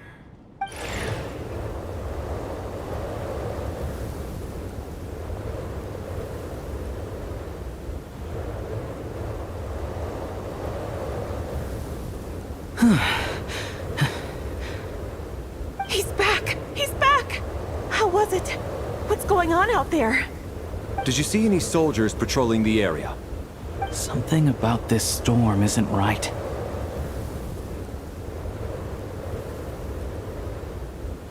There's no one out there. I didn't see a single soul. And something in the air gives me the creeps. This isn't your average snowstorm. I suspect it might be related to recent events in our nation. I strongly advise everyone to stay here until the snow dies down. Are you serious? So all of us are trapped here now? That sounds a little far-fetched to me. You want to go outside and see? I, for one, am not risking my neck in that weather. This just turned from a minor delay into a major hassle. We can only hope that our friend who went to fetch the blankets just ditched us and went home. Is it really that bad? But my daughter, I won't be able to read her a bedtime story tonight. Huh? What are you all still doing here? Whoa! It's snowing hard! So now we're stuck here? Oh, this is terrible! Luckily, it was just a dress rehearsal today, so there aren't too many people here. On the bright side, the theater's always well stocked with supplies. If the snow still doesn't let up as we get into the evening, you can spend the night here, everyone. At least, I assume that's alright? Odette? Fine by me. This seems like a sensible backup plan under the circumstances. My thanks to the theater for being so accommodating. What are you staring outside and praying for, my man? You anxious to get home too? Oh, your majesty the tsaritsa, I beg you, please do not let tonight's snowstorm stop. This is a golden opportunity to spend the night under the same roof as the 2 top stars in all of Snezhnaya. It's a once-in-a-lifetime experience. I think I've changed my mind. Sir, if you so much as look at us funny, you'll be seeing stars in a whole other way. Behave yourself, or you'll be begging for that blizzard. It's getting colder. We need to keep the indoor temperature up. Close the door and lock it tight. Let's head somewhere warmer.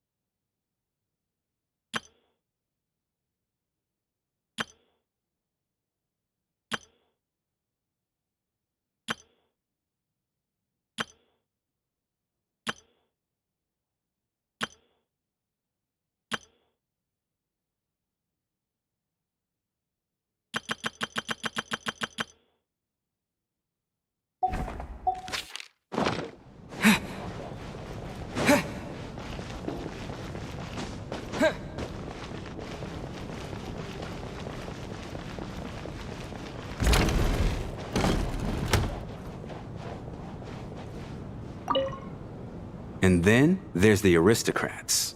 Easiest of all to deal with. You don't need to use any force whatsoever. All you have to do is show them the rope you plan to tie them up with. Do you know why? I don't. Do tell. Because nothing horrifies them more than the thought of a cheap, coarse rope leaving creases on their precious million more coat. They'll do whatever you ask to avoid that fate. Unexpected, but funny nonetheless. Tell me another one. Well, look at that. I got myself a new listener. Hey there. Let me introduce myself. The name's Shram, and I'm a mercenary. The kind that gets paid to do odd jobs for rich folks. And I am Chuganov, an entrepreneur. If my name is unfamiliar to you, you will no doubt have heard of my factory, the renowned Iskra manufacturing plant.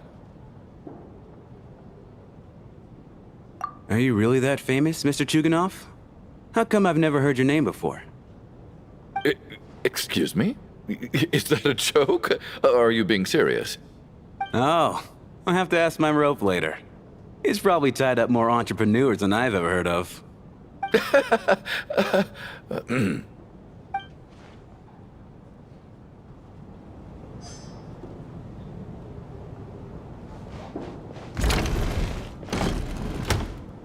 How are you feeling, Tonya?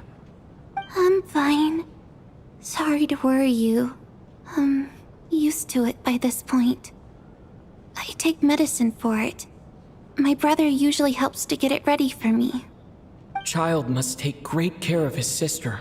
He's never mentioned Tonia's illness, though. You know, I actually find this whole thing kind of exciting. Stuck in a strange place thanks to a snowstorm, having to spend the night with a bunch of interesting characters. It's pretty cool, don't you think? Exactly. It's like one of those stories where an ordinary school trip turns into a magical adventure. I've always wanted something like that to happen in real life.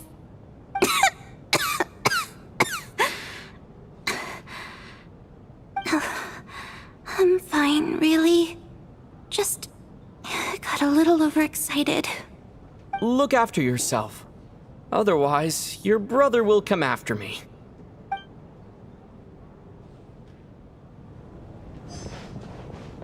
My husband has major trust issues. To him, I doubt even this snowstorm is a good enough excuse for me to stay out all night. That's the price of marrying into wealth. You'll get used to it. I'm not about to stop you if you want to leave, but don't drag me along. Hello? Can I help you?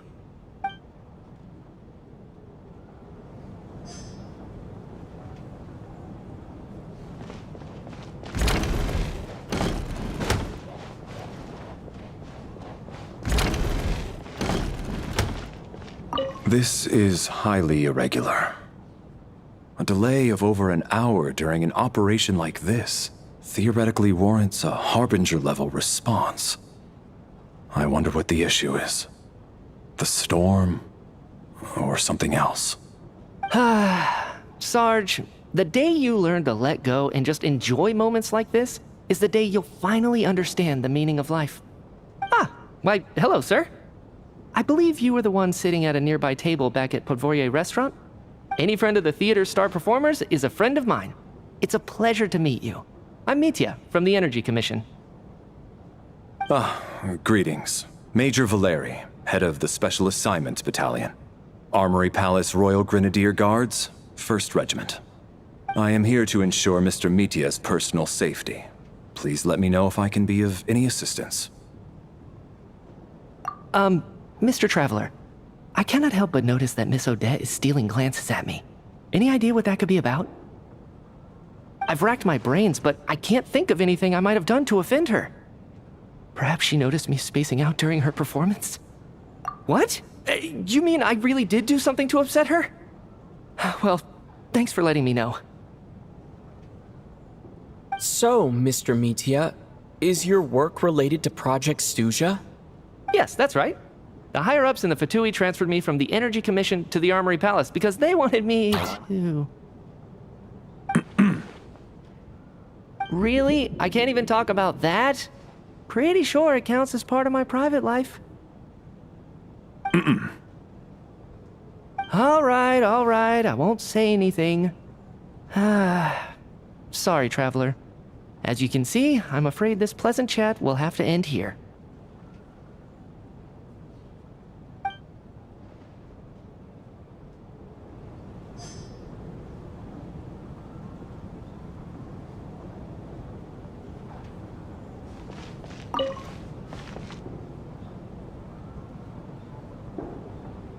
I don't think it's ever been this lively backstage before. I didn't know you were coming today.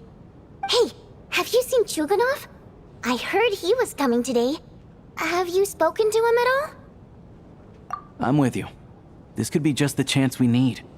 Yeah, I gotta figure out a way to coax some more intel out of him. I want to know why he suddenly changed his stance on Project Stuzha. What exactly happened before the most recent Vetcha vote?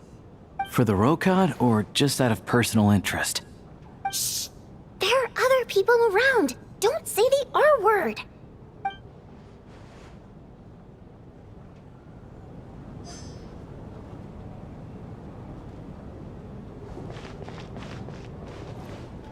I have to say, even though today was a rehearsal and there were some hiccups along the way, Miss Odette's performance was one of the best I've ever seen.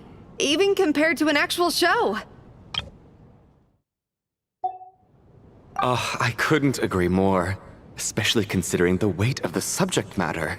It takes a truly seasoned professional to do justice to a theme like love and regret.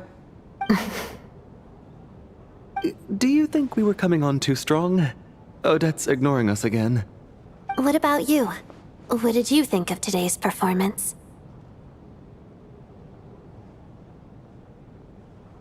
Oh my, that's very flattering of you. Thank you. I'll make sure to save a ticket for you when the show's performance ready. This doesn't seem like the time or place to bring up the subject of Lelik. I need a chance to speak with her in private. So unfair. Talk about double standards. And now it looks like I've been spotted.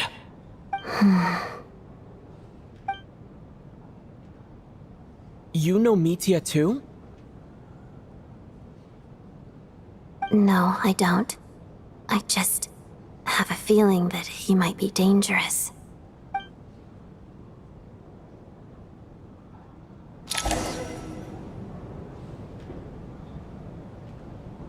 How's it looking, Alyosha? No change from this afternoon. Heavy snow with no sign of slowing down.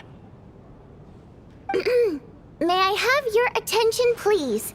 The storm is unlikely to stop tonight, and it'll be even more dangerous outside at night than it was during the day.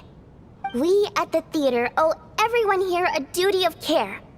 Therefore, we strongly suggest that you stay on site overnight and avoid going outside unless absolutely necessary. In a few short moments, we'll give you a tour of the theater's various quarters. You can choose to sleep in the VIP room, the office, or backstage. Or on the stage if you'd prefer. We won't mind. I'll pass on sleeping on the stage.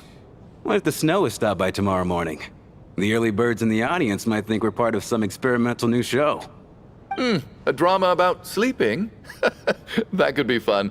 Maybe we could come up with a title for the production.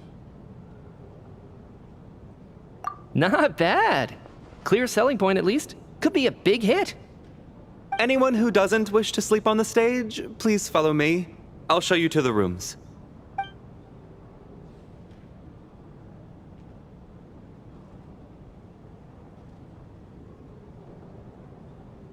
I guess I'll call it a night. Though I feel like I won't sleep very well without Paimon here. I'm sure she'll be worried that I haven't made it back yet. But as long as she looks out the window, she'll probably realize what's holding me up. I wonder if she's feeling any better yet. At least she hasn't been getting any worse. Still, I should try and get back first thing tomorrow morning.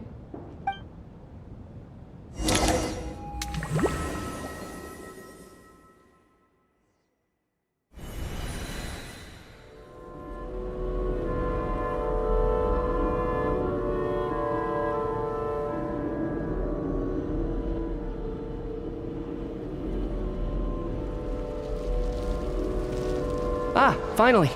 Welcome back to the world of the living, lazy bones. I was about to wake you. The black mist is almost on us.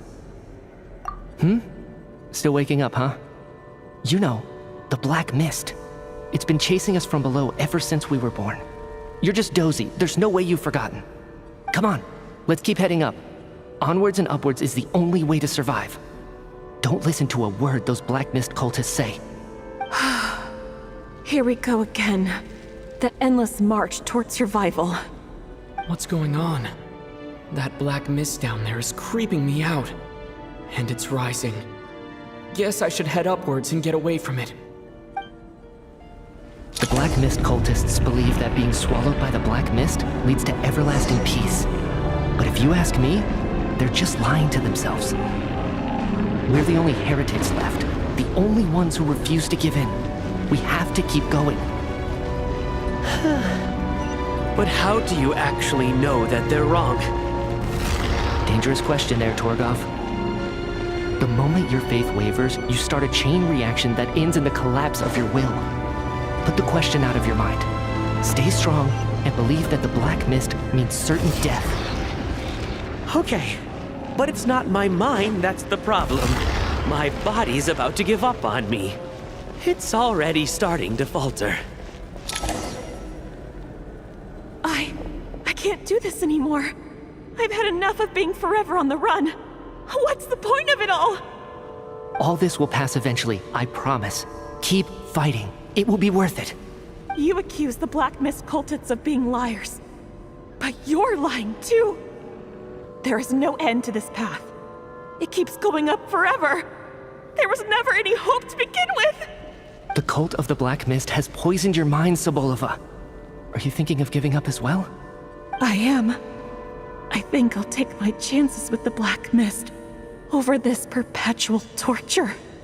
As much as I detest the Black Mist cultists, I'm just too weary. Then I bid you both farewell. Let me put my personal opinions aside for a moment and say, I hope that you both find peace within the Black Mist. Fate always appears so impossibly complicated. But at moments like this, its raw simplicity is laid bare. Their fate was sealed from the instant they entertained doubt. From then on, the outcome was both inevitable and irreversible. Let's go.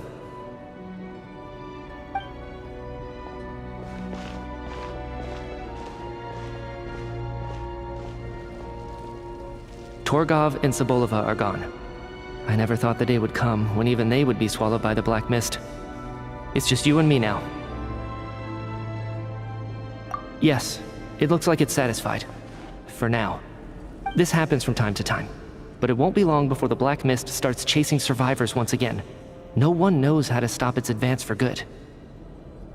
Well, we should make the most of the precious moments of rest that those two bought for us. Huh? Are you really that sleepy, traveler?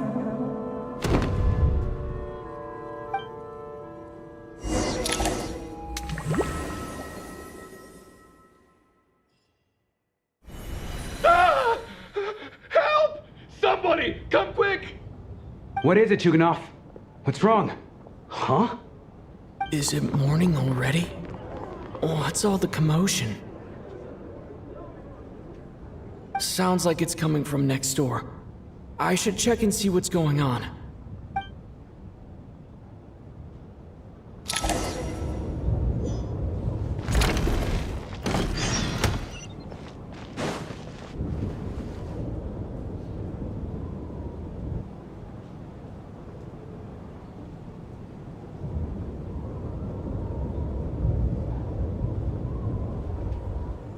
Don't look, Miss Tonya. Stay here. Okay. What happened to them?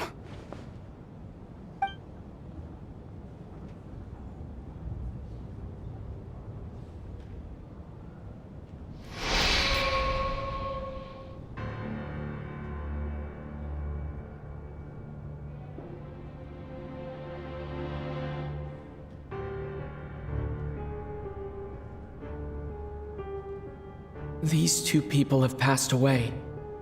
And the strange thing is that somehow, I knew this was going to happen. I knew that they would be the ones to die. Have I seen this moment before? Or did I have some kind of premonition? I can't remember what it was. Let me take a look.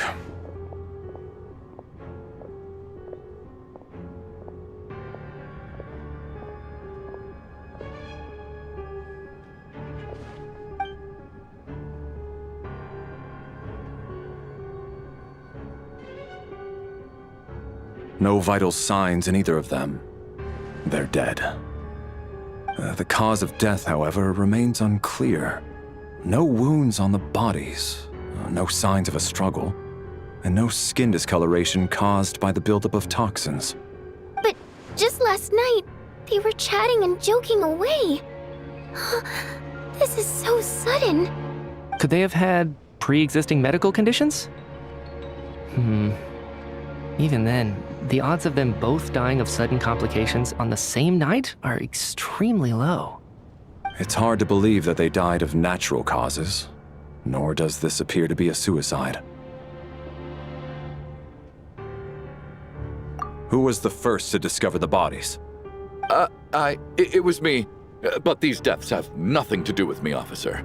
I got up early because I wanted to see if the snow had stopped. Then I noticed that the door to this room was open, and it looked like there was a man and woman inside. I just went over to see what was going on.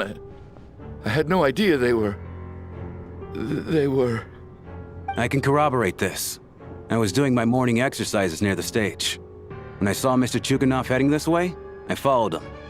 I can also confirm that I didn't see a single person approach that room before him. The snowstorm was raging all night, and it's still going now. There's no way someone could have come in from outside, correct? You mean an intruder? No, not possible. I slept by the door last night as a precaution. There's no way I wouldn't have noticed if anyone had tried to open it. Everyone, split into pairs and search the theater for anyone in hiding or any signs of suspicious activity. I'll follow up with a full search of my own shortly.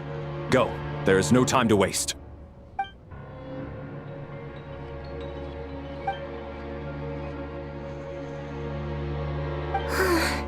Nothing on your end either? Backstage is clear. No signs of suspicious activity. We checked the basement. Also clear. I don't think there's anywhere here that a living person could hide.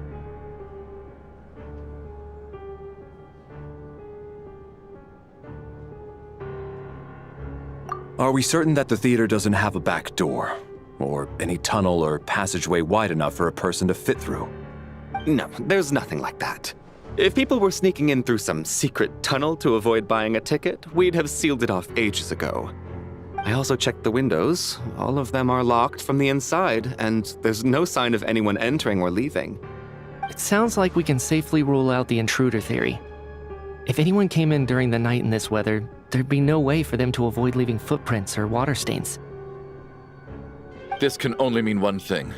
It's like one of those murder mysteries you see in novels and plays, isn't it? The ones where the killer is one of us. We can't quite jump to that conclusion just yet. Could he be right? It's hard to imagine something like that happening in real life. Set in a theater during a snowstorm, a murder takes place, and the killer is among us. It's such a classic trope that it seems unbelievable. Looking at who the killer targeted, and the clean entry and exit, it all adds up. I know what this is. It's obvious now that I think about it. What is? What have you figured out? Both victims were wealthy, well-known local merchants. And the door was deliberately left open so I would discover the bodies and witness the crime scene first thing in the morning. Such ruthless methods. This was your doing, wasn't it, Lelik? Lelik? You mean Lelik is among us? And he's the killer? Lelik. I know this code name. Member of the Rokot, anti-project stuzha. Always works alone. I've read the case files at the Armory Palace. Walk me through your reasoning, Mr. Chuganov. What do you know about Lelik?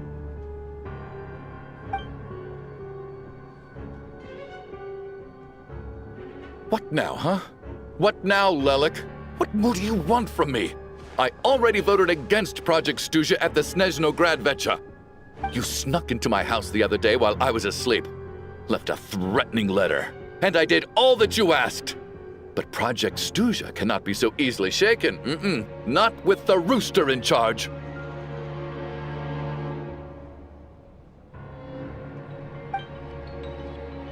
So he really was threatened by Lelik. That makes sense. And now you're resorting to murder to threaten me. Isn't that right? I knew it. The Rokot despises the rich. The lives of the wealthy are but refuse in your eyes.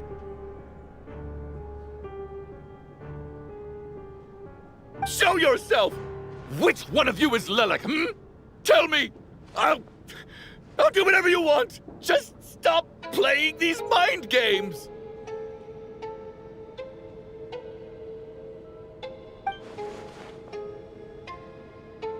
Was this really Lelik's doing?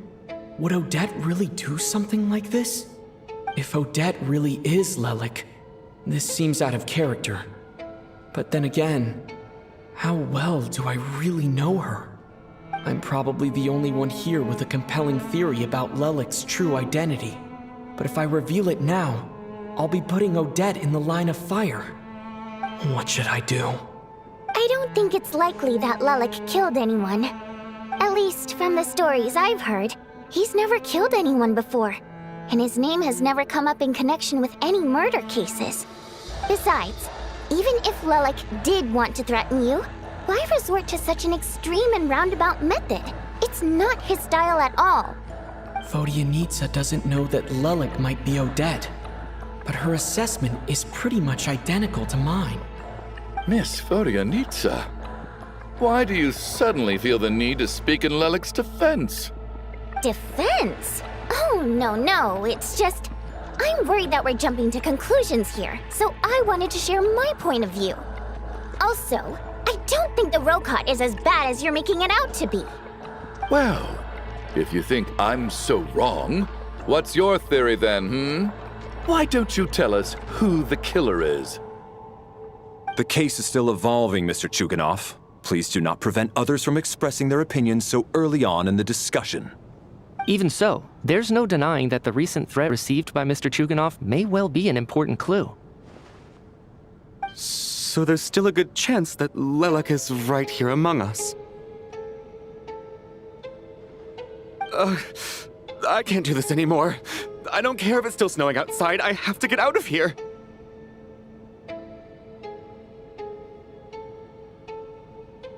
Whoa, take a beat. We all know it's far too dangerous out there.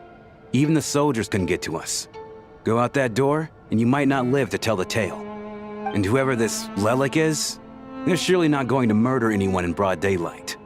Be sensible, my man. You're safer inside. As much as I regret having to say this, I'd like everyone to cooperate and refrain from exiting the premises until further notice. Because as things stand, every one of us is now a suspect. Unless anyone has further information to share, let's adjourn for now. Feel free to keep searching for clues, but make sure you don't go off alone.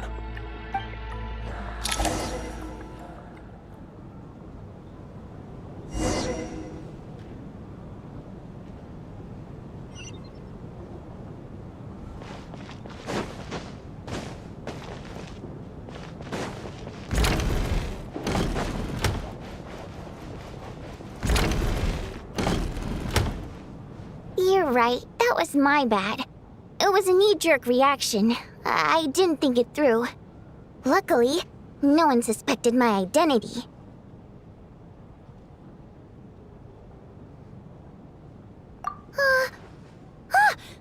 Oh, phew. It's just you. I thought someone was eavesdropping. Since Vodyanitsa and I were on the same page earlier, I think I should share my thoughts with the Rokot members first.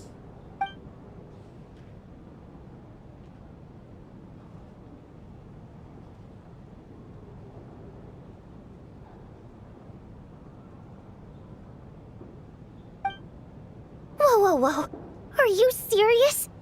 I don't know if this counts as gossip, but it's definitely on track to be the juiciest this whole year. Odette? Really? Odette? Oh god, how dumb does this make me look? Lelik has been right under my nose this whole time, and I didn't notice a thing. Actually, it's exactly what you'd expect. Sometimes, hiding in plain sight is the best strategy. And now that you mention it, the more I think about it, the more sense it seems to make. It all adds up. What are we up to now? 1, 2, 3, 4... Odette's identities. She's my coworker, specifically a ballerina, and also a fatous, a member of the Rokot. Now, Lelik. It must be so exhausting. I just want to give her a hug. I guess since I've always known her as a member of the Fatui, it never even crossed my mind that she could be involved with the Rokot, let alone be Lelik. I don't understand. If she's with the Fatui, what reason could she have for being so opposed to Project Stuzha? Probably best if you ask her that in person. Well, Since you waited until now to bring this up instead of announcing it to everyone earlier, does that mean we're all on the same page here?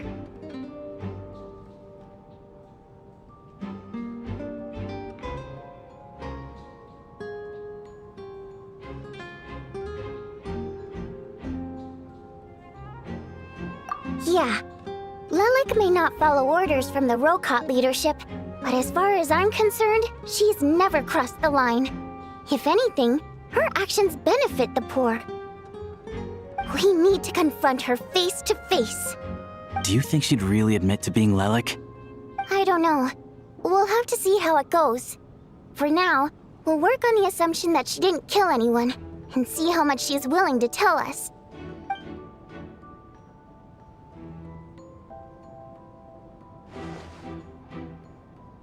Now's her chance. Odette's alone. Let's go. Hey, Odette. What is it, you guys? Shh. Keep your voice down. We need to talk.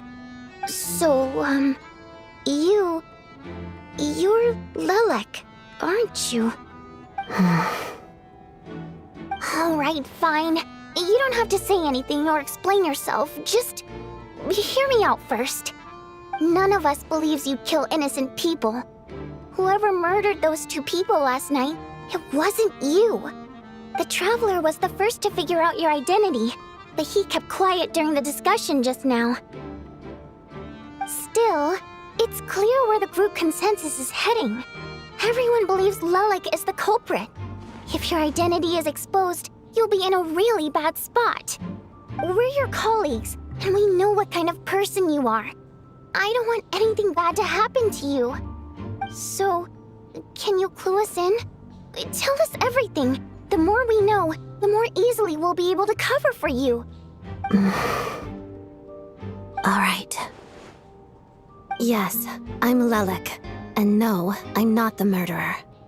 And thanks, but I don't need you to cover for me. Actually, I'm planning to reveal my identity. Huh? You're gonna reveal that you're Lelik? Here? That's right. I'll admit I was surprised at first when Chuganov guessed that I was here. It was just a lucky guess, but it caught me off guard. But after taking some time to assess the situation and confirm where everyone stands, I don't believe I have anything to worry about. Are you sure you don't need a second opinion? Given the circumstances. Mr. Valeriy! What?!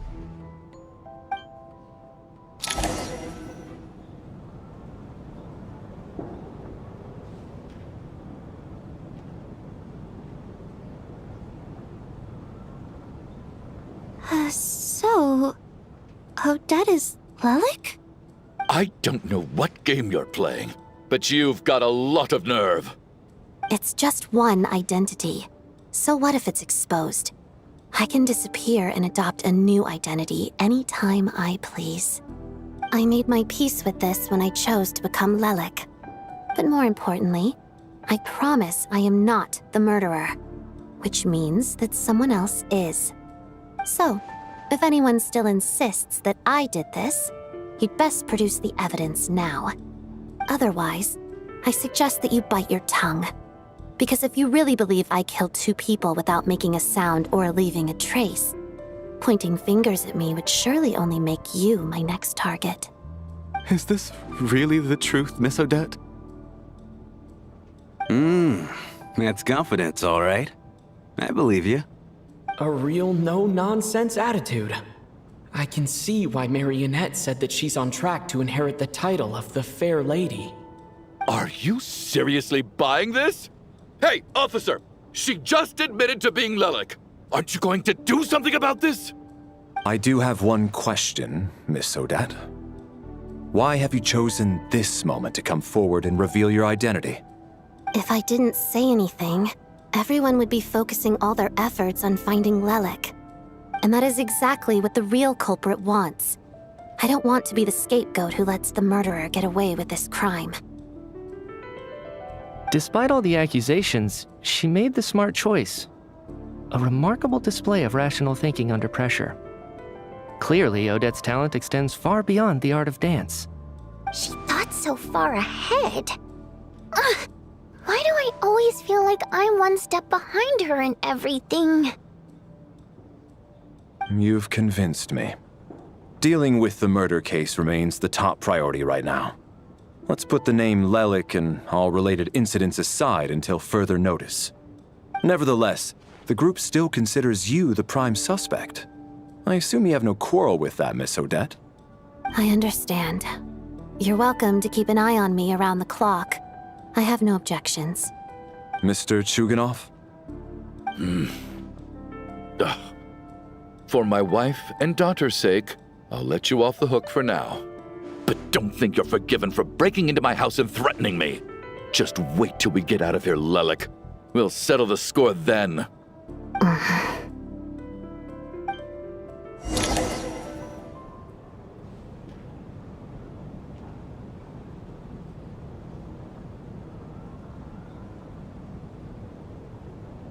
Good work, Lelik guard team. And Lelik too. Here, have some hot water. Turns out Valeriy knew about my exploits. So now I've been told I have to guard Lelik with him. Shouldn't you be facing my way if you're guarding me? At the moment, it looks more like you're my bodyguards. If the true culprit is indeed still at large, as you have claimed, we must keep our guard up against them also. Don't worry, Tonya. We'll get through this. Once the snow stops, the officials will step in. The investigation will get easier, and then we'll be safe. But once the snow stops, won't everyone just leave? You're gonna miss us, huh? Well, some of us work at the theaters, so we'll still be here. I'll even give you a special backstage pass. Really, Miss Vodyanitsa? That's awesome! You've made a fan for life. Aw, you're so cute, Tonya. All right, let's swear to it. I promise to give you the pass, and you promise to never change your mind about being my fan. Promise. Don't indulge her, Tonya. You don't have to swear an oath over things like that. You really do get carried away sometimes, don't you, Miss Vodyanitsa? Hey, mind your own business.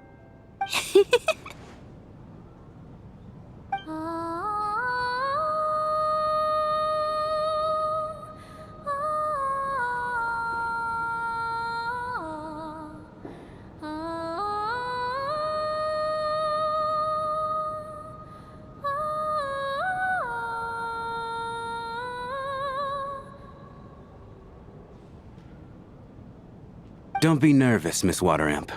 Everyone's here. There's nothing to be afraid of. Excuse me? Do I look nervous? Don't be ridiculous. No. You sound nervous, lass. Oh. Wait, but how... Okay, plenty of people know that I'm a water imp, but still... How come you understand our primary mode of expression? Primary mode of expression. I've not come across that concept before. Do enlighten me, Vodyanitsa. Well, it's just... We water imps tend to communicate our emotions to each other by singing rather than facial expressions. The emotions we convey through song take precedence over our facial expressions. So, we think of it as our primary mode of expression. I'm impressed, Shram. I didn't take you for a man of culture, but you're clearly rather learned. It's not about being cultured or not. The thing is, this mode of expression can usually only be understood by other water imps. It's not a simple case of a song sounding happy or sad. And yet, you're clearly human, Mr. Shram. It's really not the big deal you're making it out to be. I think I just have a knack for it. Plus, I have a... very close friend who's a water imp. A delightful lady. But keep that a secret. Anyway, we spent so much time together that before I knew it, I noticed I could understand her expressions. Oh, I guess that makes sense. Still, the fact that you have a water imp friend is even more surprising. I'd better watch what I'm singing when I'm around you from now on. Hey, what are you implying?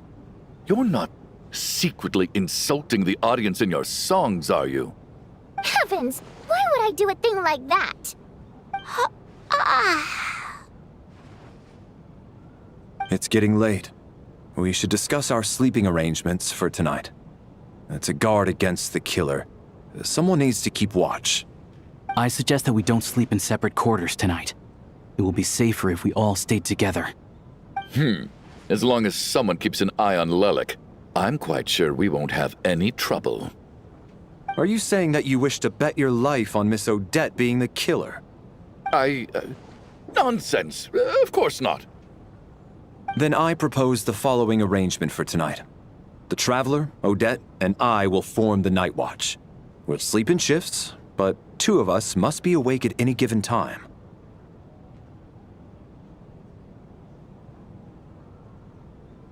An excellent idea.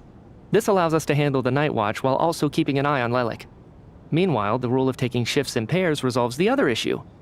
Namely that we can't necessarily trust the Traveler or Valeriy either. I expect that plan took you quite some time to come up with, didn't it? Actually, our field combat manual outlines a similar approach. Although the scenario there involves guarding prisoners overnight during field operations. That being said, I must clarify that I harbor no disrespect towards you personally, Miss Odette. In fact, Lelik's numerous covert operations make fine textbook examples for military agents. I care less about respect and more about the fact that you just robbed me of 2/3 of my sleep tonight. I'm calling dibs on being the first to rest. Good night.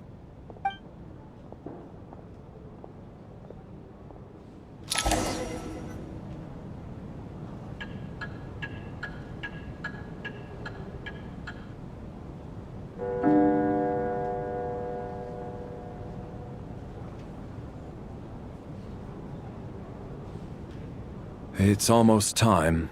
We should wake Odette. How are you faring?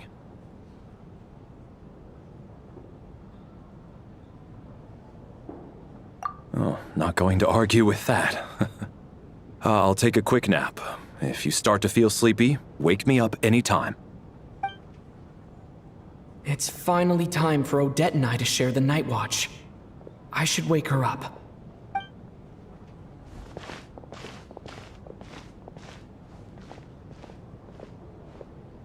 I came here to get information from her in the first place. Maybe I should think about what questions I want to ask before she wakes up. How long are you gonna keep staring at me?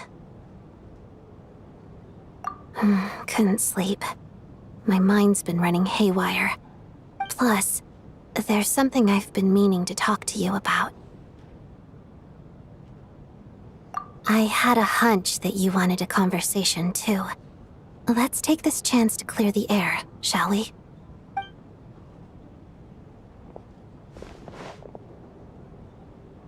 I just had a simple question for you, really. It's, Rosaline.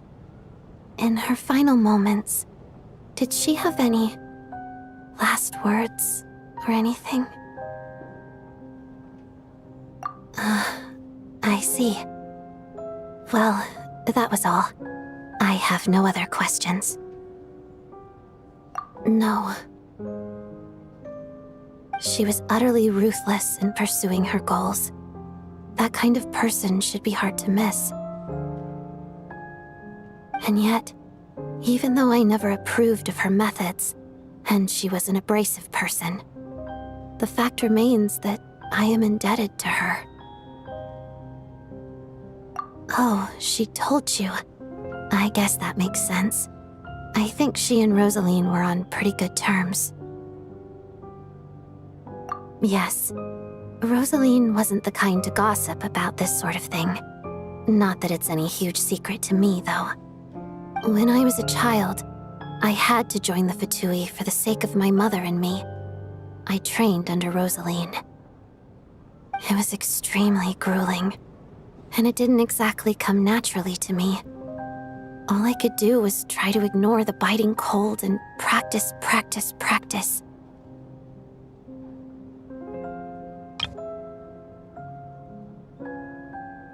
I was a newcomer who'd managed to make a good first impression on a harbinger. There was pressure to live up to her expectations, to be worthy of the fair lady's reputation. Every day was a struggle against the cold, pain, and fatigue. And most nights, I struggled to fall asleep.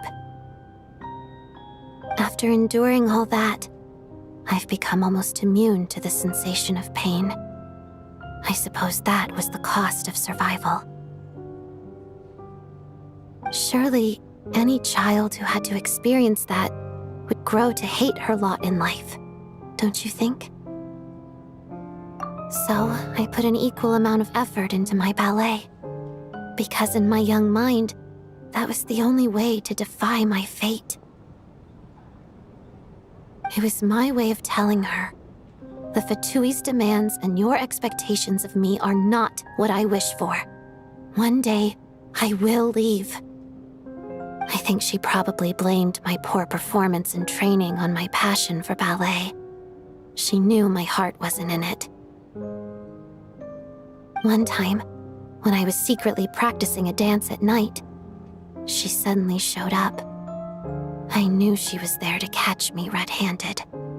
I told her, "You don't deserve to watch the dance I learned from my mother." She looked stunned.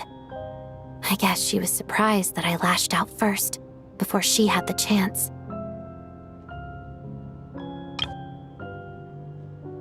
But strangely enough, on that occasion, she wasn't fierce with me like she was during training.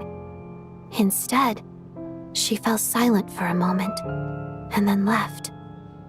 After that, she never interfered with my dancing or asked me how it was going. She never came to watch me dance again either. Not even once. She was. But even now, whenever I take out this core Ignis, I can't help but think of that night. Of the look on her face. Sort of. Although gift might be too kind a term. This is her flame sealed within ice. A symbol of her favor, yes, but also our way of keeping an eye on people. She knew the location of every piece of core Ignis. If any recipient started acting suspiciously, she'd be on to them immediately. Trust her to make even a mark of approval feel suffocating. So, when news of Rosaline's death reached Snezhnaya, many people immediately crushed their core Ignis. It gave them a profound sense of relief, like they'd broken free from her shackles. But I kept mine. With my sensitivity to pain being as dull as it is, the warmth from this core Ignis is one of the few things I can still feel clearly. I still wonder, did she really come to stop me that night? I wasn't sure, but I was scared, so I said some really awful things. I guess she didn't leave anything behind. Not that I expected her to. It's fine. It's just a bit of a shame that we couldn't settle our differences before the end. She did. Are you sure she was talking about this event?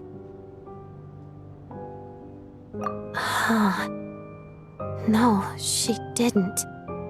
I didn't even find out that she'd gone to Mondstadt until a while after she'd left. Wait, in that case...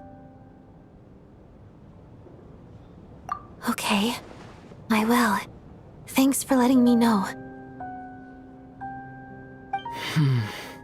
There's something I'm trying to figure out. I'm beginning to suspect that Paimon's mystery illness is being caused by the energy research behind Project Stuzha. Paimon's very important to me, so I have to get to the bottom of this. I figured that since you're Lelik, you might know something about all this. The ultimate goal of this energy experiment is to create a weapon for the final battle. The weapon's construction was completed in Nocturne. Now, all that remains is to arm it with a sufficiently powerful energy.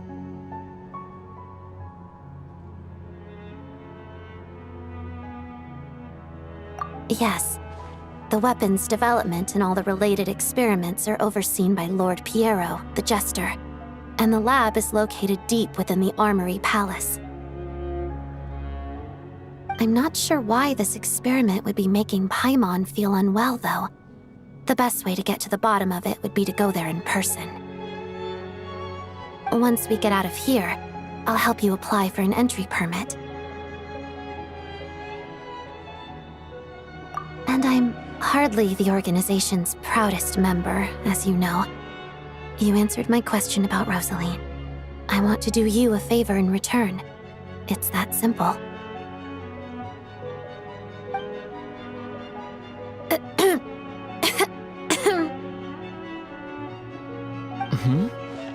What's wrong?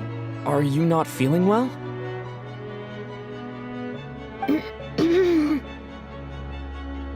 You two seem to be hitting it off.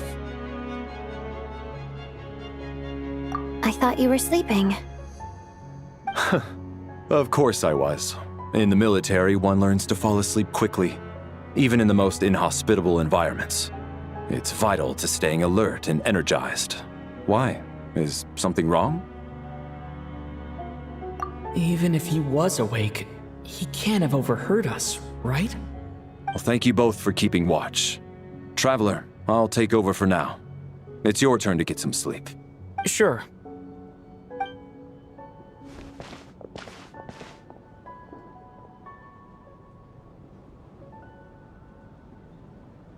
This is our second night here, but at least I've found out a little more about Paimon's condition.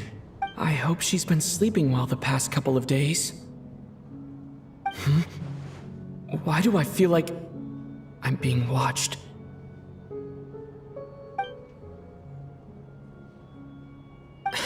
Seriously? Is this payback for when I stared at her earlier? But I thought she was asleep.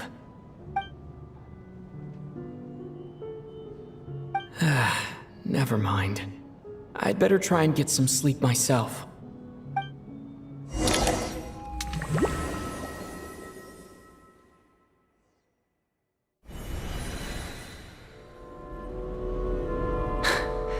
Hey, what are you spacing out for? Are you reaching your limit too? How long have we been walking for? Do you remember? Time's lost all meaning. Ever since we noticed that thing above our heads. What was it called again? A star key? Or key star? Anyway, the person who named it was swallowed by the black mist. Whatever it's called, ever since we noticed it, we've been walking up and up, hoping that as long as we reach it, we can find a way out of this place. But it seems like no matter how far we walk, we never get any closer. Well, we've come this far. You never know. Maybe we're almost there? Come on, enough moping. Let's go. The black mist is catching up.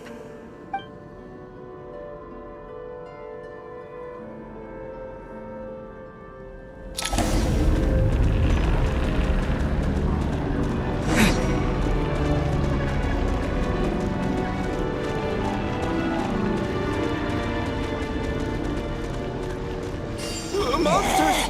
Watch out! Not again! I've lost count of how many times we run into them. Careful!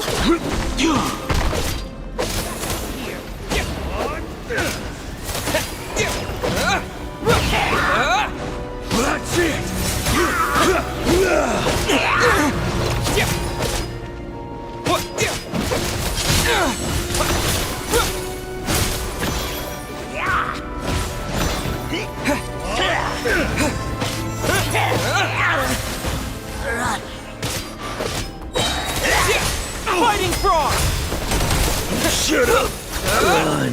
faster.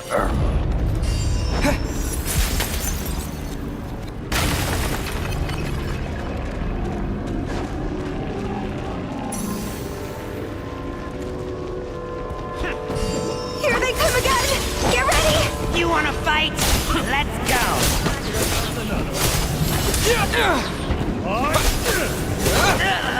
Having second thoughts? Here. Condense! Get a lot of this! What the? Bombs away!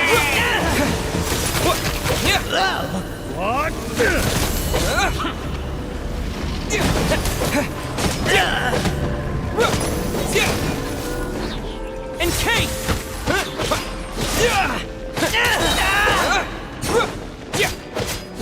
Gotta.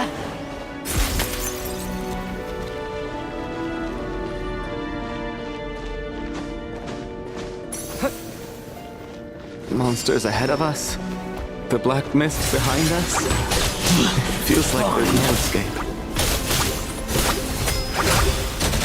Should've run faster.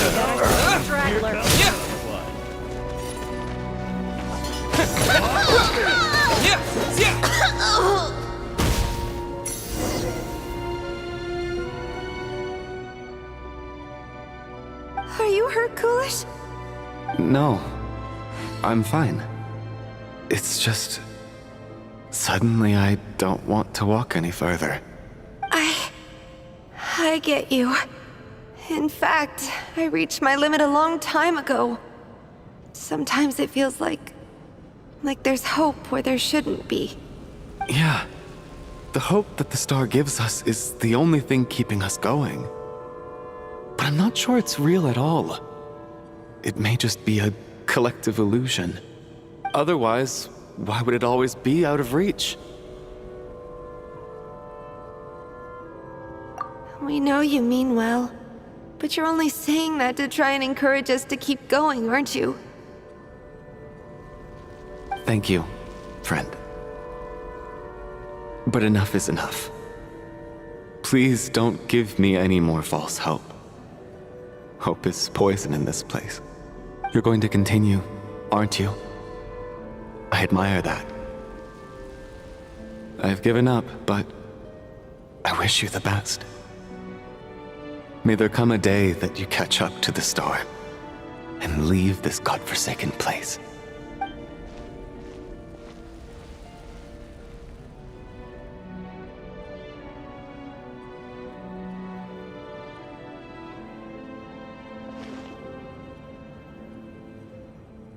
It's not an illusion. We really are getting closer to the star.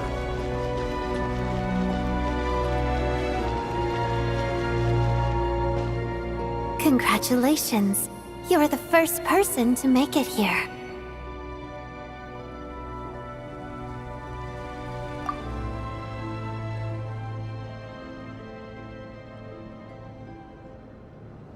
I'm the star's envoy.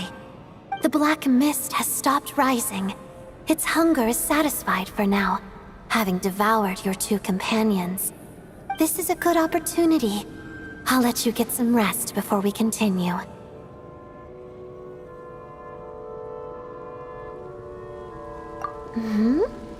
What do you mean, leave? The star represents the starting point. It's the waypoint for the beginning. Congratulations on reaching the starting point. Once you are ready, we will head out and walk upwards. I will be right by your side the whole way.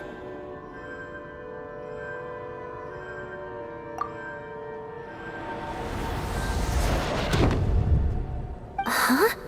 What's wrong? Hey, don't give up before the journey's even begun.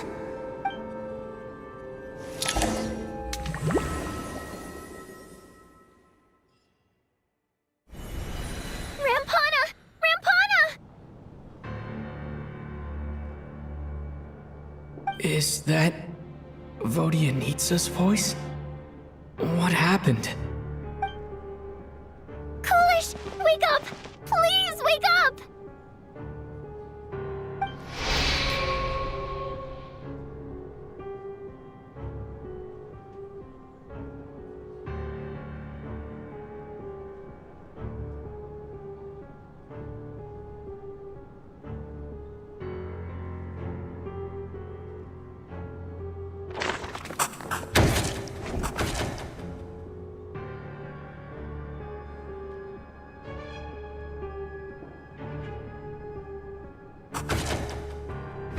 situation is identical to that of the 2 casualties yesterday.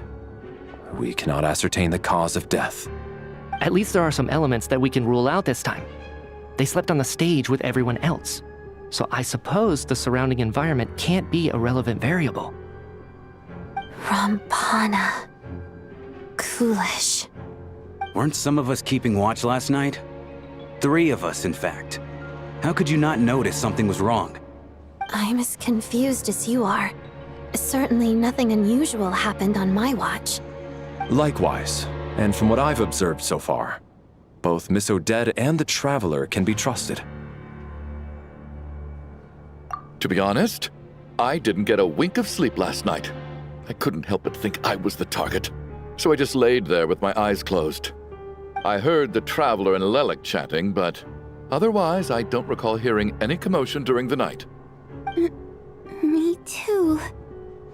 I didn't want to wake everyone up, so I was concentrating hard, trying not to cough. I hardly slept at all. If anything had happened, I'm sure I would have noticed. Then, what could possibly be causing this? Once was bad enough. I can't believe it happened again.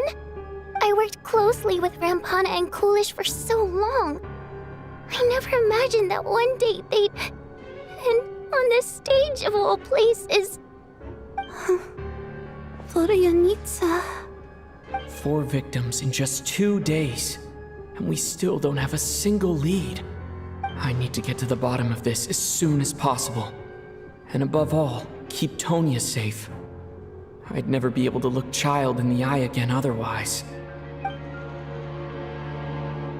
Still snowing? Yes, I just checked. Still no sign of anyone outside either. So we only have ourselves to rely on. If you ask me, this killer can clearly strike whenever they please. The Night Watch was a useless endeavor from the start. Lelic must be an expert in poisoning. Clearly she used some poison that can't be detected on the corpse. Here we go again. Listen, I was already thinking to myself last night, was Lelic's reason for revealing her identity the real story? Well, now I have my answer. It most certainly was not. She's been playing us for fools. You get off on this, don't you? Revealing your identity, only to carry on with your killing spree? That's a hideous thought. One that only a hideous mind like yours could dream up. How dare you? That's enough! Yesterday, you named Lelic as a suspect because the victims were both wealthy merchants. Lelic might have had a motive then, but today's victims were just ordinary people. Not to mention that they were colleagues of Odette and mine. What reason would she have to murder them? Let me guess. Just to scare you? Who knows? Maybe you don't know her as well as you think. I implore you all to ask yourselves, how many people are there really in this world that have what it takes to kill another person? Not many, I'd wager.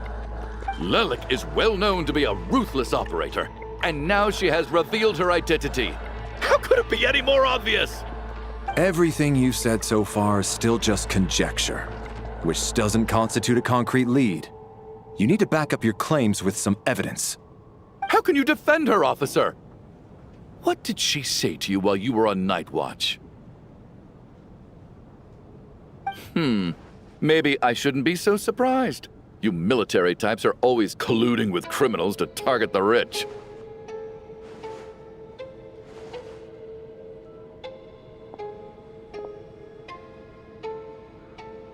All so you can get your grubby paws on our hard-earned fortunes, then tell us to fall in line. The Thatui, the Druzhna, and the Rokot. Thugs, the lot of you!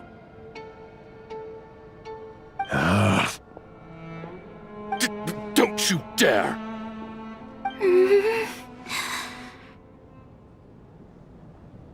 Sir, but... you were the one who told us not to stop other people from expressing their opinions yesterday. 4 people have already died. Only yesterday I was chatting with Mr. Coolish. Then we woke up in the morning and he's... turning against one another is the last thing we should be doing right now. little girl. Even if Mr. Chuganov is a puffed-up, pig-headed windbag who doesn't have a clue what he's talking about, he's still one of the victims here, isn't he?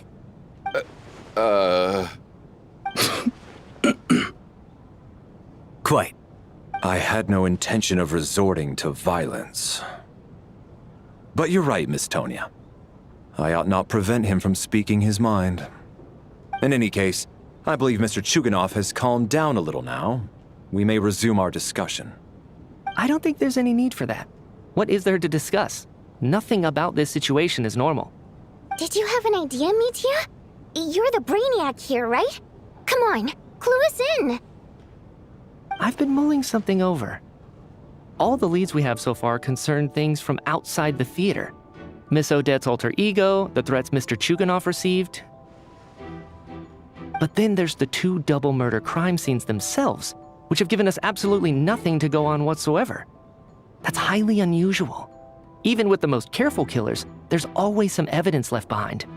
So what are you suggesting? I think this could be a supernatural event. It isn't characteristic of human-on-human homicide at all. Correct me if I'm wrong, but aren't you supposed to be a scientist? That doesn't sound like a conclusion someone like you is supposed to make. I got into scientific research because of my insatiable curiosity. But if the present situation defies all known scientific explanations, I don't mind shifting my curiosity toward the paranormal instead.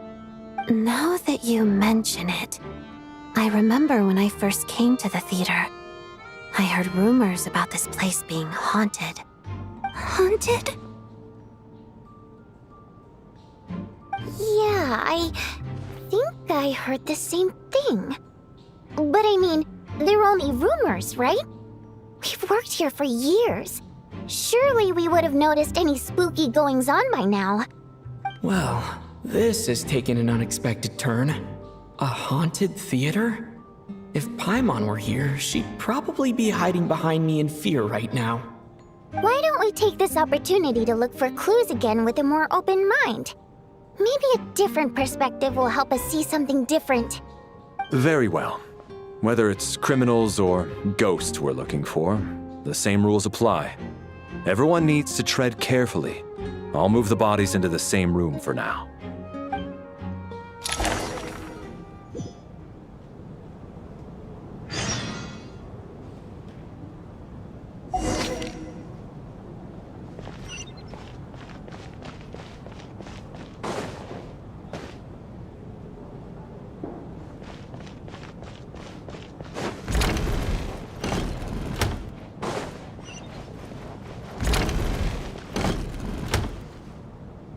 Valeriy, come take a look at this.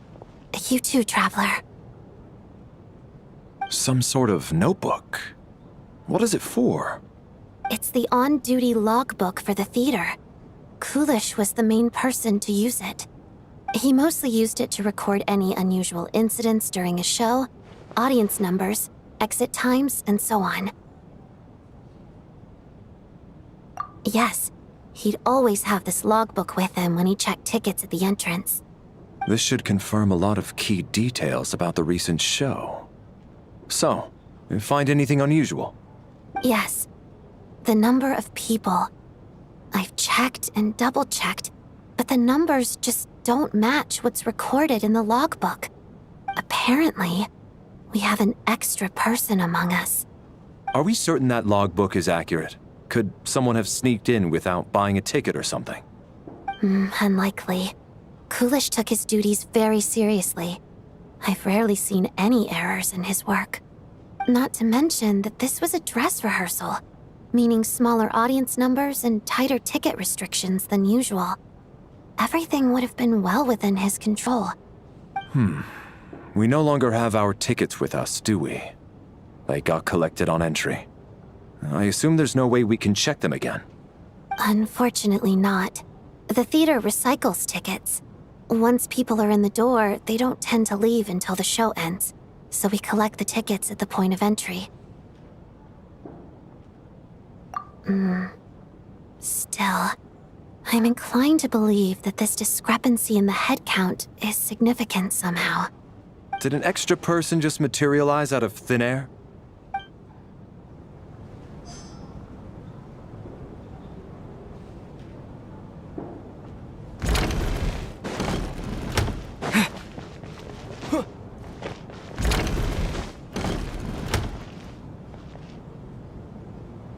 Ah, Traveler. Since you're here, come take a look at this. Alyosha found it. We're both curious to hear your perspective. It appears to be an investigation report. And the focus of the investigation was the rumors of haunting we heard about earlier.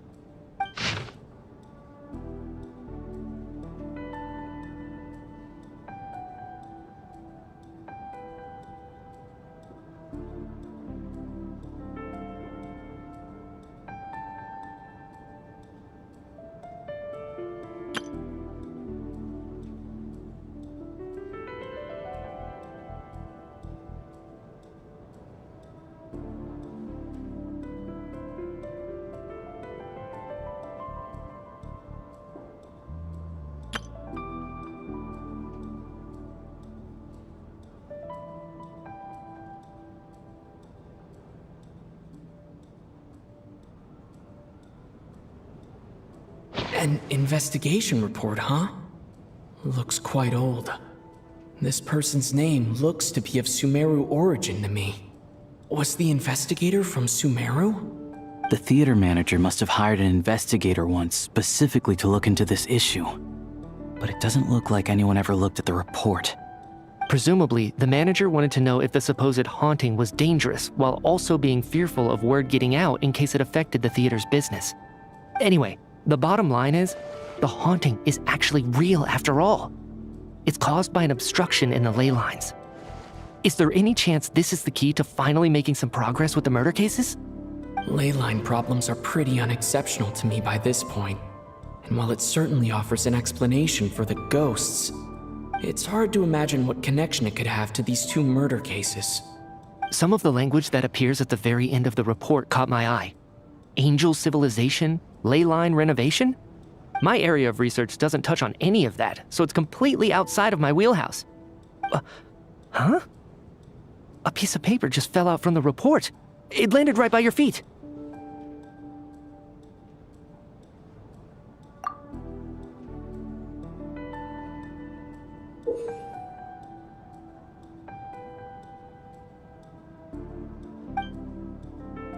How unnerving. It was tucked inside the report, so it must be a note left by the author. Death is near. Is that supposed to be what's going on here? With us, in the theater? But if so, how did the author foresee it? Could he predict the future somehow? Maybe things are more complicated than we thought. No, wait a second. If we take the report and the note at face value, they completely contradict one another. The report definitively concludes that the hauntings in the theater are harmless and cannot affect the real world. But the note seems to be warning of potential danger. The question is, what exactly does the note mean by death? The various ways we could interpret this keyword lead in completely different directions. Let's pause our analysis here for now. I think we need more information.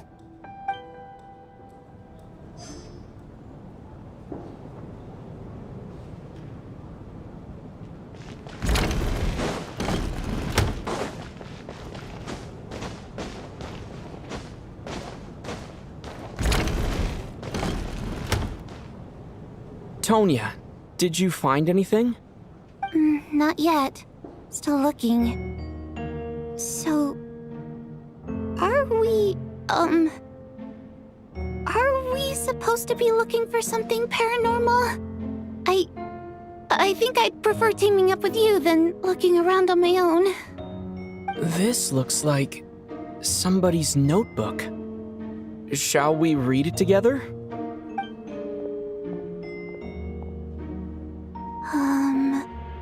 Well, it doesn't look scary or anything, so I guess it should be fine. All right, let's read it together.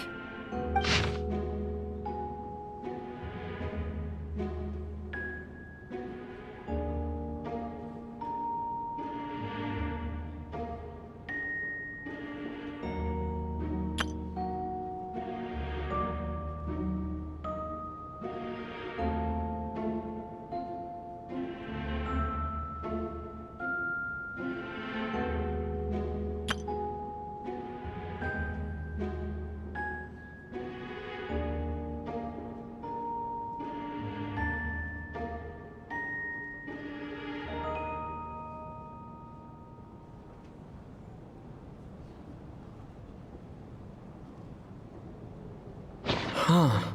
This has to be vodyanitsa's writing, surely. Maybe it's a little rude for us to peek at this. I feel like I just read someone's secret diary by accident. It sounds like she's writing this for her parents, right? I don't understand. Why put this stuff in a notebook instead of mailing it in a letter? Because her water imp parents belong to the aristocracy, who were driven out of Snezhnaya by the tsaritsa long ago. And now they live somewhere new, where the postman can't get to. We're sorry! It's fine. My fault for not storing it properly.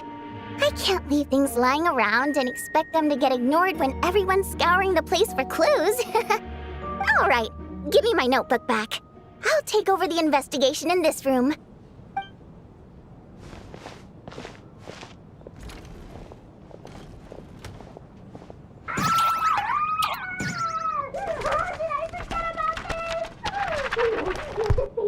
Oh, God, and this one.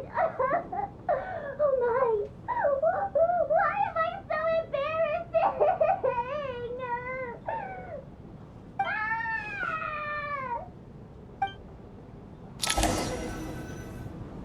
If we take all this together, it's not impossible, is it? If anything, it's the natural conclusion. Oh, I beg to differ. This sounds to me like a product of a researcher's vivid imagination. And perhaps it's because I'm still viewing this through the lens of a typical murder investigation. But still, I'm struggling to be persuaded by your theory. Does it really sound that far-fetched? All right, well, let's treat that as speculation for now. I do agree with what you've said, so let's go with your idea for now. Good. Okay, now that we finally have some meaningful leads, I think it's time to reconvene. Let's get the others.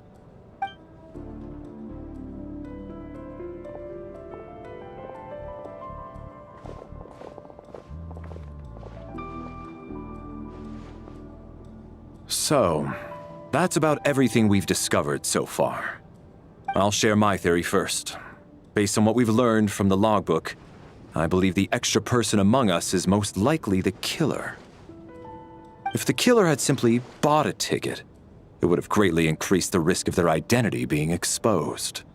I expect he or she either hid in the theater ahead of time, or found a way to slip past the ticket inspection. They then blended in with the group and waited for an opportunity to strike. What about the note found in the investigation report? Any thoughts on how that fits in? The killer may have simply planted it there as some sort of sick joke. I've seen my fair share of psychopathic killers. They love playing cryptic mind games. So, it has nothing to do with the haunting of the theater after all. This theory makes sense to me. If we have an audience member unaccounted for, chances are they didn't come here to watch the show. Could it really be that simple? So, in other words, all we have to do is find out who got in here without a ticket, and all our problems will be solved? Then let me make one thing clear. All the theater staff should be well aware that I came here for the rehearsal legitimately, yes? There's no way I'm the one who didn't have a ticket. It's true. I hear you used every trick in the book to get a hold of that ticket, too. Everything short of throwing a temper tantrum and rolling around on the floor at the entrance. I most certainly did not degrade myself in such a way. Probably a stupid question, but I might as well ask. Did anyone here get in without having their ticket checked? Guess it was naive of me to expect them to just admit to it. Especially after the unprompted Lelik reveal. Once was already a miracle. Twice would be unfathomable.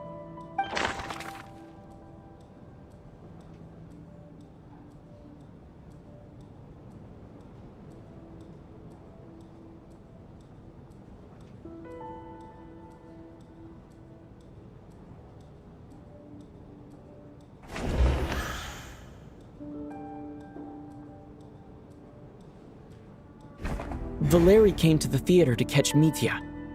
Those two should be able to vouch for one another, and their motives are clear.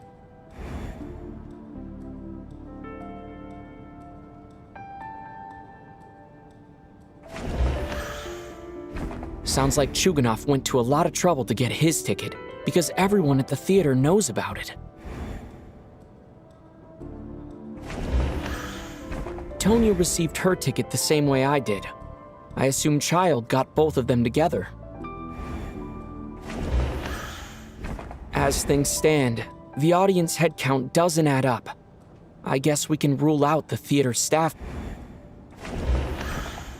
I don't believe any of us here knew Shram before all this. If no one can verify Shram's identity... Mr. Shram, did you really go through the ticket inspection to get in here? Huh? Me? Why am I being singled out, my friend? Do I seem that suspicious? It's not that you stand out as suspicious, more that everyone else has been ruled out as trustworthy. Okay. Well, we spent the best part of 2 days together now, so I'm sure you can all tell what kind of person I am. I'm a true gentleman. I never dream of doing something like sneaking to the theater without a ticket. Yeah, I have no doubt that you're a good person. But the problem is, none of us here actually know you, so no one can say for sure that you are who you claim to be. Although, actually, what was it you said last night? Yeah, you're friends with that water imp, which is why you understand our primary mode of expression. Last time I checked, there were barely any of us remaining in Snezhnaya, since most of the water imps left. Could you tell me a little bit more about your friend? There's a good chance I actually know her. And I suppose it's also kind of a way for everyone else to get to know you a little better.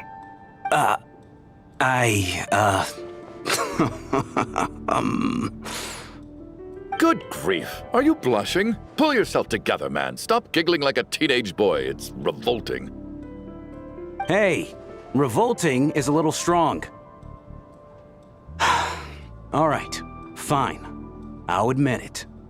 That water imp friend of mine, the truth is, we're dating. I was just the bodyguard hired by our family. But the stars must have aligned, because sparks began to fly between me and their daughter. Never in my wildest dreams did I think I'd get so lucky. We don't need details. Just get to the point. Okay. I'm just a little hesitant to reveal her name, that's all. You know how it is. These are delicate times. Even with me to protect her. If word gets out that she's dating a human, both the Fae and human factions will give her a hard time. Really? Wait, no. That can't be. Huh? Shram, what the devil are you talking about? Why is everyone looking at me like that? Surely you can understand where I'm coming from. Delicate times? Factions? Yes? You know, the Civil War? Last time I checked, the Fae and the humans were still at each other's throats. If I'm not mistaken, the last significant civil war in Snezhnaya history was over 400 years ago, when Her Majesty the Tsaritsa had just taken the throne and was consolidating her reign. What do you mean, 400 years ago? What's going on here? Is Shram from the past? All right, Mr. Mitya, you win this round. As far-fetched as it is, it appears that your theory may be correct. I'm just as amazed as you are. I didn't even believe it myself, to be honest. Is someone going to explain what's going on here? From the look on your face, you figured it out too, haven't you, Traveler?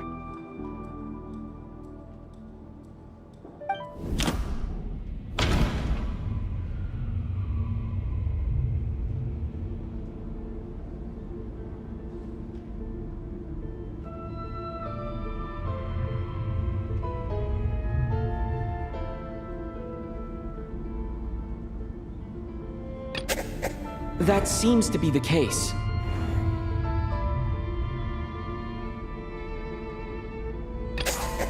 The theater's ley lines have been modified to block souls within its grounds from returning to them. Some souls can even wander this place forever.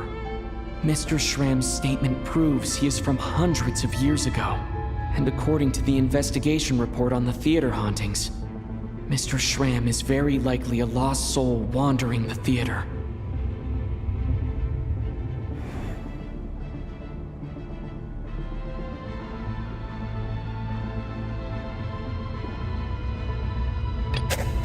This is Mr. Valeriy's hypothesis.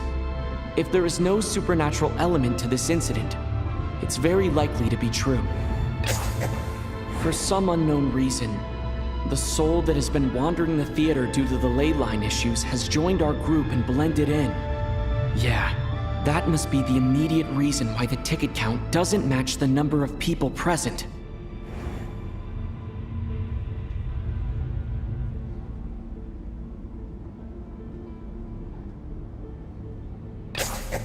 The contents of the investigation report have been verified. There are indeed ley line issues and wandering souls in the theater. Death likely symbolizes the deceased. Mr. Schramm, for instance. Death is near.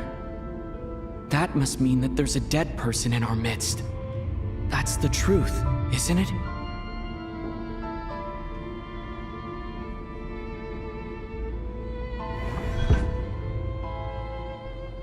Yeah, the logic is clear now.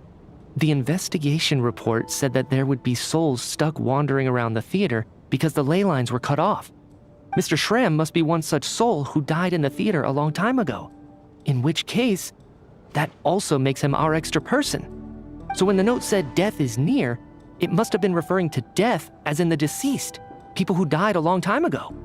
Someone who died a long time ago. In short, there's a dead person among us. The extra person we've been searching for is a ghost from the past. You mean I'm a ghost? No. Don't make jokes like that, my man. There must be some mistake. But even if I was dead, I know for a fact I didn't kill anyone these past 2 nights. Yeah, even if all that's true, the report also said the souls inside the theater can't affect reality, right? They're harmless. Then what if the problem isn't the souls at all, but the ley lines themselves? The ley lines have a powerful ability to attract and devour souls. Let's say that the ley lines are like a black hole, constantly seeking to engulf souls. But the souls that don't want to return are trying to avoid being sucked in. Huh. Why does this analogy sound so familiar? What happens when the black hole can't achieve its goal? I'm only speculating here, but what if it ended up swallowing innocent souls by mistake, or intentionally taking other souls to compensate? That could explain why we weren't able to determine a cause of death. If you're right, and their souls were devoured by the ley lines, it does make some sense. It does seem to explain a lot of the things we couldn't make sense of. Does that mean it's true? Except there's no concrete evidence. Mitya is relying on a lot of logical leaps. Still, it seems like the best explanation we have under the circumstances. All right, so how could Schramm not know that he's dead? Seems a little unlikely that he hasn't noticed anything unusual even after several days interacting with us. On the contrary, it's perfectly normal for a soul to wander the theater for centuries without questioning their existence or reason for being there. It's simply what's natural for them.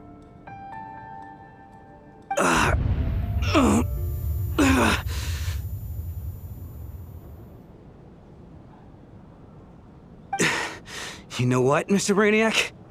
I think you might actually be right after all. I'm trying to remember and... even though my head feels like it's going to explode, I think... it's all coming back to me.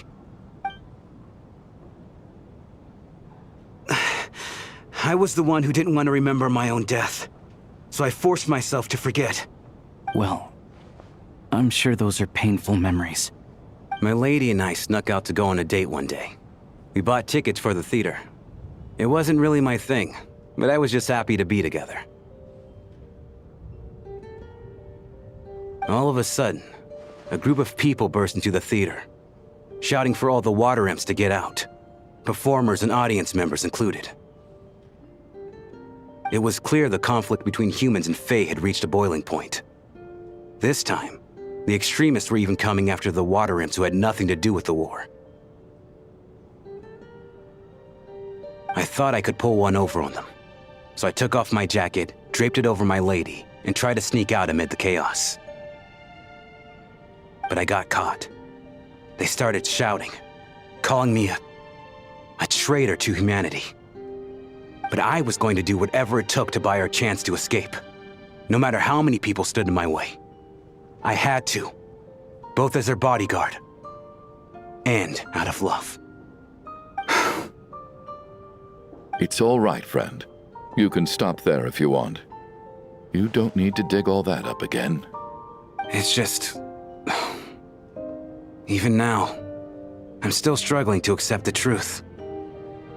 How could I be dead? I'm sorry, everyone. If I'd known I was a dead man walking, I wouldn't have dragged you down with me. If I'm the cause of all this death, then punish me however you see fit. But, Mr. Shroom... No. I refuse to be a burden. I know what I have to do. You said I've been wandering the theater for centuries, right?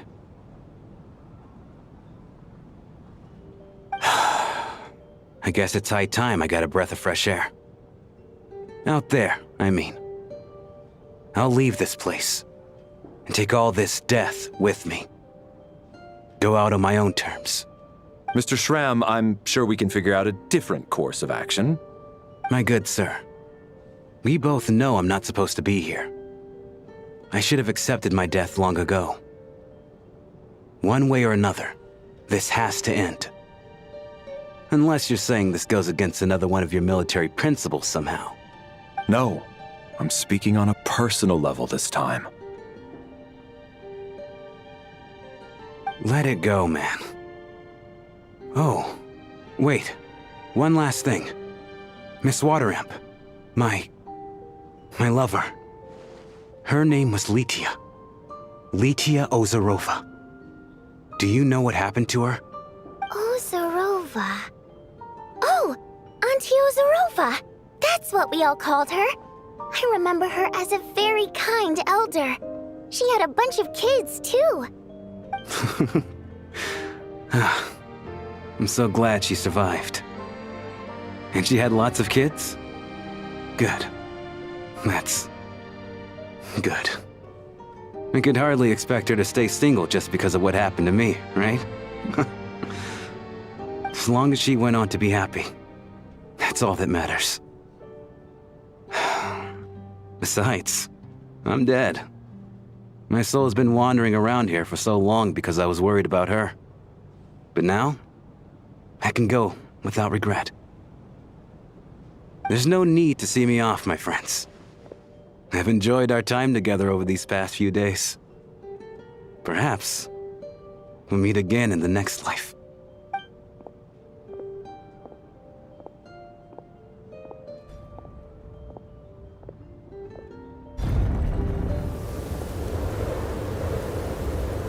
Take care, my man.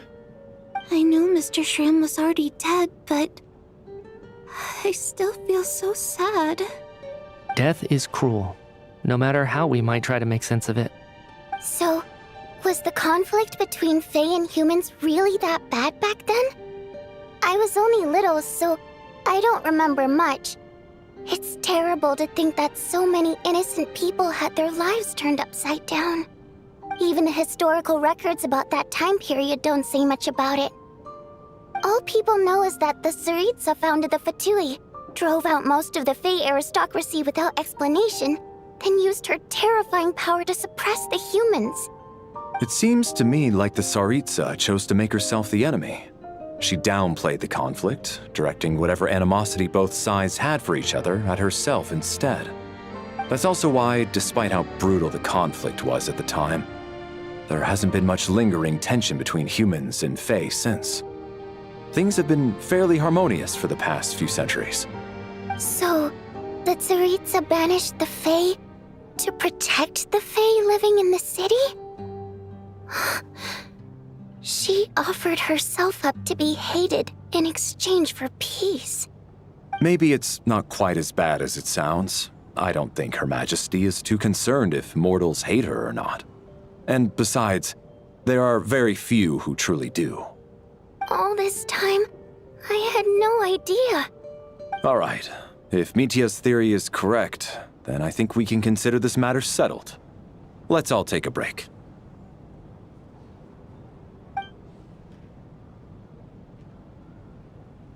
Ugh, if only this blasted storm wasn't still raging on.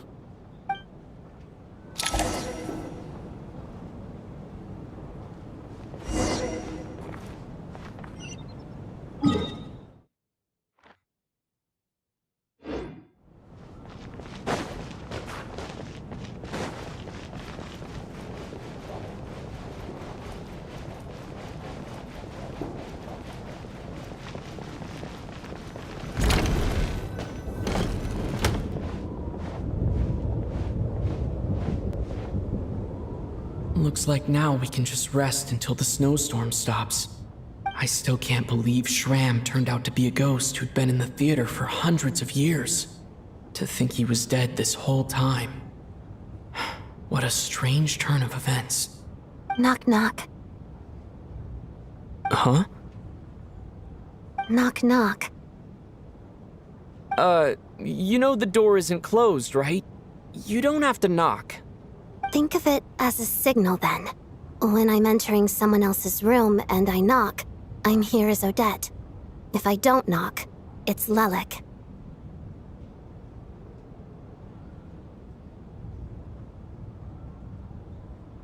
Thanks. So, why did you come to find me? Is there something I can help with?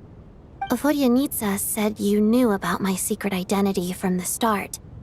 But when everyone was discussing who Lelic could be, you were worried that revealing what you knew would be unfair to me, so you kept it to yourself, right?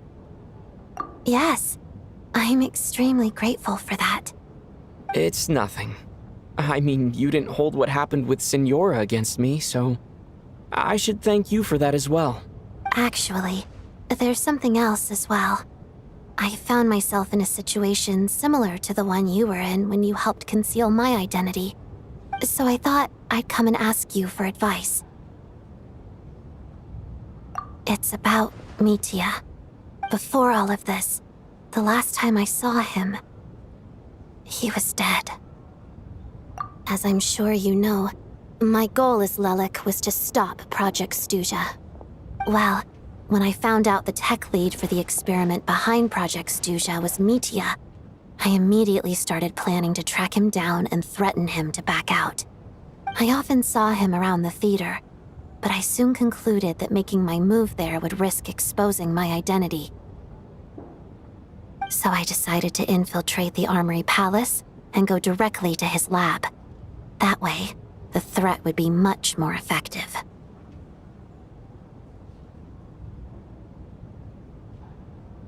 Well, I suppose there was a bit of luck involved. But I am a Fatus, so I already had some familiarity with the building's layout. But when I finally made it to his lab, Mitya seemed to be dead.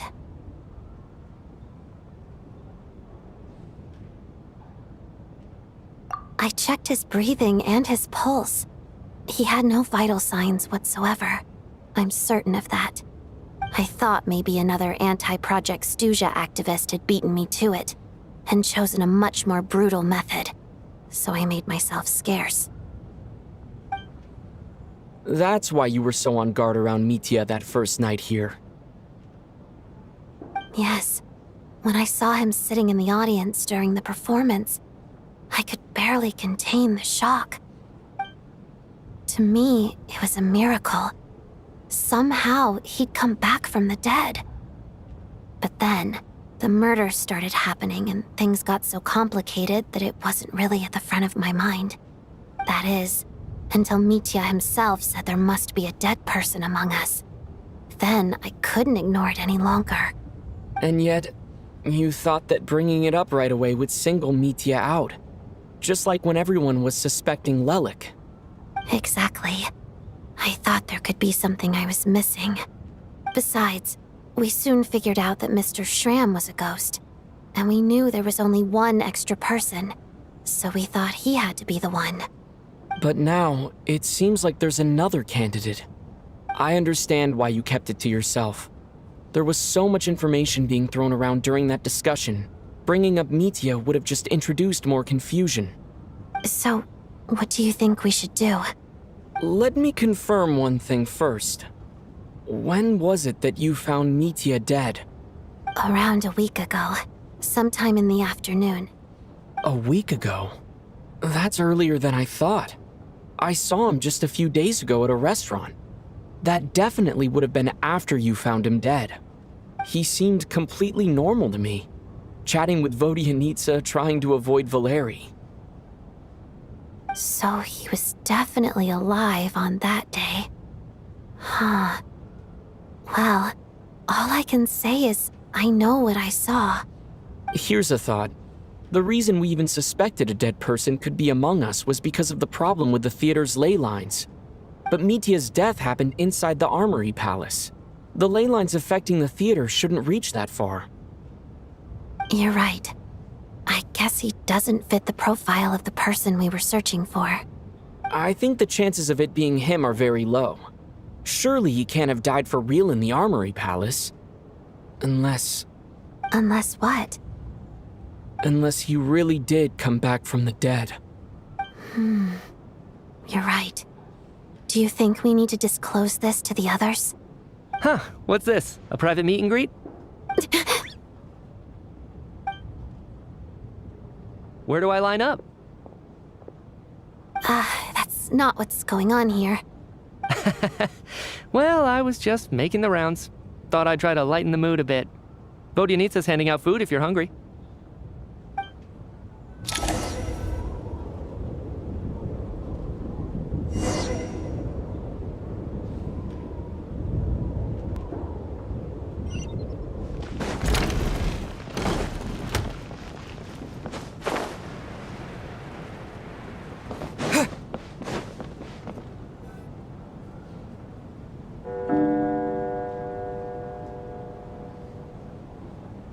What is going on with this storm? Could it be connected to that monster that just arrived in Snezhnaya? I almost hope it is. Her Majesty the Tsaritsa left to vanquish that beast herself. We just need to wait for her triumphant return. Do you think people still feel the cold after they die? I'm wondering about Shram. Oh, maybe we should have given him a coat before he went out there. Death itself is cold, isn't it? I'm sure the storm will embrace him. Well, I hope he has a safe journey. I'm going to miss him, I think. It's not like we can blame him for Rampana and Kulish's deaths. Thinking back on it, we barely made it out alive ourselves. Once we get out of here, how are we going to explain what happened to their families?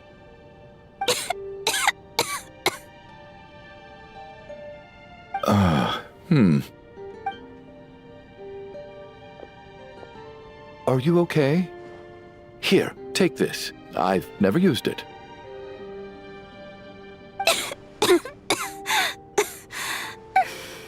Thanks. Look who's Mr. Nice Guy all of a sudden. Is it because Tonya stood up for you this morning? At least you know how to return a favor. Yeah, without Tonya, who knows how badly he would have been hurt. I told you already, I never intended to resort to violence. Duh, bunch of rascals. Little girl? I was rather surprised when you spoke up for me this morning. I didn't think I had many admirers here, so,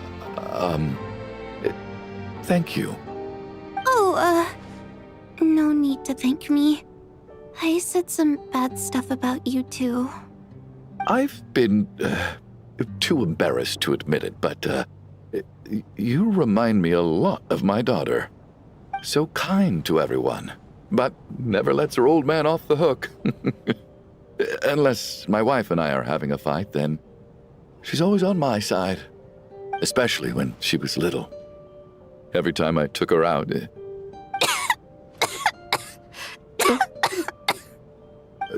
All right, easy now. How long have you had that cough, Tonya? I don't know. It's probably been a while. I'm fine. Are you taking anything for it? Yeah. I'll be fine once I see my brother. He's gonna pick some frost fairy flower leaves and brew a tonic for me. I'll feel much better once I drink that. I see. That's good to hear, then. We should probably discuss arrangements for tonight. Now that the deceased has left our midst, there shouldn't be any more incidents. However, out of an abundance of caution, I'll keep watch. Shouldn't we take shifts? I can take one if needed. No need. I managed to get a nap in earlier, so I have plenty of energy right now. After all the tension of the past few days, everyone else should just focus on getting a good night's sleep.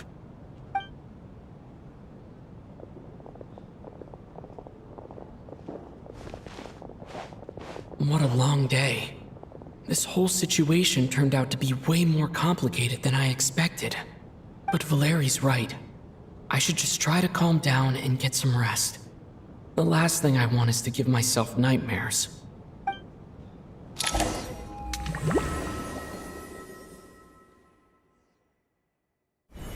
He's awake!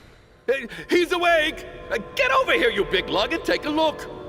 If you must call me something, call me Mr. Door. The Black Mist is coming.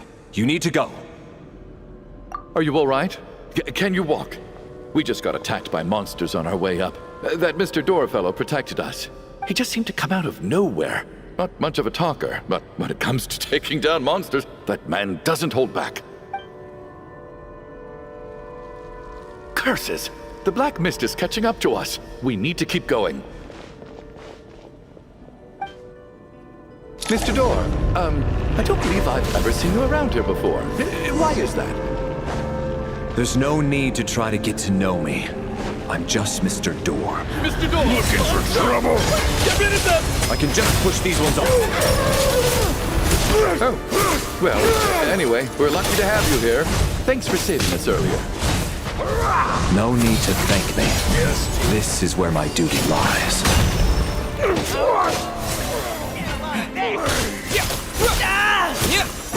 What the?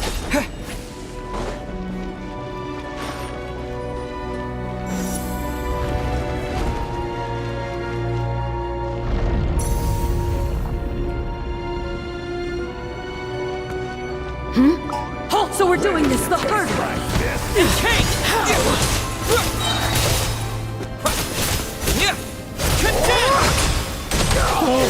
Remarkable work, Mr. Door. If I had your muscles, I'd do the same.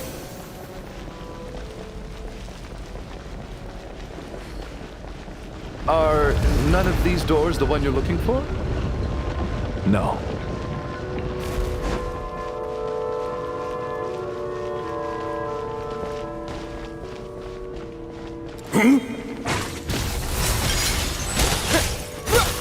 How about...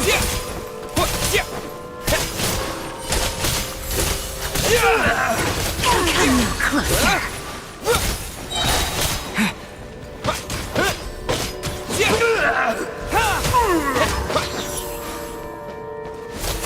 Condense and crystalline.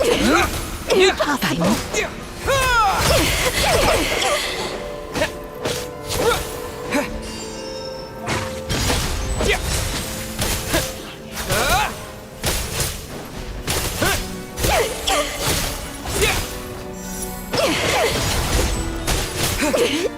Impossible.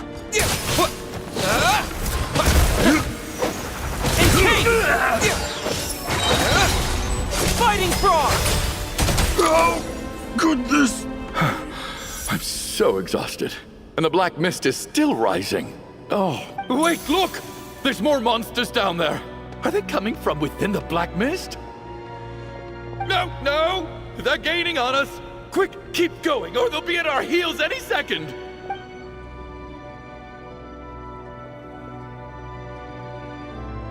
Mr. Door, what are you doing? We need to get out of here. They're coming! Found it. This is my door. What? You mean you're going to stay here? I am a door. This is where my duty lies. No! You saved us. We can't leave you behind. You must keep going. A door can only keep things out for so long. You must make haste. But... Oh, you're right. Let's go. We can't let Mr. Door's sacrifice be in vain.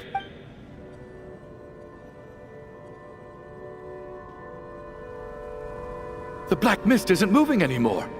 Looks like both the monsters and Mr. Door are gone. I didn't just imagine all that, did I? Surely I wasn't so scared out of my mind that I hallucinated a door as a human being? Oh, okay, good. There's no way we both hallucinated the same thing. Getting sleepy? Well, looks like we're safe for now. Go ahead. Let's get some rest.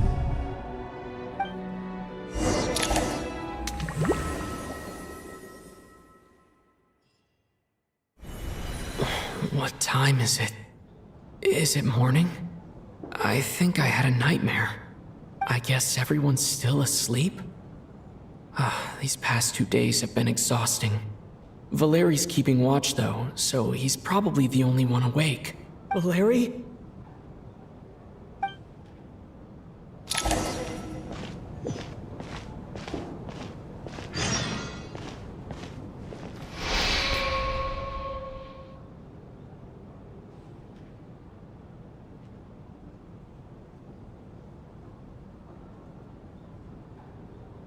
Wake up! Everyone needs to wake up!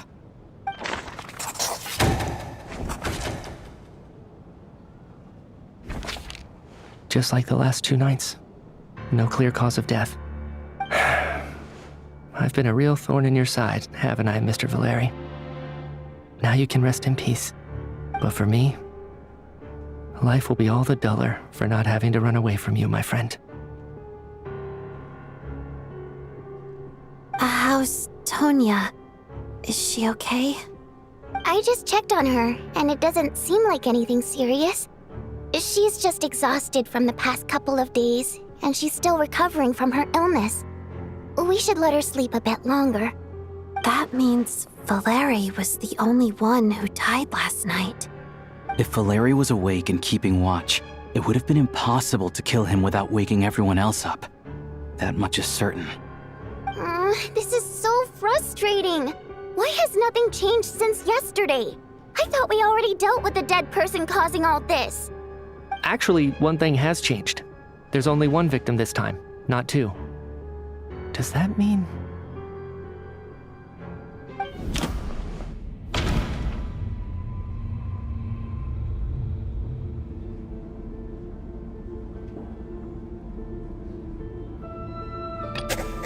Can a death at night?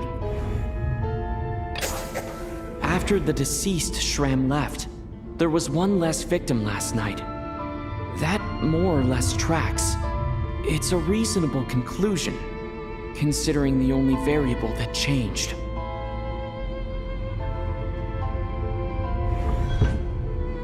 The number of people who die each night is equivalent to the number of dead among us. That's your theory, right? Exactly.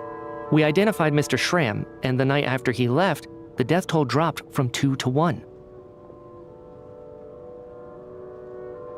By that logic, there must be 1 more dead person left among us. Another one? But there was only 1 person unaccounted for in the ticket checks, right? The head count should match up now.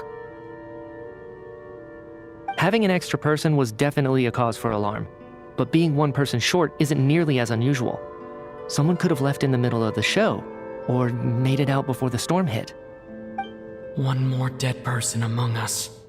If Mitya's theory is right, then what Odette told me seems a lot more relevant. It's just, at the time, We had no reason to think there was more than one dead person. If only we'd taken it more seriously as a possibility. Maybe this could have been avoided. I'm sorry. This is my fault. I had information that could have been helpful, but I held back. I should have brought it up right away. I'm partly to blame as well. I was too quick to dismiss Odette's concerns. What is this about?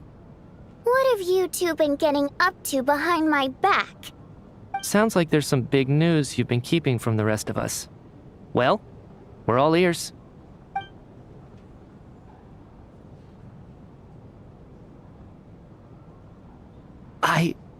I'm the dead person? Wow, that's certainly news to me. Odette and I talked about it yesterday, but we thought it just wasn't possible, so we left it at that. Yeah, I don't blame you. If I'd been there, I probably would have reached the same conclusion. It just sounds too unbelievable. Let me just try and verify this. I just scoured my memories trying to think back to the afternoon Miss Odette mentioned. But I honestly have no recollection of dying. That's where I'm different than Mr. Shram. Having seen Mr. Mitya a few days ago myself, I also find it hard to believe he could be the other dead person among us. Well, if it isn't Mitya, then who? Do we vote on it? If you don't mind me asking, Traveler, I believe you mentioned that you know Tonya's brother. Had you ever met her before all this? No, never. Wait, are you saying... Now just 1 minute. I know where this is going. You can't just randomly point a finger at anyone you want. You're in the hot seat, and all of a sudden you want to divert our suspicions onto somebody else? Trying to pick a fight, Mr. Chuganov? Whenever you open your mouth, all you do is attack people, and I've had enough of it. If you don't want to engage in a civil discussion, you can shut up. You little brat! Did Mitya ask about Tonya because he suspects her? I suppose I only identified her by age, and nothing else. Could that mean... I'm just saying, you're going around casting suspicion on people for no reason. How could Tonya be dead? I can vouch for her, if nothing else. I've seen her before. She's the sister of that Harbinger, isn't she? The one called Child. Oh, really? You're telling the truth? Since being here, I don't think I ever mentioned she was Child's sister specifically. Does Chuganov actually know her? If Chuganov can vouch for her, then it can't be Tonya either. In which case, it seems unlikely that there's another dead person among us at all. Miss Odette, could you go over that afternoon with me one more time, when you found me dead? No problem.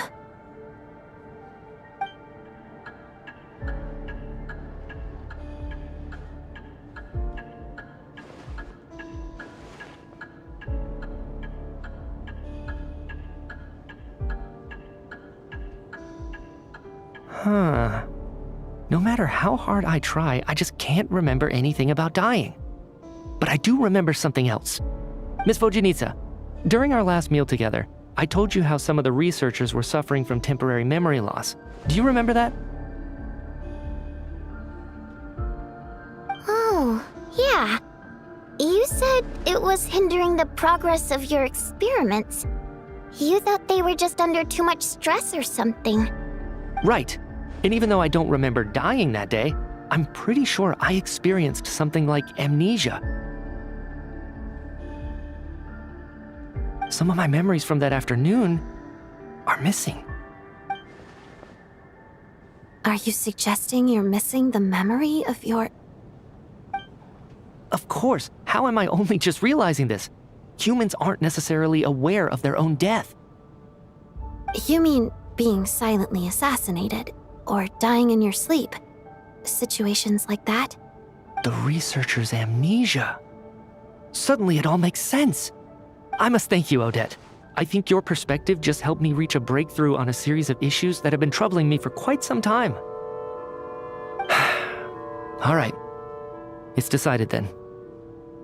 I'll be the one to leave today. Oh, leave? Hey, wait a minute. Aren't you rushing into this? What if you're wrong? You'll pay with your life. Come on, kid. Aren't you gonna fight for your life? This seems like a rash decision. I have other reasons beyond what's been discussed. In fact, thinking back, I remember during Miss Odette's performance, while I was sitting in the audience stalls, a brilliant new idea for my research popped into my mind. But then, my train of thought suddenly cut off. I can't remember it now at all, and I didn't take any notes. I guess that must be another instance of temporary amnesia. No. Hold on.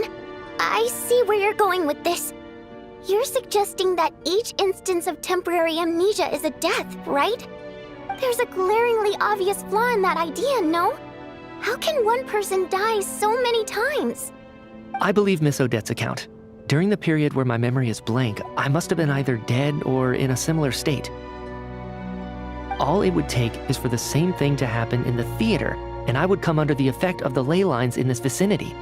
This increases the likelihood of me being the deceased, does it not? But... There's no evidence to suggest that anyone other than me is a candidate for the deceased. So allow me, as a scientist, to treat this as an experiment. Please relax, everyone. I don't think things are as bad as they may seem. If I really am the deceased, then to leave the theater will be a relief for me. If, on the other hand, I'm still alive right now, well, apparently you've all witnessed my resurrection recently anyway. Who's to say I won't return from the dead again this time? Mitya's right. This is the only thing we can try right now. I think he's deliberately downplaying the gravity of the situation, though. He probably doesn't want to burden everyone. What is a scientist if not someone who gambles on experiment after experiment in an attempt to obtain the truth? With this snowstorm, the ley line phenomenon, ghosts of the dead, and my amnesia, we've been paralyzed by not knowing and powerless to do anything about it. It's a terrible feeling. But if I do get resurrected, you can be sure that I'll come back with the truth of all this. Just you wait.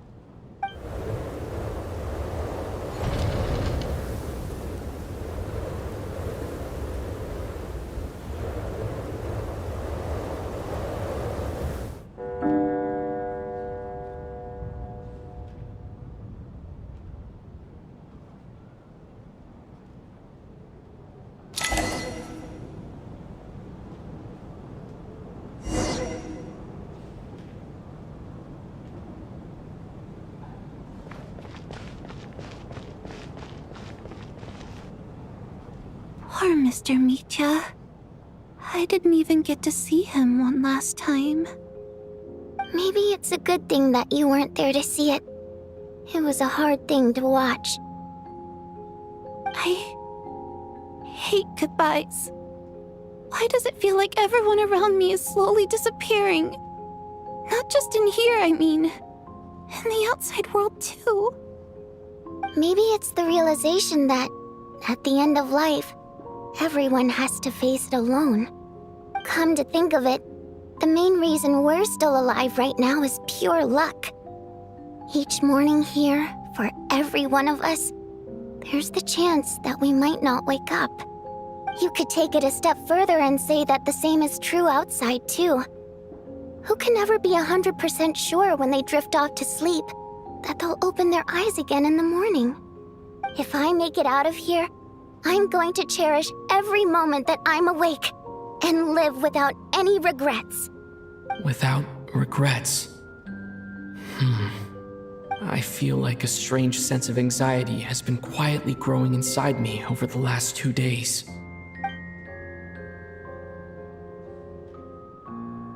Are you okay? You look really glum. If something's bugging you, let's talk about it. There's only a few of us left here now. After everything we've been through, what's the point in keeping things bottled up? I have a travel companion named Paimon. Alyosha and Odette have met her before.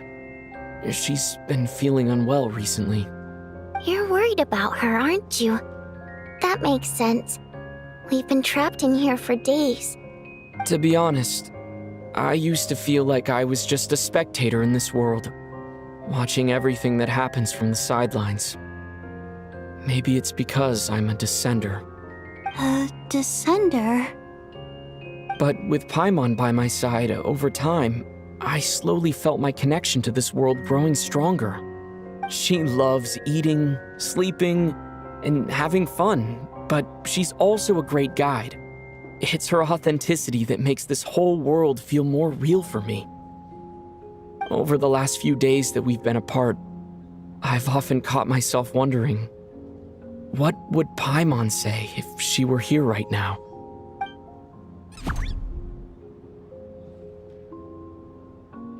But by the time I snap out of it, the conversation has already moved on, and I'm still in my own little world. I'm trying to overcome this sense of detachment, but I really miss Paimon. I guess, in a way, she means the whole world to me. I bet she misses you when you're not there as well. Maybe you're her entire world too. I don't know if this will make you feel any better, but back when the water imps left Snezhnaya in droves, I also felt like the whole world was suddenly empty.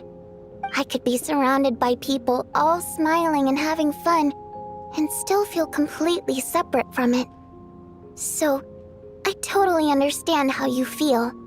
Later on, I started to think, maybe accepting the fact that our loved ones won't always be with us is something that takes a lifetime. All we can do is cherish their companionship from moment to moment. So, once we get out of here, you better hurry back to our side as fast as you can. You can't let your story end in regret. That's the trope I hate the most. Thank you. That's exactly what I needed to hear. But vodyanitsa, if you hate goodbyes too, why didn't you leave with your people? That's just the choice I made. I used to regret it, but I don't anymore. Like I said before, singing is a water imp's primary mode of expression. It's how we convey our emotion. Our songs have echoed through this theater for hundreds of years, each one a story pieced together through moments of joy and sorrow. But does a story exist without someone to read it? To me, the answer is no. So I made the choice to stay. That way, there would still be someone left to sing these songs and listen to their stories.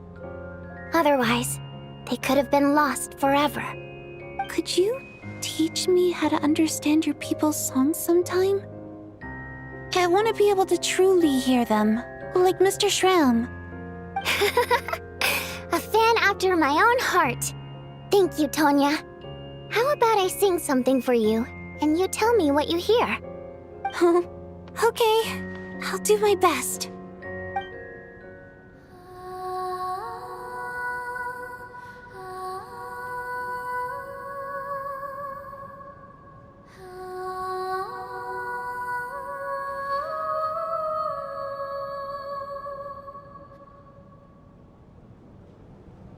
I've never heard that one before. I feel like I can hear a sense of longing somehow. I wonder why that is. Color me impressed, Tonya. You're a keen listener. Most people can only tell if a song is happy or sad. I didn't think you'd be able to pick up on such specific details. So, what's the song about then? Come on, tell me! I've actually never performed this song in the theater before, because it has more of a ceremonial purpose for our people. It's not meant for the stage. It means something like, "May those we have lost watch over us, and follow this song back home in the night, so that we might be reunited once more." No wonder I could hear that sense of longing. You sing it for loved ones who have passed away. I hope it reaches them. It's getting late, Tonya, and you're not well. We should all turn in early. I suppose there's no reason to keep watch tonight. Okay, but, Before I go to bed, could you sing that song a couple more times for me, vodyanitsa? Of course. Anything for my #1 fan.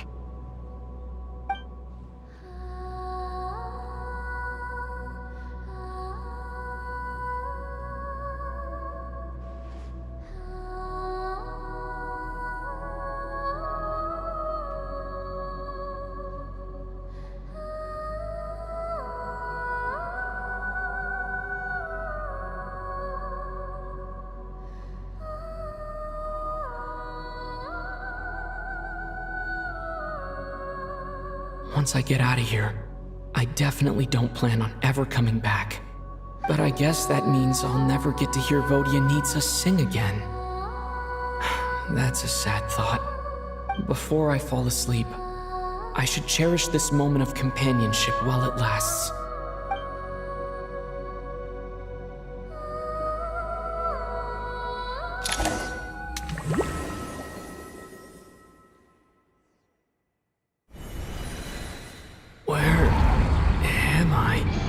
It's so dark in here, and I feel kind of dizzy.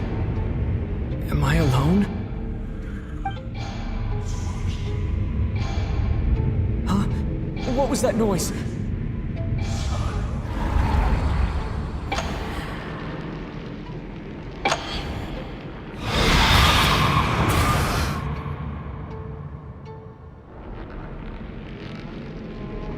Return, O spirits.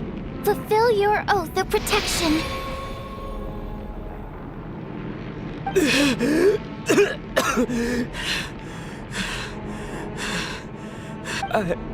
I'm alive? What just happened? No time for questions. Quick, over here. Turn on the switch. We need to bring back the light.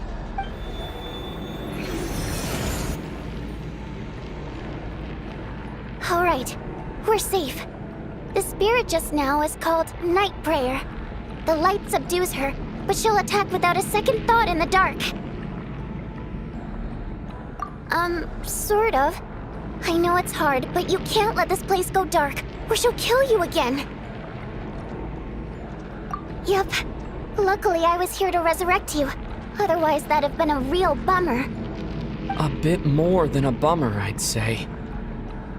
Wait, so you have the ability to resurrect people? Sure I do. I'm your guardian spirit after all. I specialize in soul recall. Oh, it's nice to meet you, by the way. Thanks. It's nice to meet you too. All right, there's no time to waste. The black mist is already catching up. We need to avoid it at Night Prayer at all costs. Come on, let's go. We need to reach the next switch before the place gets too dark. If we bring the light back, Night Prayer won't be able to get to us. Sweet, sweet light! It's back! Shh!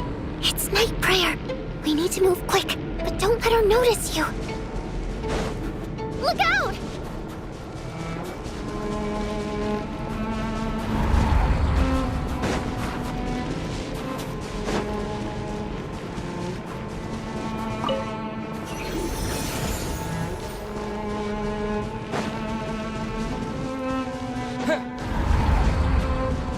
The next switch is over there.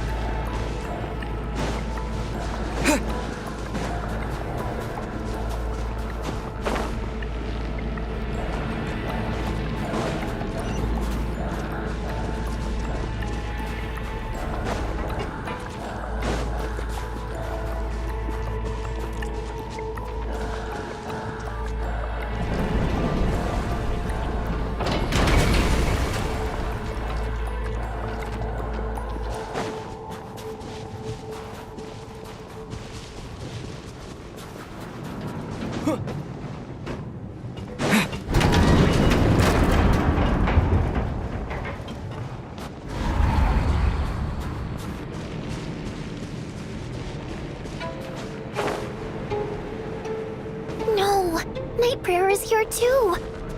This can't be the only path. Let's head up there and take a look.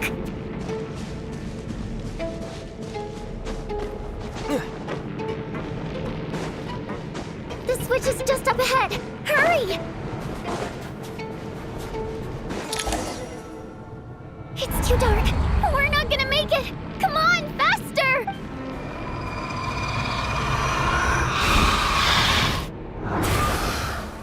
Traveler! I won't let you die like this. Not on my watch.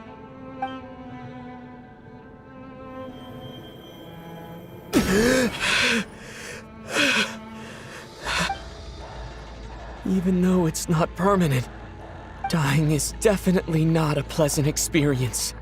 Great. You're back. Yeah, thanks to you. Time for you to get out of here. Quick, before the light runs out. What about you? You're not coming with me? I can't. I've already been used up. A guardian spirit's skills are finite.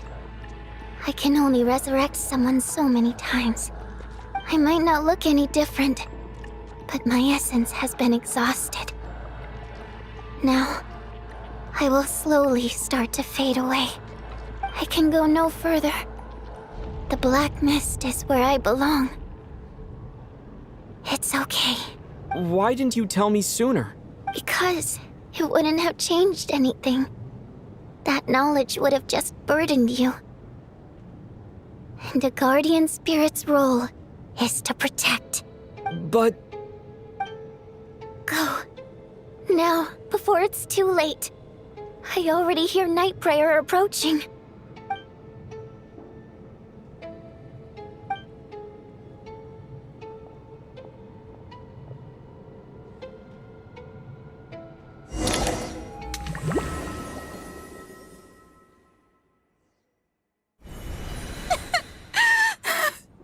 Vodyanitsa!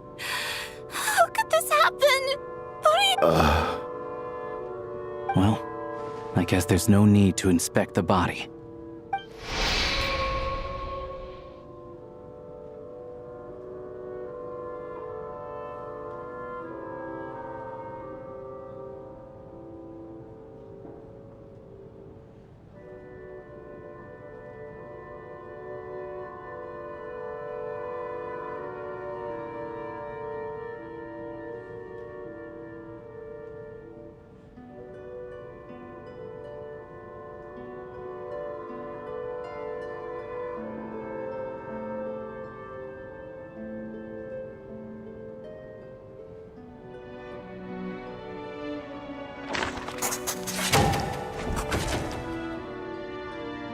This wasn't supposed to happen. You lied to us, didn't you, Chuganov? You've been lying from the start. Take a long, hard look at yourself before you go around accusing other people. I suspected you on day one, Lelik, and now look where we are.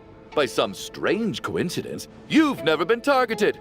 You just happen to have survived this long? No, you should be the prime suspect. And you, little hunter, ever so content with staying on the sidelines. Yet, you were the one who stopped us from leaving from the start! Why are you trying to keep us here? Now you're just lashing out indiscriminately. That's either a sign of anxiety or a guilty conscience. Where was all this passion and bravado before? Decided to fight until the bitter end. Is that it? Is that a threat? Fine, bring it on. You think I'm afraid to die after all this? You want to kill me? Go ahead. I'd like to see you try.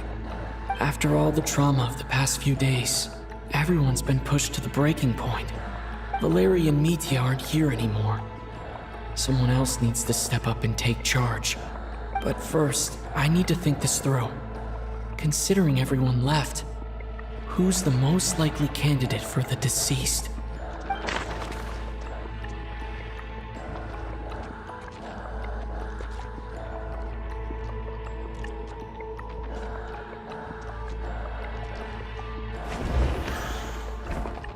Of those who remain, the only person we've never met before is Tonya. There is room to doubt her true identity. People are easily misled by first impressions. Now that I think about it, child sister was in fact a label I imposed on her due to my own assumptions. But Mr. Chuganov vouched for Tonia's identity yesterday, with basically no other possibilities left. Could it be?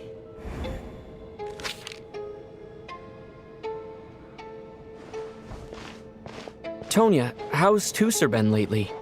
Tusser? Your brother Ajax must have mentioned me in his letters home, right? Did he say anything about a blonde traveler? No. And my brother's name is Razik, not Ajax. Chuganov, looks like it's your turn to do some explaining. Yesterday, you said you could vouch for Tonia. Why did you give us a false testimony?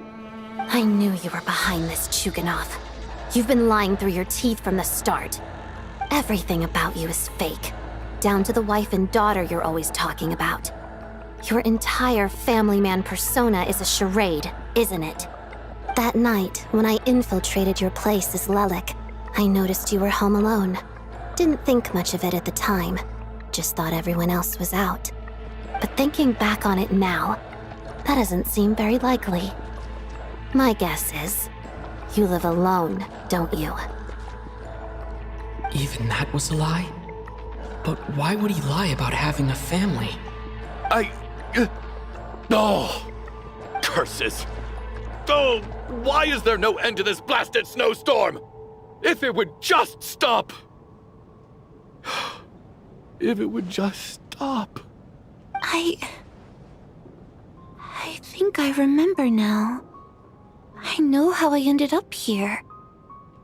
It feels like a distant memory. But at the same time, it's just like it was yesterday. The reason I'm always coughing is because I got sick with frostbite. The locals usually call it the snow cough. It's not a very common illness. It's partly genetic and partly caused by the cold climate, but it can be fatal. They sent me to the hospital as soon as they found out I had it, and I spent so long lying there in that hospital bed. After a while, I felt myself growing weaker and weaker. Nothing seemed to be working anymore. Neither the treatment that the doctors were giving me, nor the medicine my brother was brewing from frost fairy flower leaves. So one day, I told my brother that I wanted him to take me outside for once, so things could be like they used to, just for one day. I wanted to meet loads of friends, experience new things. He agreed. He snuck me out of the hospital, and we escaped. We got to the theater, bought tickets, and went inside. Oh, it was all so exciting. I remember the show very clearly. It was amazing. But I found myself getting sleepier and sleepier. Oh, Tonia. When I woke up, I couldn't find my brother anywhere, so I guessed he'd already left. But there's no way he'd leave me behind. So I decided to stay here and wait for him. At the time, I figured he'd probably gone to brew some more medicine for me. I was planning to chew him out for abandoning me when he got back. Tonia, it sounds like by then you'd already... Yeah, I know. I understand now. Dead, aren't I? This cough and the feeling weak, it's probably just my body's memory. After all of that, it turns out I can't blame my brother after all. I was the one who abandoned him. I'm sorry, everyone. I realized this much too late. It seems like death skewed my perception. And now I've dragged you all into this mess. Your name probably isn't even Tonia, is it? Didn't that ever strike you as odd over the last few days? Well, when I was little, my brother and I read a storybook, and Tonia is the name of one of the characters. When we escaped from the hospital, our family and the hospital security were looking everywhere for us. So when you first approached me and said my brother had sent you, and called me Tonya, I thought he must have chosen a fake name that only the two of us would know. Because he was afraid of getting caught. No. It seems like that was just wishful thinking. At least your memory of death isn't painful. That is a small comfort. Now it's your turn, Chuganov. Talk to us. I believe no lie is ever told without a reason. You're right. I was lying. I happen to know that the Harbinger child and his sister Tonya managed to get tickets, so I lied to you and pretended I knew them. And yes, I was lying about my family too. The truth of the matter is, I lost them a long time ago. I just refused to accept reality. And now I've spent the second half of my life living a lie. I'm a joke. My daughter's name was Iskra. And before you ask, yes, Iskra, as in Iskra Manufacturing Plant. She also died from the snow cough. She was just 6 years old. If she were still alive today, she'd be around the same age as little Tonya here. After Iskra passed, my wife couldn't bear to face those memories either. So she chose to start a new life, without me. One day when I came home from work and saw the empty room, I felt like I couldn't breathe. Subconsciously, I started to imagine that they were still there. I soon discovered that this was the only thing that made me feel any better, so I just embraced the delusion. Nothing more than a pathetic means of escapism, I know. But at least it's not a crime. So explain your false testimony then. The night before last, when I was chatting with Tonya, she mentioned that her brother would brew medicine for her from frost fairy flower leaves. Combined with her various symptoms, I suddenly understood everything, including the fact that she was deceased. The snow cough used to be an incurable illness. I would pick frost fairy flower leaves to brew medicine for Iskra too. It took hours and hours on the stove. But the year after my daughter passed away, the jester of the Fatui announced that a cure for frost blight, also known as the snow cough, had finally been developed. It turned out that all previous treatments were completely ineffective. No better than random concoctions. That was the final straw for me. I just couldn't take it anymore. Just one more year. One more year, and everything would have been okay. So, more than anyone, I know full well that in this day and age, no one in their right mind would still be using frost flower leaves to brew medicine for the snow cough.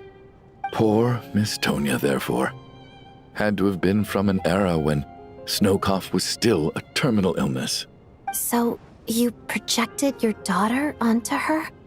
Even though you knew she was one of the dead? That doesn't make any sense. You knew she was already dead. What did you hope to achieve by protecting her? I just don't believe in your crackpot theories, nor do I approve of your actions. How can you just declare a living person dead and throw them out into that snowstorm? Mitya's gone. My good buddy Shram's gone. And now it's Tonya's turn, isn't it? The others I can make my peace with, but little Miss Tonya, here she is, standing right in front of us, alive and breathing, and fighting her own battles. Yet you're quite happy to say she's dead? I just want her to live. Once this snowstorm is over, the very moment it stops, I'm going to march out that door and find someone who can fetch the very best medicine for her snow cough. I'll be damned if I'm gonna let you cast her out into the snowstorm before I have the chance to cure her. Not again. Not this time. Not when the cure is right within our grasp. I'd never be able to forgive myself. Mr. Chuganov, stop. I can't let you do this. Tonya. By the sounds of it, you've known I was dead since the night before last, right? I really liked Mr. Valeriy, Mr. Mitya, and Miss Vodyanitsa. And now they're all dead because of me. I'm not happy about that. The reality is, you've been trying to fight your own demons through me. But all you've really done is trap me inside your delusion along with you. No! Listen to me. I want to save you. I do! Well, at this point, I'm quite sure that I'm dead. I don't need to be saved. The time I got to spend with all of you is more than enough for me. Despite all the bad things that kept happening, I got to meet so many interesting people and spend so many days and nights by your side. Since the day I escaped that hospital until now, this has been an adventure I never even dared to dream of. I'm very fond of you all. If it were only possible, I'd trade my soul to bring back the ones who died. If it meant things didn't have to end like this. And that's why I'm not fond of you at all, Mr. Chuganov. I'm sorry. It's them that you owe an apology to, sir. Not me. Well then, I suppose this is it. It's time for my adventure to end. I've caused enough trouble. You're leaving already? It's still early. Don't you want to stay a little longer? No thank you. Oh, and by the way, my name is Patashka. It was nice meeting you all. Feels strange that we're only being properly introduced now that it's time to say goodbye. Patashka.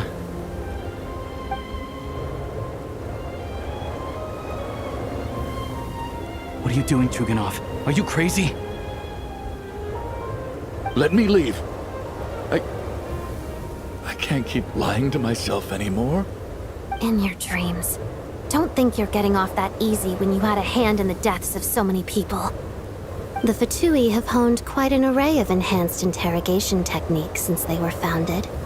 Once we're out of here, Lelik will personally give you a taste of every last one.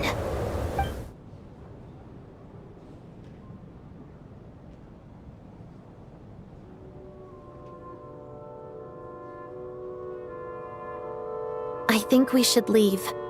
I doubt this snowstorm is ever going to stop.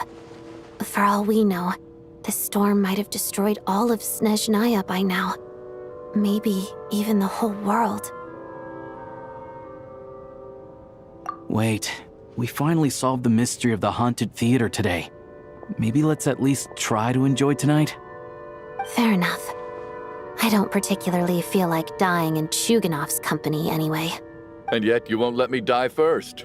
Hey, Chuganov, on a serious note, if we do make it out of here, you should close down that factory of yours.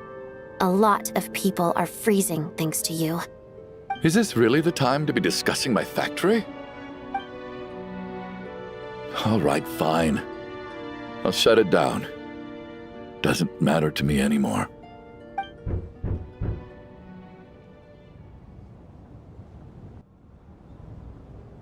Am I hearing things? Or was that a knock at the door?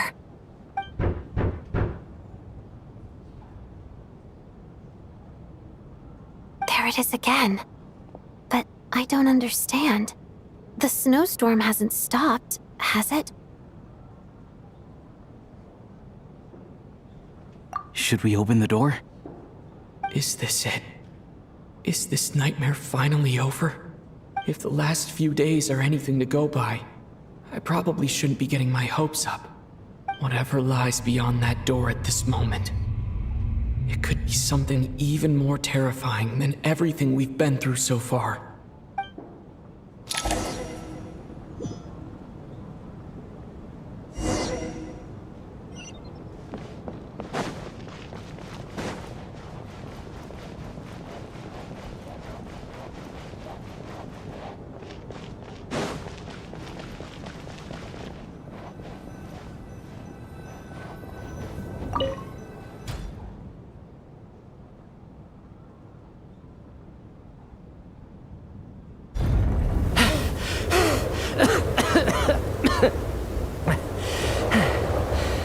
Hey everyone.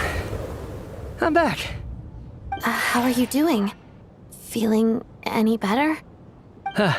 Much better, thanks. Whew, it is so good to have you guys here. I was a little worried that the theater would be empty by the time I got back. Let me see. Tonya and Vodyanitsa are missing, which means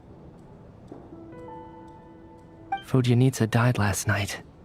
And then you discovered that Tonya was the other dead person. Am I right? Not Tonya. Pitashka. First, tell us how you made it back here. Given the conditions outside, no one should be able to return alive. You're right. The thing that got me back safely was a song. I heard someone singing. After walking into the snowstorm, my mind grew hazy. I don't know how long I walked through the storm before my mind completely slipped away. Then, suddenly, I heard the sound of singing. The voice instantly brought me back to my senses, and I regained consciousness. So I followed the voice, searching for the source of the singing. I searched and searched, until finally, just a few moments ago, there was the entrance to the theater, right in front of me.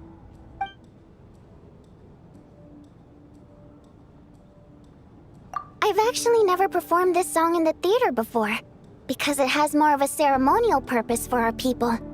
It's not meant for the stage. It means something like, "May those we have lost watch over us, and follow this song back home in the night, so that we might be reunited once more." That must have been Vodyanitsa's requiem. Who knew it actually worked? That song is meant to guide the souls of the dead. Mitya, that must mean that you... Huh. No kidding. Seemed like I guessed right then. This is what I've been so desperate to tell you about. When I first stepped out of the theater, I was still quite lucid. My memory of it is still pretty intact. I remember the outside world being completely different than what I'd expected. It was like this was a world where only the snowstorm existed. There wasn't a trace of any humans or buildings ever having been there. I don't know how else to describe it, except to say that it just didn't seem like the real world. And as for the requiem, if I was guided here by Vodyanitsa's song, it can only mean that I must already be dead. And this is my soul, not my body. But I didn't experience a clear moment of death while I was out there. Nor do I feel any different now than before I walked into the snowstorm. You don't seem any different to me either. In fact, this is something I've been wondering about for a while now. If souls aren't physical, shouldn't they lack tangible form? Both Shram and Pitashka were clearly deceased, and yet their souls didn't look or feel like ghosts at all. They were visible, tangible, no different than you or me. This raises a truly terrible thought. Is that really what Mitya is suggesting?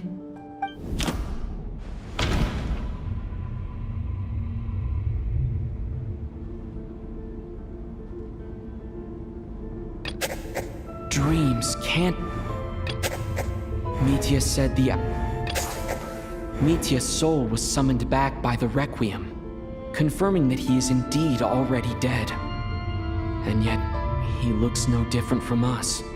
Of course, if even the long-deceased like Mr. Shram can blend in with us undetected, then maybe we've all been dead from the very start. And all of us are now souls wandering the theater.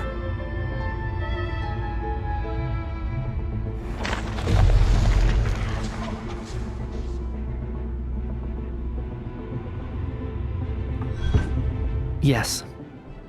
I think that this is probably the afterlife. What did you say?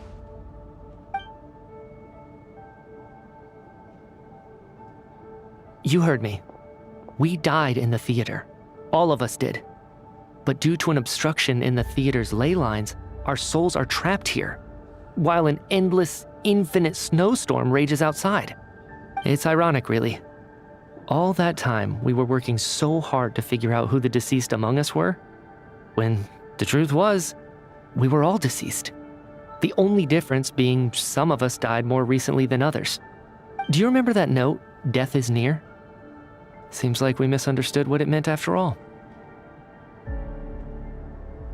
Death was nearer than we wanted to think all along. The note simply meant that all of us were already dead.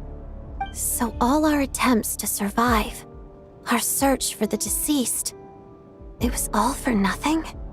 Hard to say. At the very least, we hoped 2 lost souls find clarity and go to where they belong. The presence of those 2 is probably what caused our souls to be drawn in by the ley lines. In which case, the deaths we've awoken to over the past few days were just souls returning to the ley lines for good. If what you're saying is true, doesn't that make us the lost souls now? Huh, no wonder. This afternoon, when I was moving Vodyanitsa's body, I noticed that the other bodies in the room hadn't decayed one bit after all these days. That's further proof that those aren't physical bodies at all, but merely our shells here in the afterlife. Am I really dead? This doesn't feel real to me at all.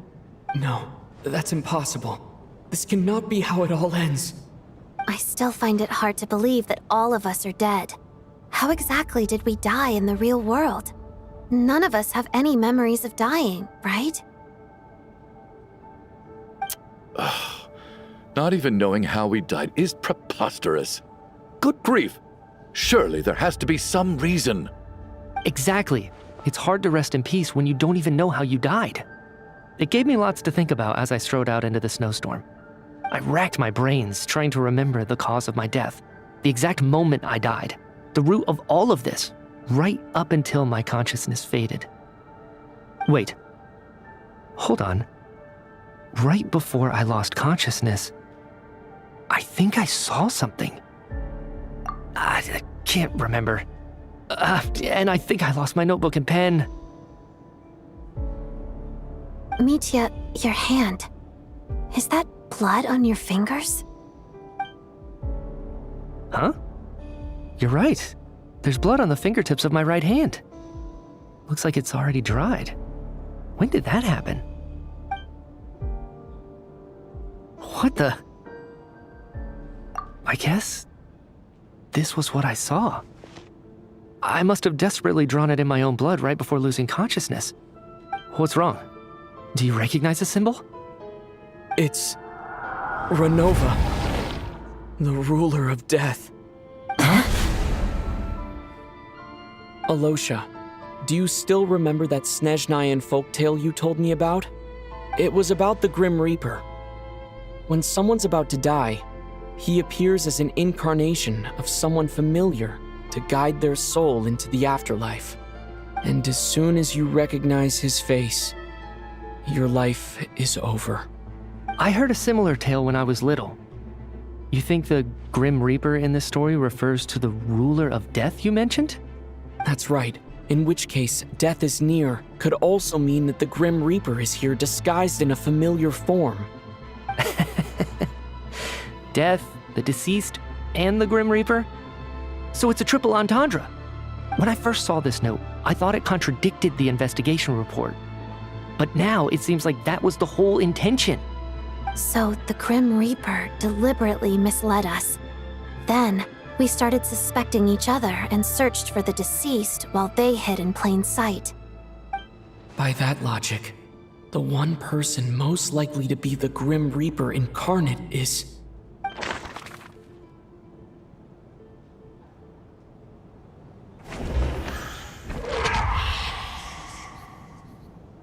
No doubt about it. It's Alyosha. Looking back at how everyone has acted over the past few days, Alyosha is most likely the Grim Reaper lurking among us.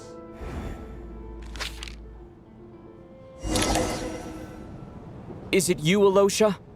You were the first to discover the investigation report, and you had plenty of time to slip the note inside to mislead us. So? Surely you can't suspect me based on that alone. What if someone else found the investigation report first, slipped the note inside, and then put it back without telling anyone? There's no denying it. The note could easily have been slipped in much earlier than it was discovered. That's not all. I've also noticed that although on the surface, Valeriy, Mitya, and sometimes I were the ones taking charge of the situation, looking back now, even though you didn't say much, you were always subtly guiding everyone from the sidelines. What do you mean? You were the one who emphasized how dangerous it was outside and insisted we all stay here. It was also you who suggested that we all sleep in the same place. And earlier today, you tried to convince Patashka to stay. I don't understand why, but it was out of character. So, you didn't understand my intentions, and now you're assuming the worst. Seems pretty unreasonable if you ask me. He still won't admit it. Fine. Let's see how he responds to the most damning evidence of all. The biggest question I have right now is, if the Grim Reaper is impersonating Alyosha, then where's the real Alyosha? When did they switch?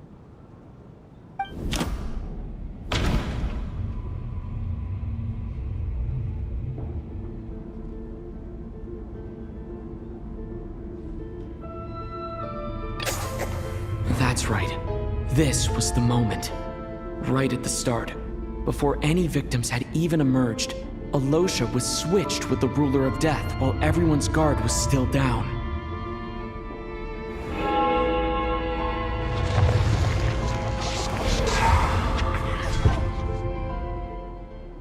When all this began, right after the performance ended and the snowstorm began to pick up, no one suspected anything unusual. We just assumed we were snowed in. It wasn't until we discovered the bodies the morning after that we realized something out of the ordinary was going on. But it's clear now that the oddities actually started earlier than that, when Dimov walked into the snowstorm and never came back. Right. So Mr. Dimov was the first victim, not Sobolova and Torgov.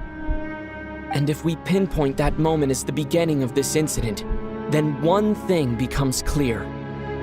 Alyosha, you are the only person who walked into the snowstorm and came back without the help of Vodyanitsa's Requiem.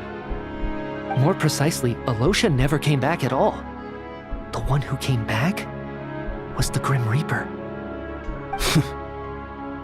Not bad. Well, since you've backed me into a corner, I suppose there's no point in keeping up the act anymore.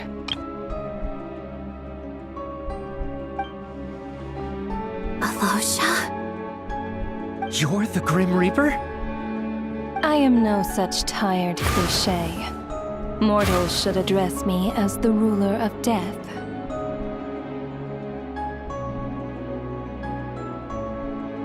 Before being wiped out for good, you identified the two deceased, and even sensed my presence.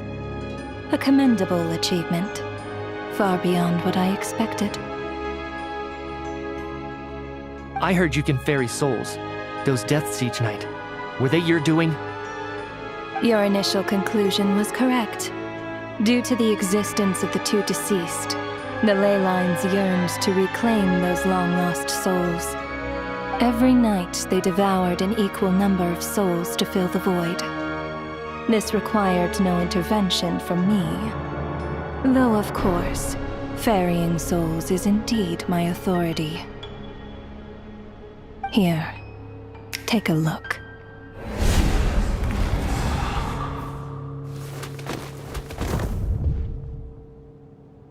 What are you doing? That takes care of today's too. Don't get so worked up. You are already dead, and your souls must return to the ley lines.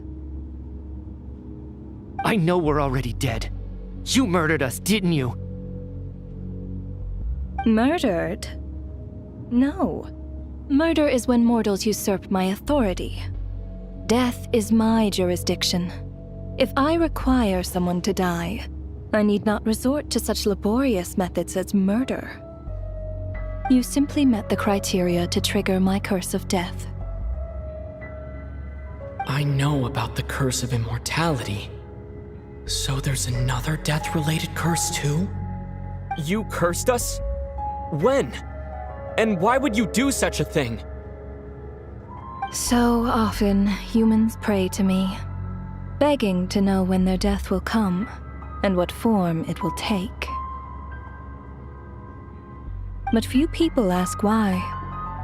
If you must have an answer, know that death comes simply because one's time has come.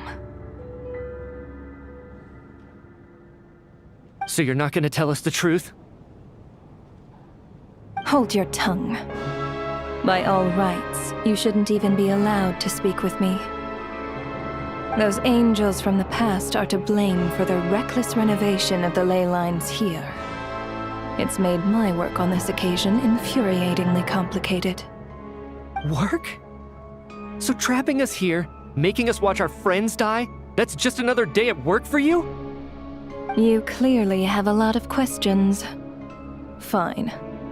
As a reward for your remarkable accomplishments over the past few days, I shall answer a few of your inquiries, provided they aren't too unreasonable.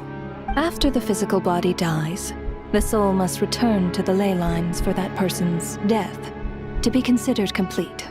My work encompasses the entire process of death, including, naturally, the guiding of souls into the ley lines, with which you are now so familiar.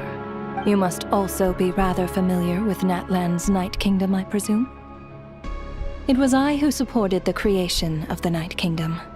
It provided a convenient means of guiding the souls of Natlan. Here, too, the ley lines connected to the theater underwent some modifications.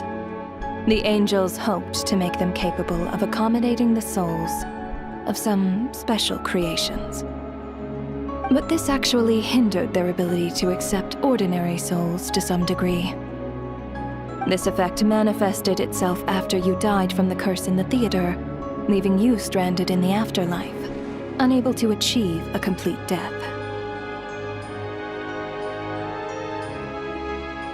But if souls who die from the curse of death fail to return to the ley lines within a short window of time, they will miss their chance for good. Then, they will remain forever suspended between life and death, no longer subject to the authorities of either. So if you don't resolve this matter soon, and see all our souls return to the ley lines before long, we'll escape your control. Mitya's sharp. This must be what Ronova was worried might happen, and the reason she got involved to begin with. But if you have the authority to guide souls, why didn't you just show yourself and get it over with?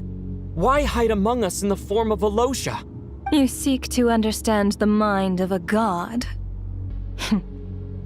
Very well. I'll tell you. This is a theater, and I decided I wanted to watch a show about death. That's why I encouraged you to take the events to the stage. I found myself getting quite immersed. I suppose the entertainment you provided makes up for all the trouble you've caused me by being so defiant in the face of death. There. Are you happy with my answer? Can't say I am. Really? But it fits the stereotypes you humans have about gods. Just moments ago, you were complaining about how infuriatingly complicated your work here has been. Work is work, I get it. There are times when it's a huge pain, but you just have to get it done, right? That's a rather unique perspective for a human. You are in fact correct. There is a pain point in this case. Due to the obstruction in the theater's ley lines, there is a hard limit on the number of souls they can receive each day, making it impossible for me to ferry all your souls at once. Revealing my identity too soon would inevitably have led to futile resistance, and there was a risk that any souls who chose to run would disappear. Then there was the issue of the 2 lost souls you called the deceased. The way you resolved that quandary was all part of my design. That's what I don't understand. If all of us were souls of the dead, what made their presence among us special?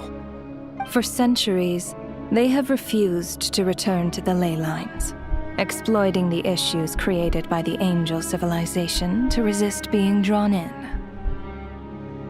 Centuries of obsession accumulated during this process. You may think of this obsession as the resentment of the dead, and in this quantity, it was a bomb that could have detonated at any moment. It reached the point where I could not afford to leave it unchecked. But the only way to fix it was to help them acknowledge their own deaths, make peace with their regrets, and willingly walk into the snowstorm. Only then, with my guidance, could they finally return to the ley lines. Otherwise, you would not like to know what the consequences would have been. I vaguely remember seeing Batashka, but in the most terrifying form. Was that in a dream? Is that what would have become of her if she hadn't returned to the ley lines? I see your dreams brought you many revelations. So you see, death in fact grants wisdom to mortals.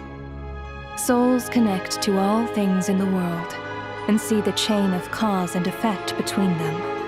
It's nothing unusual. Anyway, giving psychological counseling to lost souls is not my strong suit.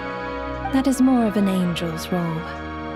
It was something I could not resolve directly using my authority, so I decided it was easier to leave the bomb defusal to you. Meanwhile, of course, their presence caused the souls of other members of your party to return to the ley lines each night. From where I stand, that was killing two birds with one stone. As both issues slowly resolved one another without me having to lift a finger, all I had to do was stay close by and keep the situation under control. Then use my authority to wrap things up at the end. And, of course, while I was at it, I thoroughly enjoyed watching this drama, dealing with death from a mortal perspective, play out on the stage. Sounds like you had it all figured out, Grim Reaper. I just did the math. You said there's a hard limit to the number of souls the ley lines here can receive each day. It's 2, isn't it? That much is obvious, even to a fool. It's time to review this whole affair. If the ley lines can only take in 2 people per day, I need to go over the deaths from these past few days again.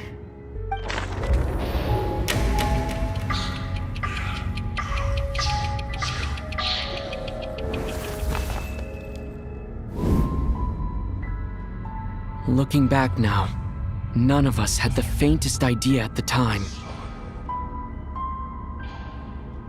From the moment that staff member named Demoth walked into the snowstorm, the incident had already begun.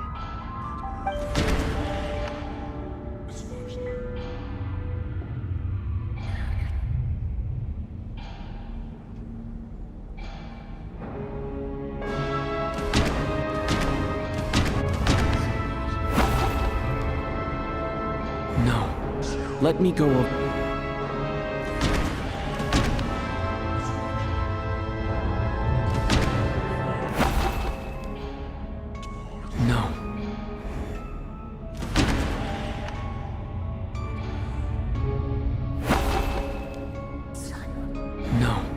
Let me...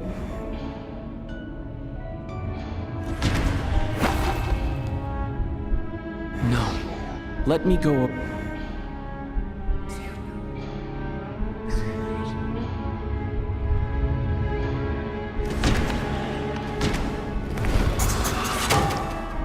Alyosha was the second to walk into the snowstorm after Demoth to investigate. During this process, the ruler of death assumed his identity, making him one of the victims.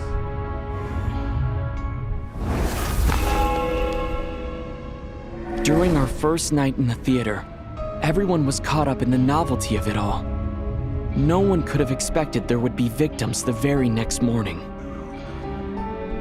Despite all the confusion, and with the help of hindsight, we finally began to realize that something was amiss with the snowstorm.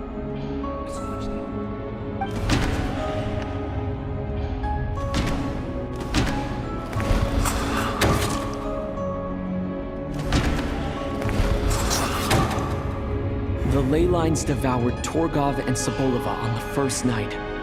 At the time, we thought this might be a murder case connected to Lelik.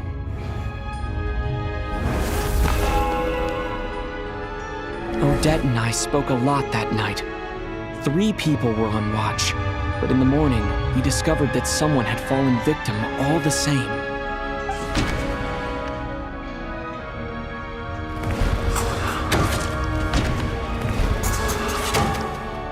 The deaths of Kulish and Rampana caused everyone to stop suspecting Lelik. Unexplainable phenomena occurred one after another, leading... Later, we discovered that there seemed to be an extra person among us, and subsequently discovered the existence of the deceased.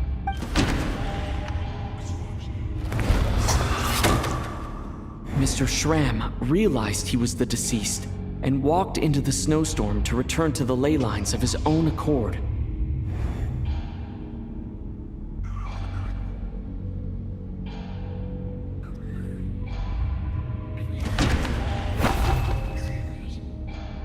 No, let me go. He thought it was all over, but Mr. Valeri's death was a rude awakening for everyone. A lot happened today.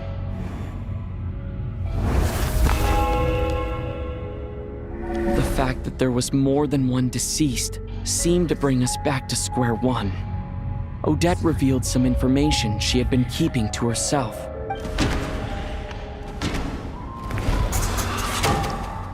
Vodyanitsa was swallowed by the ley lines in her sleep, but the requiem she sang before falling asleep was quite a game changer.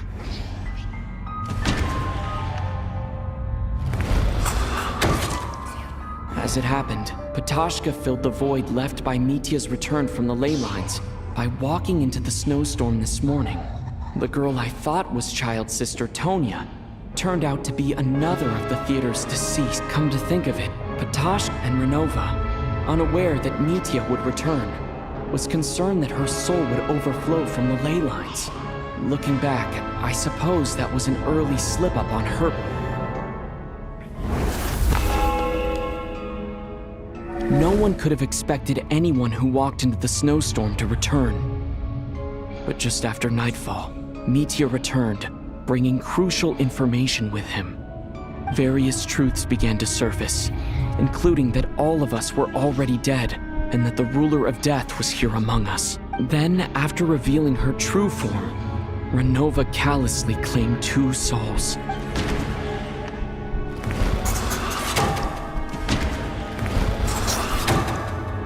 In fact, everyone was already dead by the time we took the photo. And in the days since, we've experienced many more partings in the afterlife. Now, only Mitya and I remain. And the true culprit behind everything still stands before us. In Mitya's eyes, I see the same anger and frustration that I feel. That covers everything. It's all clear now. Your work isn't finished here yet, is it? The Traveler and I are still standing here, safe and sound. The water imp's song threw things off a little, but it is of no consequence. The ley lines have already anchored your soul, and the first ray of light tomorrow morning will take you back. I, meanwhile, need to review my attitude towards the water imp race. So the reunion in the night that Vodyanitsa mentioned, I suppose that was never meant to be a permanent reunion. That just leaves you, Traveler. My power only allows me to temporarily separate your soul from your body. The ley lines of Tevat would not accept you, and your soul is firmly anchored to your body by your will. For a descender like you, who is not bound by Tevat's rules, your death can only be brought through the most violent of means, such as directly destroying either your body or soul. I have no interest in involving myself with Descenders, for now. Although, this may change if Asmodee remains missing, Or you insist on interfering with our affairs? One last question then. All our struggles and sacrifices here, they were meaningless from the very beginning, weren't they? Death abides no reason. Besides, what you call sacrifice is merely a concept created by humanity. To me, it is nothing more than a self-indulgent charade in the face of death. Mere mortals fantasizing that their actions could reclaim something from my grasp. A truly laughable idea.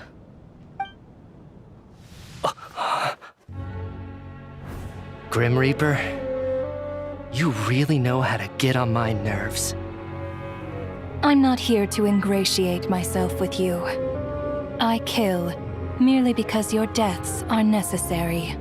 Oh, you've made that quite clear. But humans don't take well to being scorned.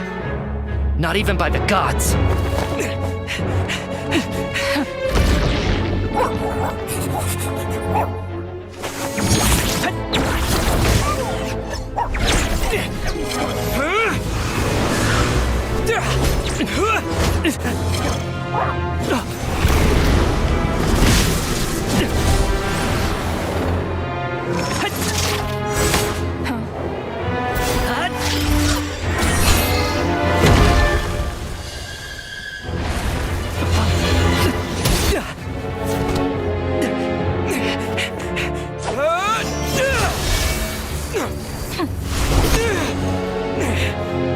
This is futile.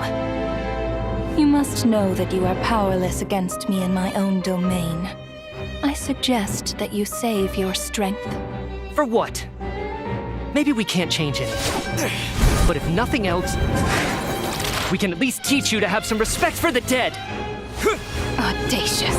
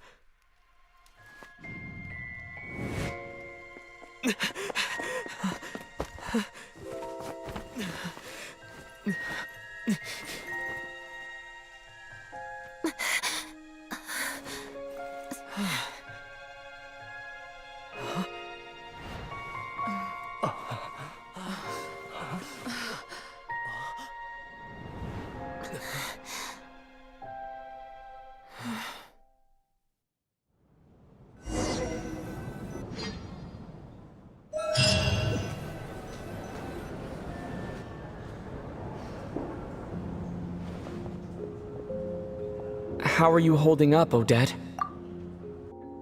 What happened to me? How much do you remember? What do you mean? Is the performance over? I can't seem to recall what happened. Has Odette already forgotten?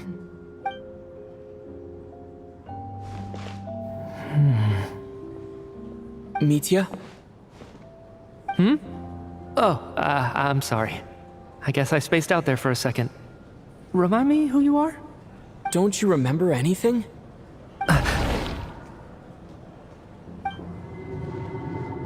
Yeah, I remember now, comrade. Looks like we guessed right. Just like me when Odette found me at the Armory Palace, for some reason, everyone killed by the Ruler of Death eventually came back to life. just with one catch. They forgot what happened while they were dead. Odette and the others have already forgotten everything. Why were you able to remember this time? Could this be the reason? You said this is the ruler of death's symbol, right? I don't see anything there. You don't? Huh. Okay, I guess that makes sense. I carved this into my hand in the afterlife, so it's not visible in the physical world. Does that mean I carved this symbol into my soul? What an unsettling thought. Still, at least I get to remember what happened. I suppose it's a blessing in disguise. What about you, though? The ruler of death mentioned that you're a descender? Is that why you can remember? A full explanation would get complicated very quickly, but that's essentially it. Well then, now that it's all over, let's figure out what we've learned. The first thing I notice is that everything here is precisely as we left it, right before our deaths. This confirms that time passes differently in the afterlife than in the real world. They say that right before death, time slows down, and your whole life flashes before your eyes. That must be how you know you have one foot in the afterlife by that point. Anyway, clearly the few days we spend in the afterlife probably only amounted to a few short minutes in the real world. This also aligns with previous reports of widespread temporary memory loss among the Armory Palace personnel. Now it seems likely that those were all brief deaths caused by the Grim Reaper's so-called curse of death. To those unaware of the truth, dying and coming back to life must feel similar to a short bout of catatonia.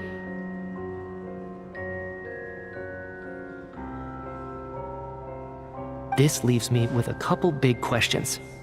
What are the conditions that trigger this so-called curse of death? And why are we resurrected after we die?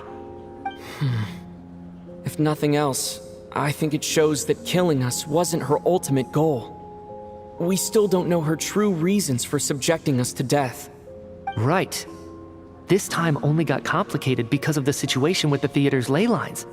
That's why she had to approach it differently.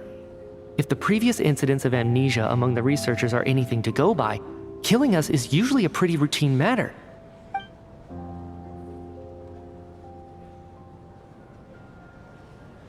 Come to think of it, wasn't I about to note something down before I died? I can't remember what it was, but I think it was something related to my research project. Sorry, Traveler. I'll catch up with you again later. Right now, I have to make a trip back to the Armory Palace. Sir, if I may, no one of your description has ever shown up in my investigations into Mr. Mitya's friends. Yet, you two seem very familiar with each other. Could you perhaps tell me where he was in such a rush to get to? And, by the way, have we ever crossed paths? Forgive the presumptuousness, but I feel a vague and indescribable sense of familiarity about you. I can explain everything. Could you help me gather everyone in the theater in one place?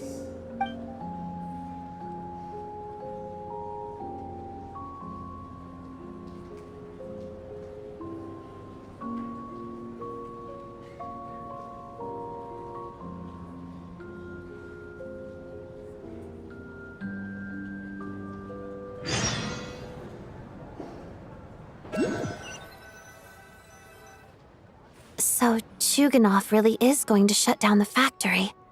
I guess this theater incident actually did us some good after all. So, you said I promised to take you to the Armory Palace while we were in the afterlife, yes? I believe you. I think I even have a vague memory of it.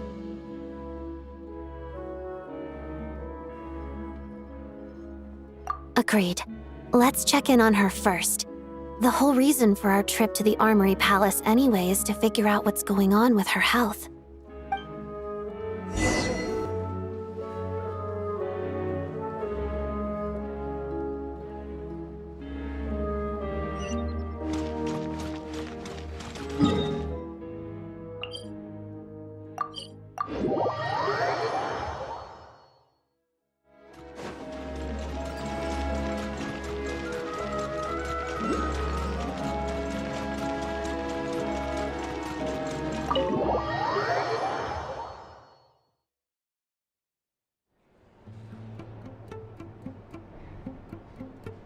I'm finally back, even though a long time has passed from my perspective.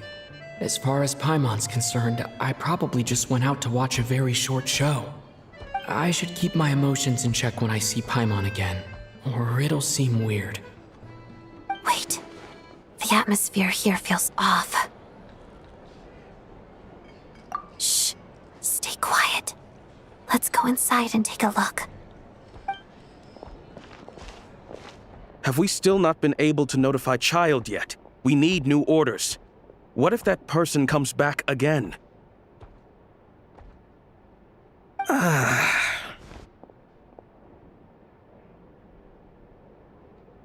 I'm so sorry.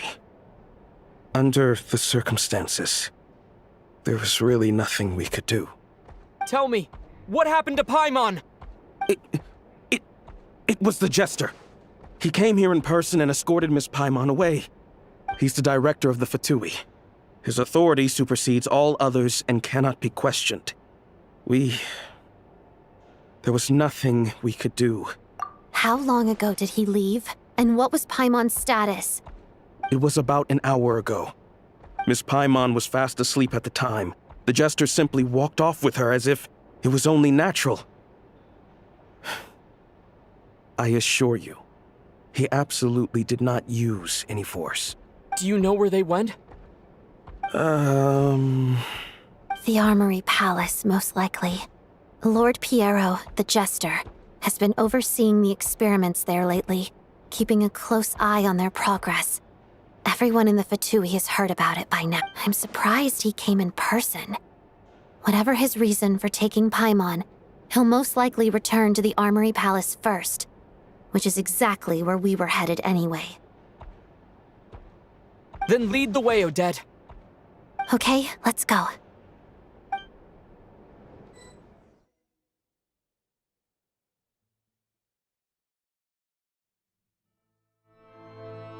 It's just up ahead. Quick, let's get inside. No, I'll go alone. You know I'm planning to force my way in. You're with the Fatui, so you should stay outside. I was hardly planning on taking you through the official channels anyway. I'm here to force my way in, just like you. I may be a Fatus, but I'm also Lelik, enemy of Project Stuzha. Paimon's safety is paramount right now. With me around, you'll have an extra pair of hands. There might be devices inside that are easier for an insider to deal with. If you say so. Let's go. There's no time to hesitate.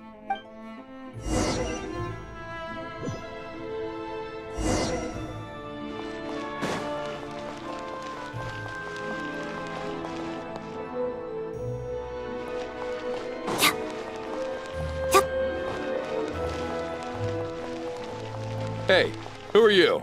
This part of the Armory Palace is under restricted access. What do you think you're doing? No questions, please. We're short on time. It all adds up. Let's begin.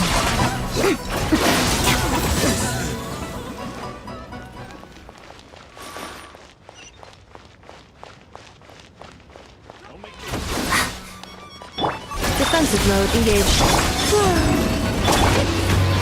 Cut it down.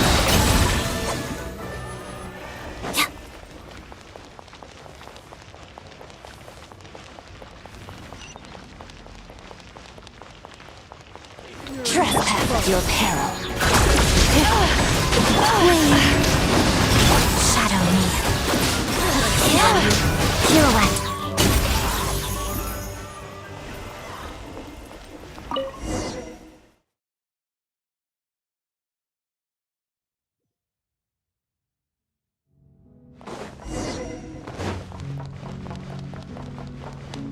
You have a pass?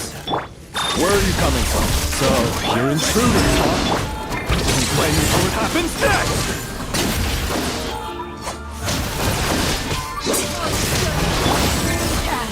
Can't hide the truth. Nowhere to hide!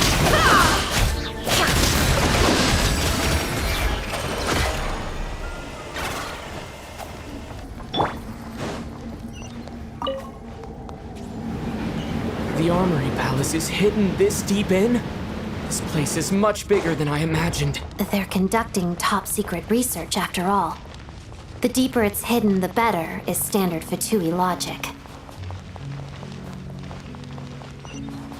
The style doesn't really look like the Fatui's handiwork, though. They must have requisitioned some structures from a past civilization. It also serves as a bit of a disguise. Intruders! Stay alert! Converge! Witness the snow swan's grace.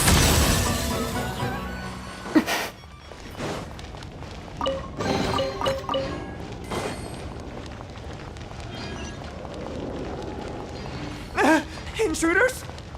Don't come any closer! Just what are you guys trying to do here? I'm short words your skull! Flame for the everlasting forest. No one interferes with a jester's work!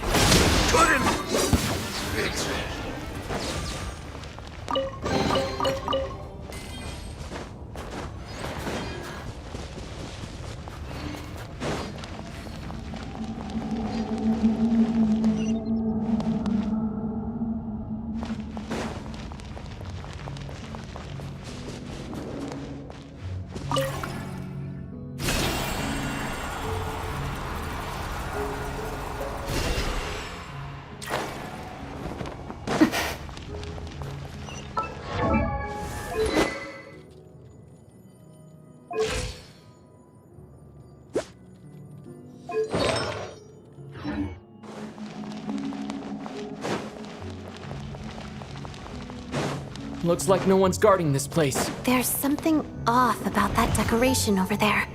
Look out! Let's deal with these before we move on.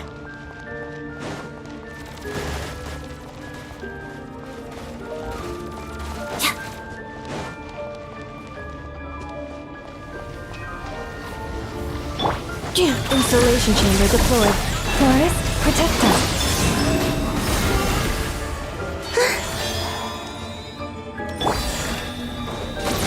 Annihilation mode. No more lies. It all falls into place.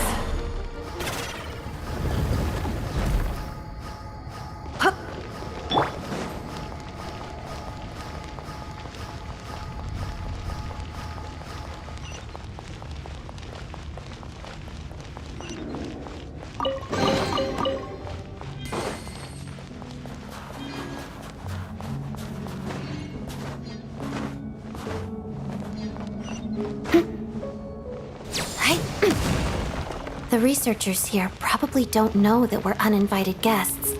Let's try not to hurt them. What's the big star from the theater doing here? That's Miss Odette. She's a member of the Fatui. Don't tell me you didn't know that.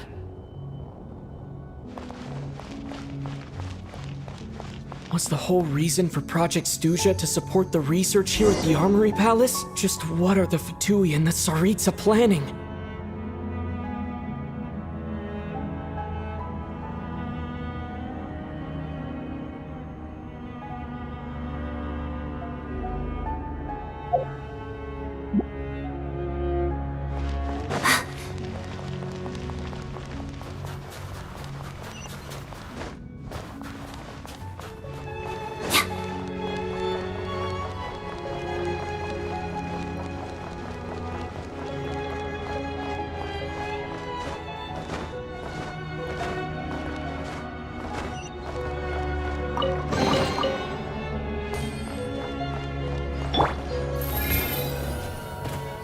Whoa! Who are you? Never seen you around here before. Looks like there's no way through here. Maybe using the power of this prism could help?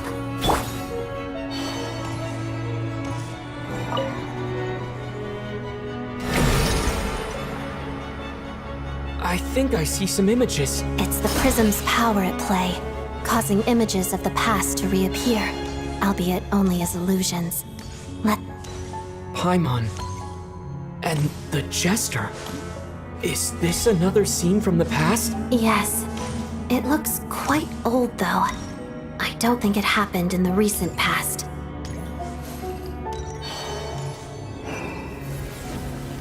What's going on here? What happened? The source seems to be the Armory Palace. They must have started some large-scale experiment. Wait, what if this has something to do with Paimon? We need to hurry!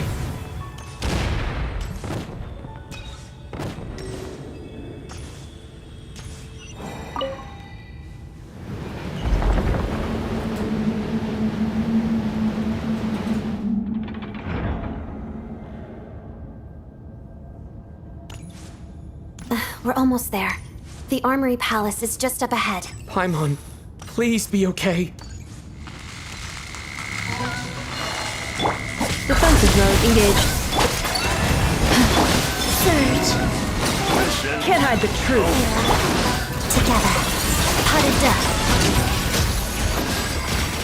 Waltz of the snowflakes. Cleanup sequence initiated. No more lies.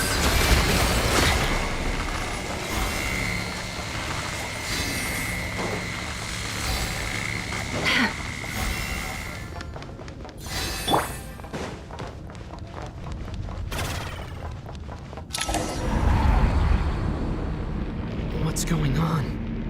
Wait, I remember this feeling. It's the curse of death. No, not now. Why is the curse of death striking again already? Odette.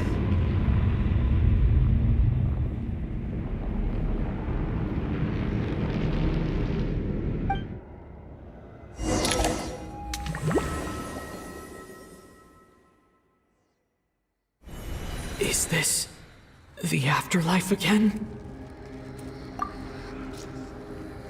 I need to find a way back to reality. Is that Odette's core Ignis? Could that be what just woke me up?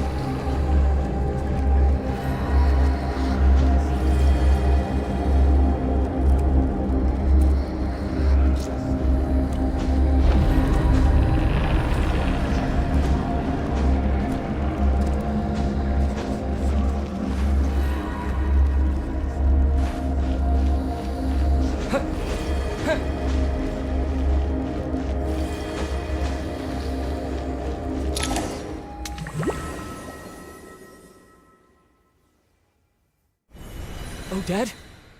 Odette!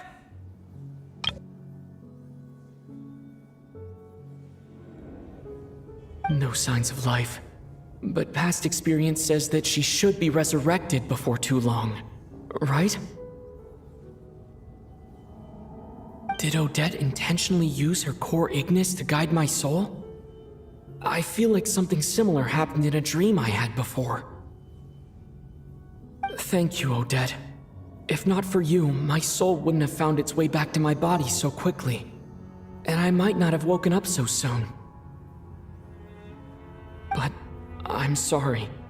I don't have time to protect you. I have to use the time you bought me to get Paimon back.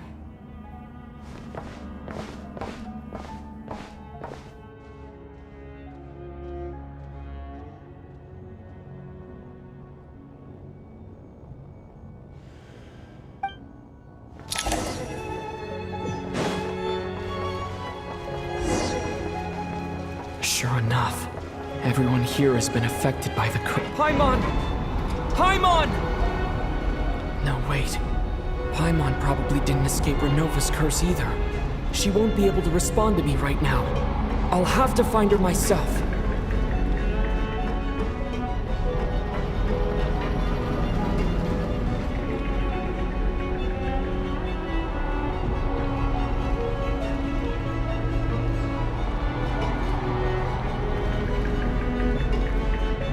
Mitya! Is this the laboratory he works in? What happened here to trigger the curse of death again so soon? I'll have to ask him when he wakes up. Finding Paimon has to take priority now.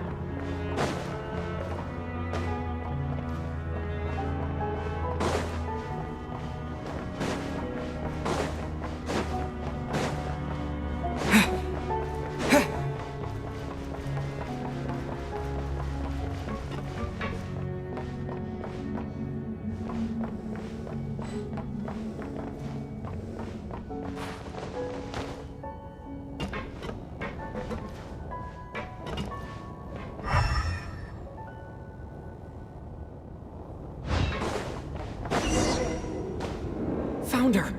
Paimon really is here!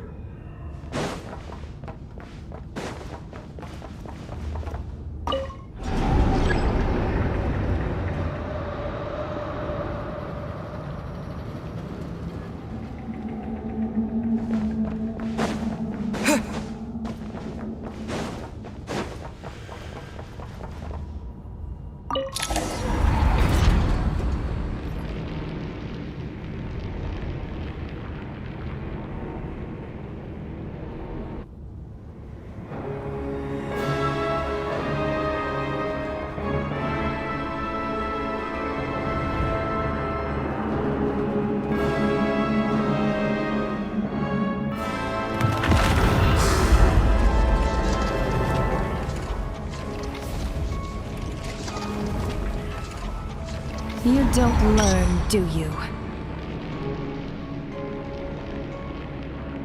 You've already been involved in one mass death, and now you show up at the scene of another.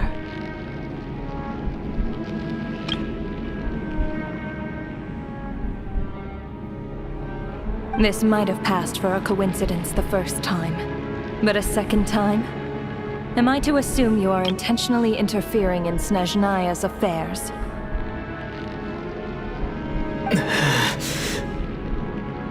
Judging by your expression, it seems that you understand little of what is going on here.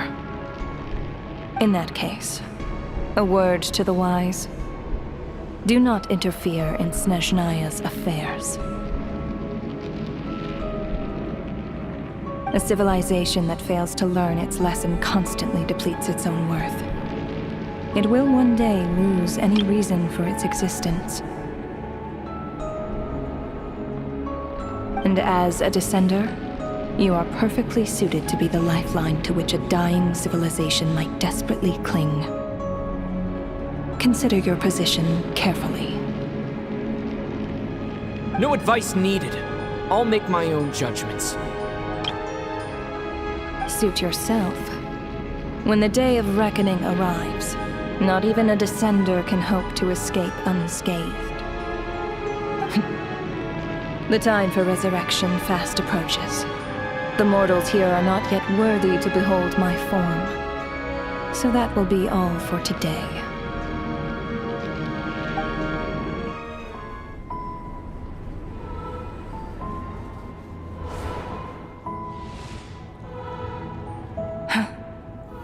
That thing is coming with me.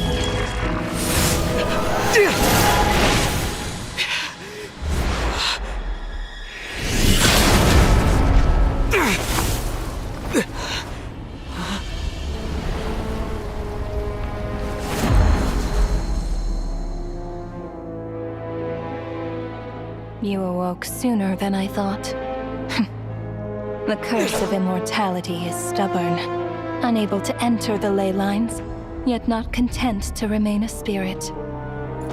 Ruler of death, what do you want? You perplex me. Both you and you. That thing may be a creation of Celestia, but it possesses none of Celestia's power, let alone authority. Your obsession with it baffles me. No matter, the resurrection will soon begin. It's worthless anyway. I'll reclaim it next time.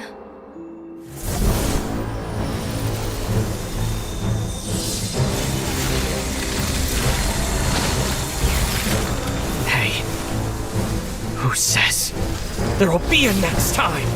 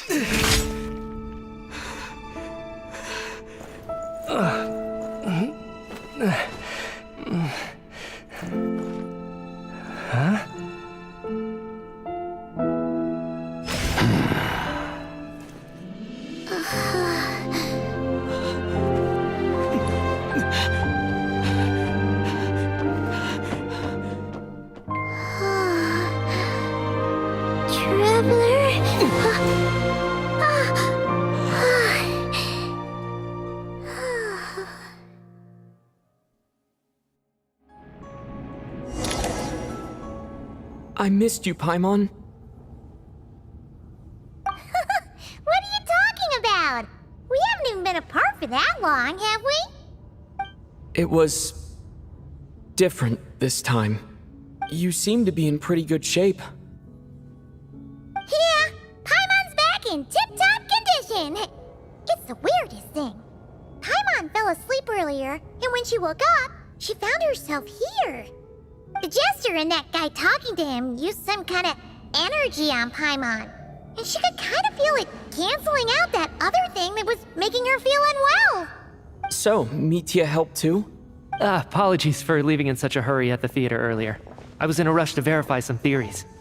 Rest assured that your companion is perfectly safe. We reversed the effects that the experimental energy had on her. The jester specifically instructed me to do so. I suppose this is our first official meeting, Traveler. I could not let Paimon suffer in her condition for a moment longer, and so I simply took her without explanation. I hope you do not mind. But why would a big shot like you care about what happens to Paimon?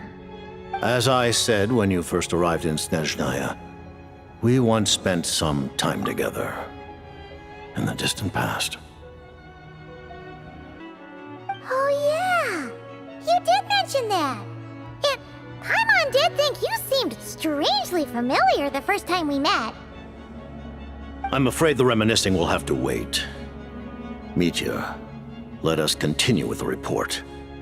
What conclusions, if any, did you reach from conducting the final experiment of our energy research ahead of schedule? The good news is, my hypothesis regarding the ruler of death has been verified. As for the bad news, I recommend we suspend the experiments and Project Mistelton until further notice. Currently, we have no means with which to make a breakthrough. I say this purely as a scientist, guided by reason alone. I will trust your judgment.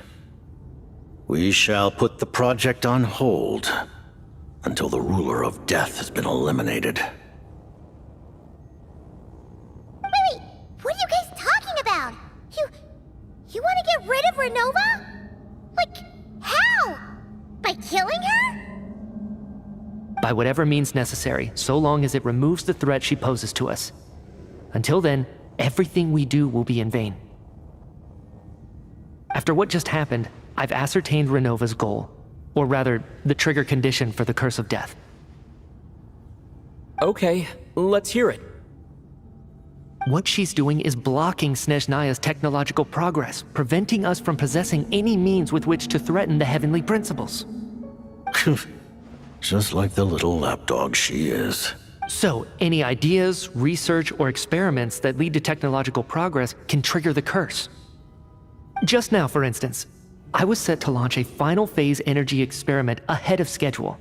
If the experiment was successful, we could have achieved a crucial breakthrough. As expected, though, the moment the experiment began, all the researchers, technicians, and witnesses died from the curse. All that effort, not to mention the energy and materials we relied on Project Stuzha to gather for us, went to waste. In the end, nothing was gained. Does that mean something similar happened when we were at the theater? That's right. During the performance, I thought of an important breakthrough regarding the experiment, and wound up dragging everyone into this. So the nature of the curse seems to be something like, when moments of technological progress occur, all life in the vicinity is taken away. What a violent method! Of course, that meant the curse was normally limited to the Armory Palace. Since outsiders are forbidden from entering, this mass death phenomenon went unnoticed, until Odette came along. I believe she was the first witness. The Curse of Death was triggered just before she infiltrated the Armory Palace that day. But you mentioned something about a final stage experiment. Doesn't that mean you actually made some progress? That's right. Even with the gods locking certain key components out of reach, humanity can still advance technology in incremental steps accumulated over time. But, as I'm sure Ronova anticipated, even incremental progress has its limits, a point where the truth you're seeking must be put to the test in an experiment. You mean the experiment you were just about to do? Yes, we were at a critical juncture, a moment where the quantitative was about to translate into fundamental qualitative change. With this single experiment, we could have brought everything we've worked for to fruition. But now, after already being forced to fumble around in the dark all this time, it feels like we've truly hit an impenetrable wall. As long as Renova's Curse of Death persists, we won't be able to advance the experiment or obtain any results. And with Project Stuzha having been in effect all this time, at our nation's current strength, repeated trial and error is simply unsustainable. Only by eliminating Renova first will it be possible to continue advancing our plans. But she's the ruler of death! She can just kill whoever she wants, right? That's gotta be the scariest power ever! Is it even possible to beat her? We'll see. But one thing's for sure. She definitely can't just do whatever she wants. The best proof of that is me, standing here, very much alive. You're saying... Wouldn't it be easier to just kill all of us researchers for good? Why resurrect us over and over again? Why let us advance our technology to this point? So, you're saying even the ruler of death has limitations we don't know about? Exactly. And I think that's where the key to our breakthrough lies. Regardless, the ruler of death has always been an obstacle we must overcome. Indeed, we must face life, death, time, and space. After all, our goal is the heavenly principles. The Fatui want to challenge the heavenly principles? For a long time, I've had a vague suspicion the Fatui and the Tsaritsa were targeting the heavenly principles. But hearing the jester admit it is still a shock. No wonder the Tsaritsa's goal has always been kept a secret from the people. What kind of road will that lead Snezhnaya down? In that case... Lord Jester, I would like to request some leave. I'd like some time to organize my thoughts and go over the data. Granted. Get some rest, put the experiment out of your mind, and take care that the Curse of Death doesn't affect any civilians.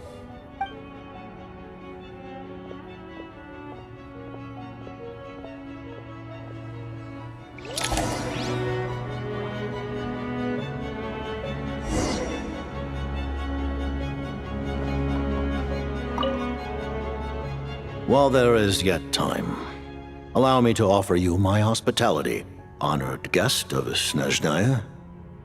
Is there anything you wish to know?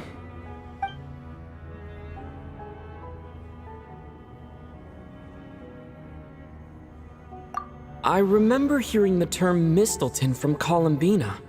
Yeah, Paimon wanted to ask about that when the name came up just now.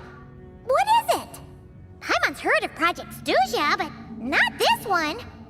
As you know, Project Stuzha is a series of measures enacted to consolidate our nation's resources, the greater purpose of which is to serve Project Mistleton.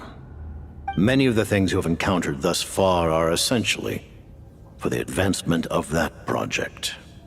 This includes the Kuvaki Experimental Design Bureau in Nocturne.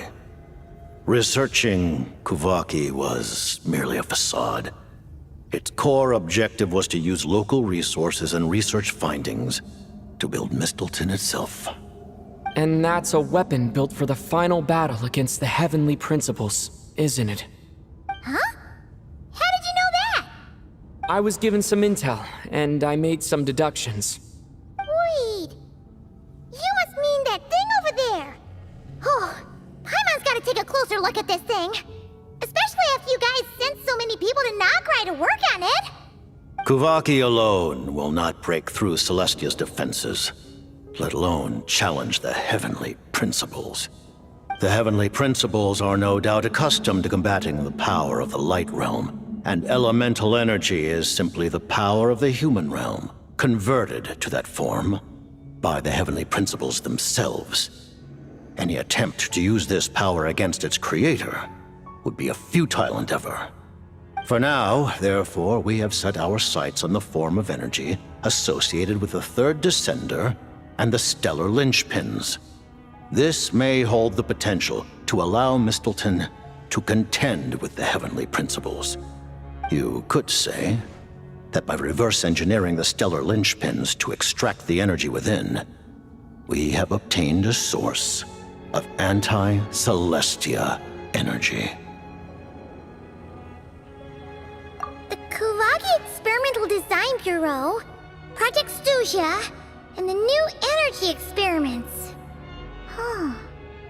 So, Project Mistleton is what ties it all together. And it looks like your plan is almost complete. No wonder the Ruler of Death came after you.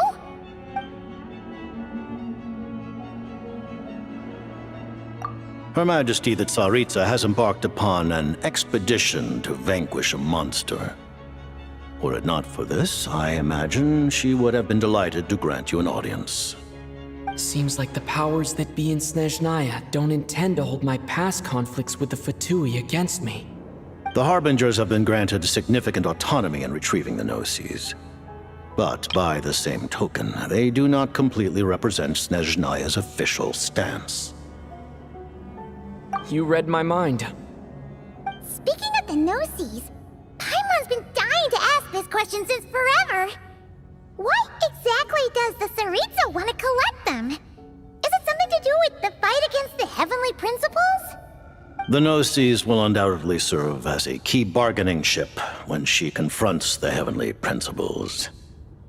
Beyond that, you had best ask the tsaritsa herself. I am not sure if this information is mine to disclose. What do you mean, not sure? Don't you make the rules? You're the highest-ranking Harbinger! Ugh, never mind.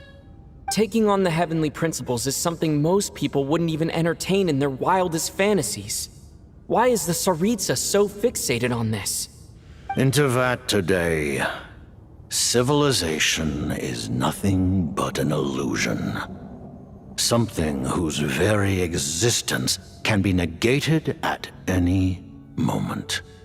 Our civilization may very well be destroyed in the struggle, but as things stand, the Heavenly Principles could choose to negate our existence on a passing whim. And we must not sit back and accept that fate. Only by changing the state of affairs, only by overthrowing the Heavenly Principles, can our civilization truly be said to have taken root. Otherwise, the fate of the people of Conria and Hyperborea is a cycle doomed to repeat itself. Accepting potential destruction in return for getting to control your own fate. Furthermore, perhaps this is still somewhat difficult for you to understand. Are you aware that all the rules of this world are made up of curses? Huh? All of them? Paimon knows about the curse of death you mentioned, and the curse of immortality that you and Daislip have. Then the birth of the Hilly Churls, the rules of Natlan's Ode of Resurrection. Those are curses too? Farina's long life seems to stem from a curse placed on her by Focalor as well. Yes. Even a god's love for humanity is a curse the heavenly principles inflicted upon the gods. What? The Tsaritsa has always had ample reason to hate the heavenly principles. If she can seize their authority, she will reconstruct the entire world, and when that time comes, humanity will be completely liberated from curses and lies. Look forward to it. It will be a world beyond your imagination. Though the ordinary people of Snezhnaya may not understand these details, in this frigid land locked in a ceaseless struggle against the environment, in this nation to which the gods have never shown favor, we all believe that standing in solidarity with the Tsaritsa in our shared struggle will surely usher in a new and better world.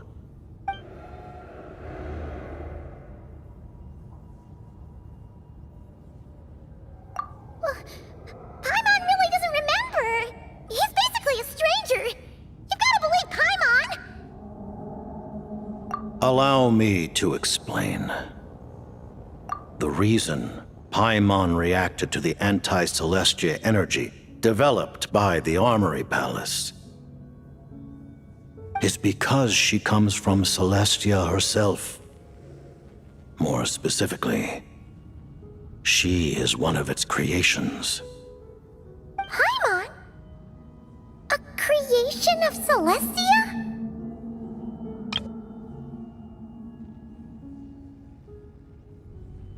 Oh, right. I was blinded by anger earlier, but thinking back on it, Ronova also said that Paimon is a creation of Celestia. But she lacks Celestia's power or authority.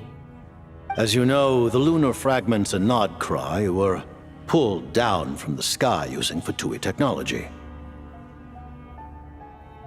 But the first application of this technology was in Conria over 500 years ago. I used this technology upon the heavens, and the response I received was none other than Paimon descending from Celestia. I presented her to the Vinster King, but he took no interest in this gift, nor did it satisfy him. Paimon then took up temporary residence in my palace until, of course, the arrival of the Cataclysm.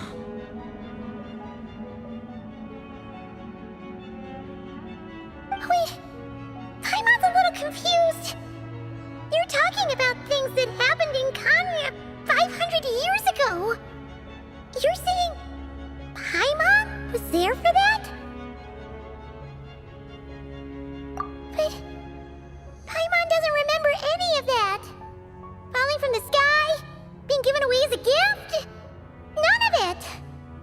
Having lived through the Cataclysm, perhaps you too were burdened with some manner of curse. Although, losing your memories would indeed be the smallest price I've ever seen paid. But it's not just her memories from Conria. Paimon doesn't even know how she spent the last 500 years. She only has memories from the past few years. No matter how hard she tries to remember, what was Paimon like back in Conria? Did she know a whole lot because she came from Celestia? Was she super smart? Unfortunately, when you arrived in Conria, your consciousness was like that of a newborn infant. None could say what kind of being you once were in Celestia. During the time you lived in Conria, your personality was no different from how it is now. Aw, man! Paimon's plan to get her memories back and become super smart is ruined before it could even start. You know, even though Paimon lost her memories, she still feels weirdly close to you for some reason. That must mean you took pretty good care of Paimon back then, huh? On the contrary, I completely ignored your existence. I was entirely focused on my struggle against Troptatir the Wise. But now, as I see it, it is as if you are the only sane thing that survived that era of insanity, and thus are worthy of protection. Noted. Man, Paimon's gotta stop projecting friendship on everyone she meets. But, Traveler? Even though you know Paimon's some creation of Celestia now, you still want her, right? You're not going to abandon her? Oh, phew! That's a relief. Paimon's just learning about this, too. She's barely even processed it.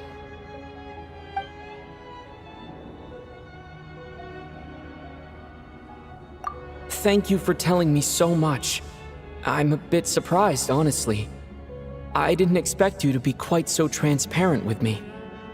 Given the circumstances, the Fatui need not hide anything from our allies. Allies? To advance Project Mistleton, we must first resolve our issue with the Ruler of Death.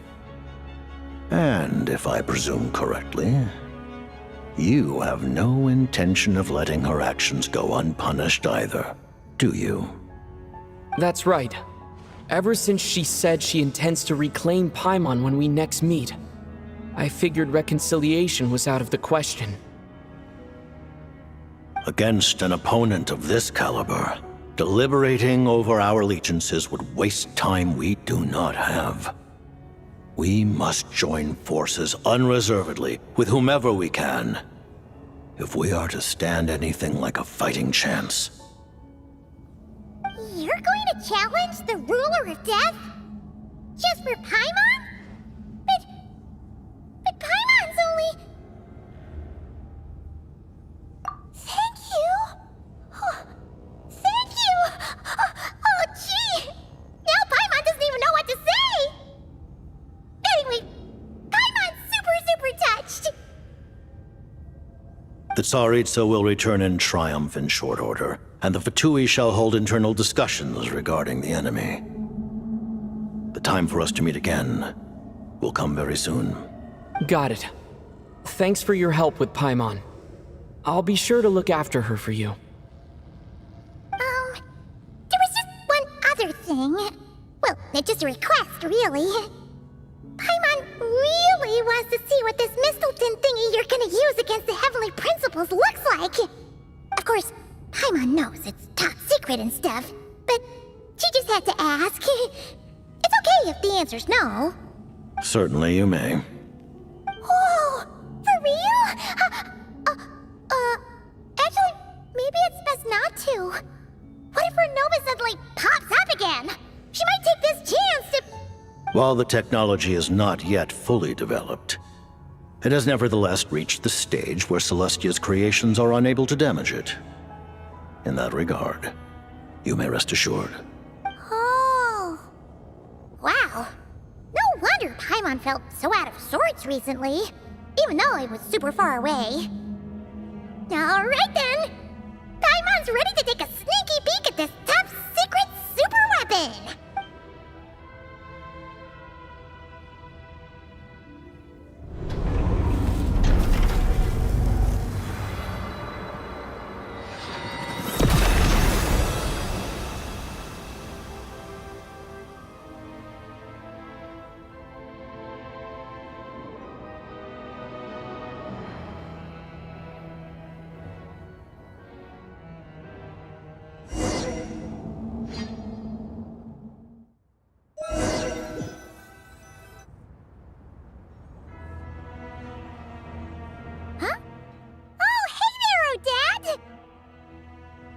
Paimon? You're okay. Thank goodness. You look well. Have you recovered? Long story short, yep, Paimon's all better. What are you doing here? Were you waiting for us? That's right. When I woke up, I wanted to go in after you, but the guards had woken up as well. It would have been tough to take them on alone, and there was no easy way to sneak past them. So I returned the way I came and waited for you here. It was thanks to you that my soul found its way back to my body so quickly. Thank you. Huh. That actually worked? Nice. I just figured I'd try my luck when that ominous feeling struck me. Really, you should be thanking this thing instead. Anyway, and now that things here are all taken care of, I have other things I should get back to.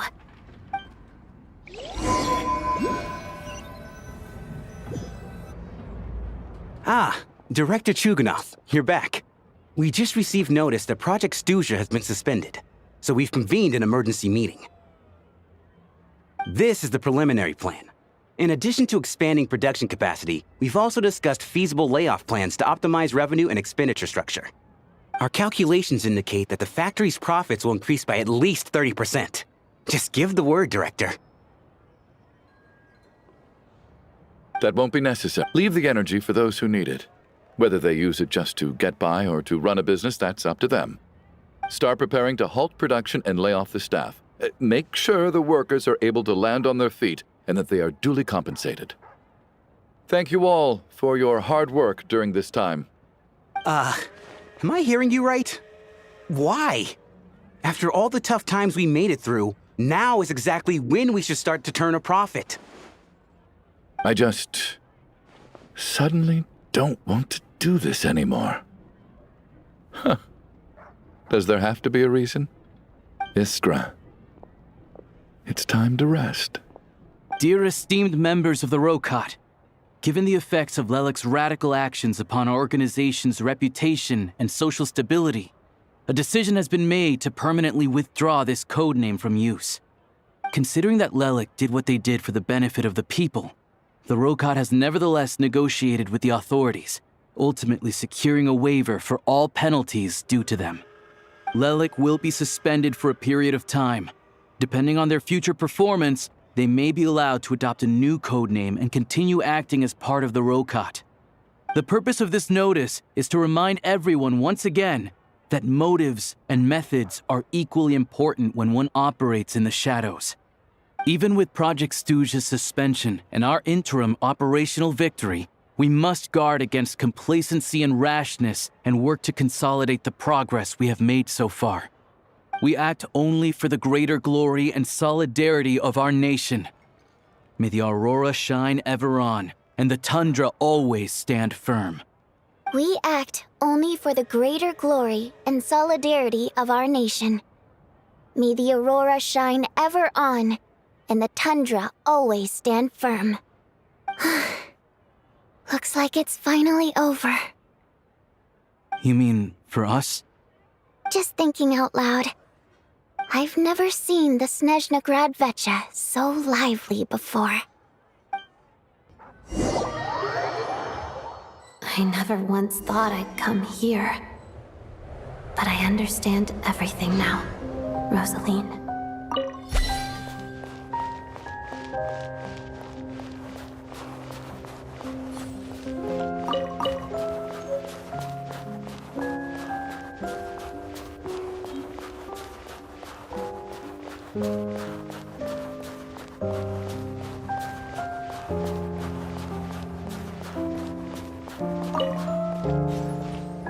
I've seen Spirit Seeker performed many times, including by your mother. Why do you bring that up all of a sudden? Even though the choreography is always identical, every dancer finds a way to make it her own.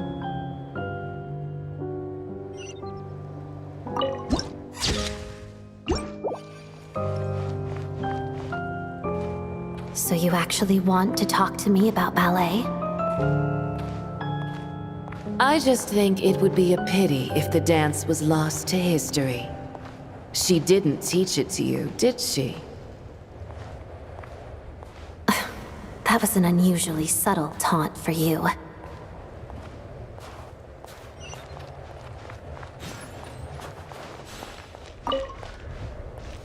We embraced one another on the snow-swept plains, melting the ruthlessness of time. But when our bodies, in pieces, are cast to the winds, what of our love will remain behind?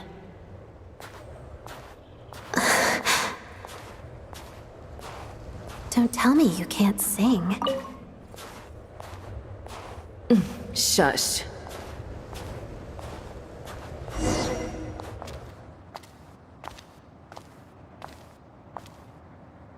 I understand her hatred. The Fatui robbed her of the life she should have had. I never opposed her dancing. Yet still I became an enemy of her ballet. I'll just keep my distance. Many despise me. I'm used to it. You're certainly not one to shy away from confrontation. But children, they need a different approach. I'm hardly the most maternal figure. Yet, she is a child. In my experience, while a father commands authority, he must still yield to love. You should tell her what you think about her dancing.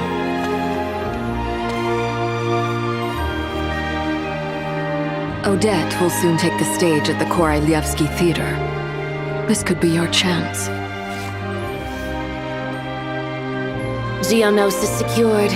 It went smoothly. I'll be there. Have them send me an invitation.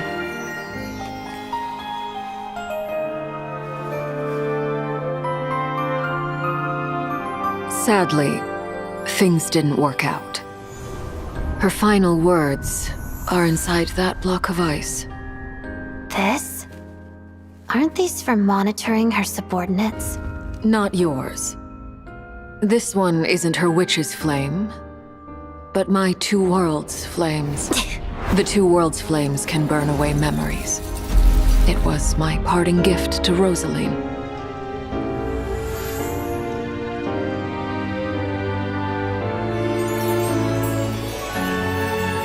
If all goes to plan, she and I will both live to see the tsaritsa succeed. I believe she'll find peace. But if anything happens to me, she needn't follow in my footsteps.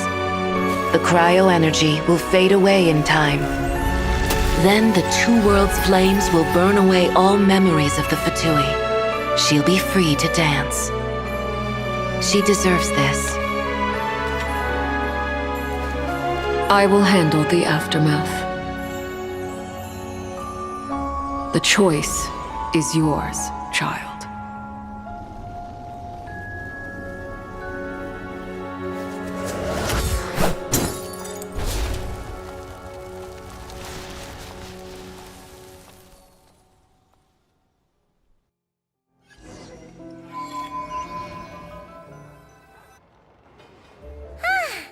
Fresh air at last!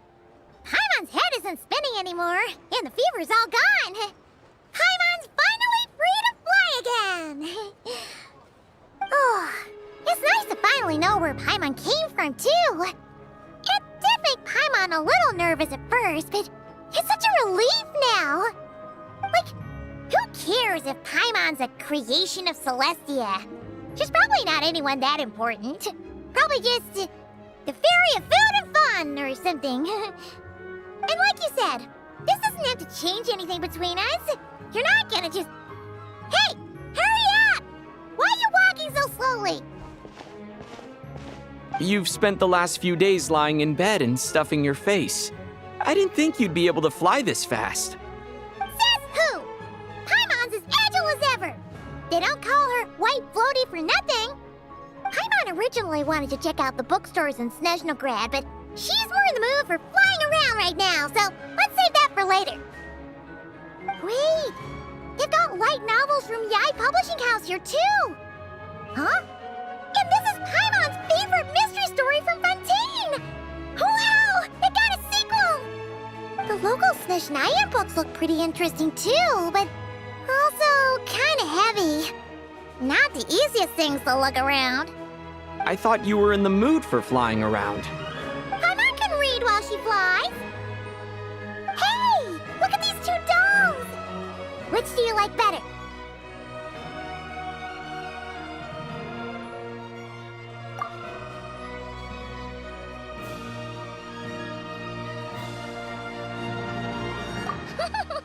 Alright! Boss, we'll take both. Paimon will have the other one. Oh, I thought we were only getting one. All right, fine.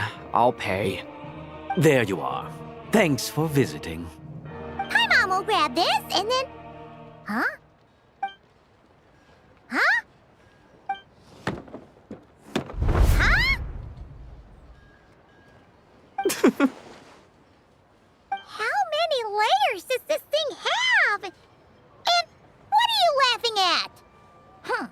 You knew all along, didn't you? A whole bunch of people are gathered over by the plaza. Hey, look!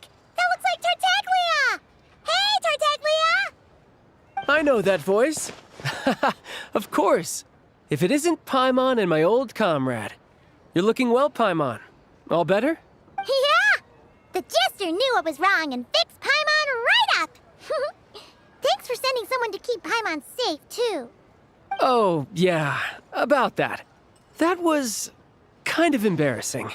Who could have known that our director would go looking for you in person? So sorry for the misunderstanding. Oh, right. Let me introduce you. This is my little sister, Tonya. Hello, Tonya. Hello.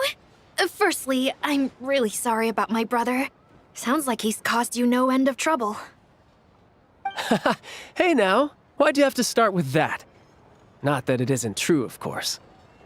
So she's the real Tonya. She said you two didn't manage to meet up at the theater. She waited ages for me, and when I didn't show, she got a little worried and went outside. I know, right? He didn't bother to say a word to me. I searched up and down the city for him, and he only told me about it when I finally caught him at the gates of Glupov. I've been rushed off my feet lately, so I didn't get the chance to go home. I just figured the Traveler would fill you in when he got there. Well, the snow was bad, and you're never late, so I was really worried about you. How was I supposed to know that you'd stood me up? I'm sorry, Tonya. I really am. I'll make it up to you somehow. Just... please don't tell Mom and Dad. Although the mix-up led to a series of misunderstandings, it's probably for the best that the real Tonya didn't get caught up in that mess. Besides, it's obvious that Tartaglia isn't usually one to break a promise. He only gave his ticket to me because he had to look into Lelik. No, it's fine. It just meant I didn't get to see the show in the end. By the way, what did you think? You were one of the first people to see it, you know? I would say... the best is yet to come.